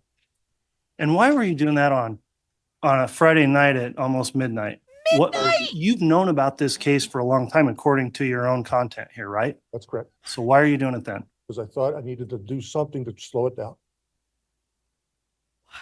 Trial scheduled for how many years? And you wanted to slow it down the day before trial started? I'd also gotten calls from Mr. Pryor, Judge, for help. Oh! That might be fine, but did he ever retain you on the case or did you ever enter an appearance for the defendant? I did not. All right, and you do state in here you're filing this pleading without the permission of the defendant or his counsel, correct? That's correct. You also state in here and call yourself an intervener. What basis do you have to intervene? Based on my, on the brief. yeah, it's set out in our brief, Judge, as to the basis for why I wanted to intervene. In the motion, I quote you the relief I wanted. I give you the grounds on page 1 as to why I wanted that relief and why I thought it was necessary. Okay, and you're going to intervene now, not as Terry Ratliff lawyer, Terry Ratliff citizen at large? I think it's semantics, Your Honor. Oh, boy, let me stop you there. It's absolutely not. A bar licensed attorney filing something with their bar number to the court is completely different than a citizen. That is not semantics. This is what brings you within the auspices of Rule 11. I understand. I said perhaps I should have signed it as a citizen, but I didn't. All right. In your intent to intervene, whether it's as a citizen or an attorney, let me read you a couple of case quotes. Quote, "The Idaho rules of criminal procedure do not provide a process for intervention. The inability of non-parties to intervene in a criminal case recognizes that the considerations underlying intervention in civil cases are not applicable to criminal proceedings." That's People versus Ham, and that's State versus Johnson, 167 Idaho 454. And we've also got another Idaho case citing, quote, "Petitioners are correct that Idaho's rules of criminal procedure do not provide a specific mechanism for third parties to intervene in a criminal case." So again, I think there's settled case law that prohibits intervention in a criminal case. And I'd like to know what authority you have that says you have a right to intervene either as an attorney or a citizen in this case. As outlined in our brief, Judge, sorry about that. As outlined in our brief, we have given the court several cases where the Idaho appellate courts have allowed people to intervene in cases in a criminal matter, even though they're not parties. That's my basis. So you intervene, and then we've got two parties here. We've got the state, we've got Chad Daybell, and you're going to float around and be what if you intervene in this case? What are you going to be? I'm not going to be floating around this case, Judge, because you haven't granted my motion. Well, assuming you got to intervene, you assumed in your motion you did intervene because you called yourself the intervener once you got going in your motion. What were you going to be at that point? I was hoping to have a hearing in front of you before the trial started. Okay. And you said you were going to be the lawyer for the defendant or already were the lawyer for the defendant. Is that not? I explained to you just a few minutes ago that that was a mistake. It was a template error. Explain to me all of the misspellings and typographical errors in your late night filing. I was nervous and it was late at night. I didn't take this lightly. Oh my God. You didn't take it lightly, but you used the wrong form. You misrepresented if you were an attorney or a citizen, and you signed 3 times as attorney for defendant. And that's your explanation? Yes. All right. Mr. Ratliff, I find based on your responses, you have violated Idaho's Rule 11 under the Rules of Civil Procedure, which I find are incorporated through Idaho Criminal Rule 47 and 49. The court would note that in the rules under C1, it's Fucking mandatory. fussy slippers and lip gloss. It says the court must impose an appropriate sanction on an attorney, law firm, or party that violated the rule. Sanctions. And similar to what would happen in a civil case with a frivolous type filing, which this was, this cost time, this cost effort, this cost real loss for the attorneys, for the court. I'm going to instruct counsel for both the state and the defense if they could itemize the time they have spent both in today's hearing, in preparing for the hearing, as well as in dealing with this pleading from the time it was filed on Friday night, the 29th, whatever time you've put into that. I'm going to direct Mr. Ratliff that you pay reasonable attorney fees incurred for the time Mr. Pryor spent at his typical hourly rate for the state's attorneys and whatever rate they are entitled to charge as public prosecutors. And the court will likewise itemize some billing time incurred in this. And the sanction the court's going to order is the payment of those attorney fees. The court will provide time for counsel to submit those. I'll review those for reasonableness before I make an order, and pursuant to the rule, which requires a written order under Rule C6 of Rule 11, the court will describe in that order the conduct and the basis for the sanction. and you're going to pay for those fees. Do you understand that, Mr. Ratliff? That's fine, Judge. Very well. That'll Your Honor, if I may, I'm going to request findings of fact and conclusions of law. As this court is aware, we submitted briefing that addressed many of the issues you addressed to Mr. Ratliff. Dude, this guy doesn't know when to shut up. In great detail, giving multiple basis for his right to intervene. The judge, you have not addressed those arguments, and so I'm going to ask for findings of fact and conclusions of law. All right. Well, Mr. Bartlett, you can ask. I'm not inclined to do that because, again, I've got a lawyer in front of me that submitted a pleading, and the lawyer is responsible for the pleading. I'm not necessarily allowing any further input on behalf of counsel for the lawyer that filed the pleading. I don't think it's proper because I'm not imposing any kind of jail time or sanction similar to Rule 75 of the civil rules, which would implicate on a contempt proceeding the right to counsel. So I'm going to stand by my ruling that I made and ask the attorneys to submit those. That concludes the matter for this afternoon. Judge, if I may. Wait, I'm sorry, Judge, I am You may not. not. I'm done. I'm done with this issue, and I'm done wasting time on this issue in the middle of a capital case. We're done. We're in recess, period. Damn! Get it, boys. Get it, boys. Was that some way to end the day with some fireworks? I hate to get excited, guys, but damn. What was that? Some random attorney? I thought I said Jess said that lawyer did something on this. I'm gonna have to watch that because I want to know what that was about. Boyce, definitely let him have it. So we got through Melanie Gibb for today. We got through day number 6. So we are all caught up. They are back in trial tomorrow for day 7. And I'll be listening with my little ears to see how amazing it is and how not amazing it is and bring you the highlights. So tomorrow at 3 p.m. Eastern Standard Time, join me for Friday Live. We're going to be talking about the latest true crime and news that is in the news today. So let's roll our credits. Thanks for being here, guys. Stay out of those portals. They're very dangerous. Wait, hold on. And Baby D, it was very good to see you as well. Thank you for your support, you guys, tonight. And because we bought snacks because, he's 15 and snacks. Good night, guys. We're going to have to see who this clown is. Maybe the next Daybell update, I will have, I'll try to find some more background on that dude so we can talk about it. So next Daybell update is tentative. So make sure you are subscribed and click that notification bell to receive notifications, and also join our Discord if you are a member or a Patreon of the channel. Discord, you can hit the reminder on the events in there, and you can make sure you get notified. Good night, everybody. Sweet dreams, and stay safe.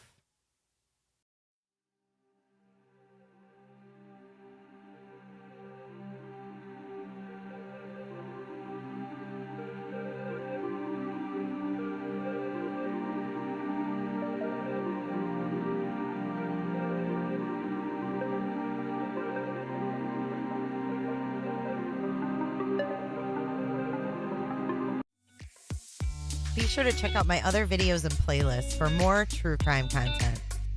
And if that's not enough, you can join our Patreon. Don't have a tinfoil hat? It's okay. We'll make you one. It's that easy. See you guys in the next video. See you later. Bye.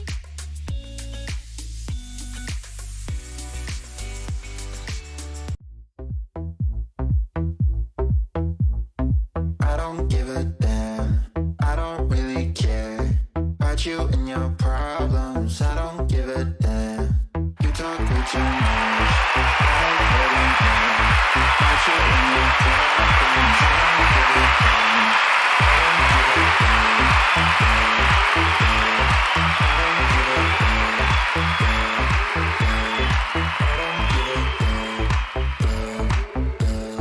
I don't give a damn.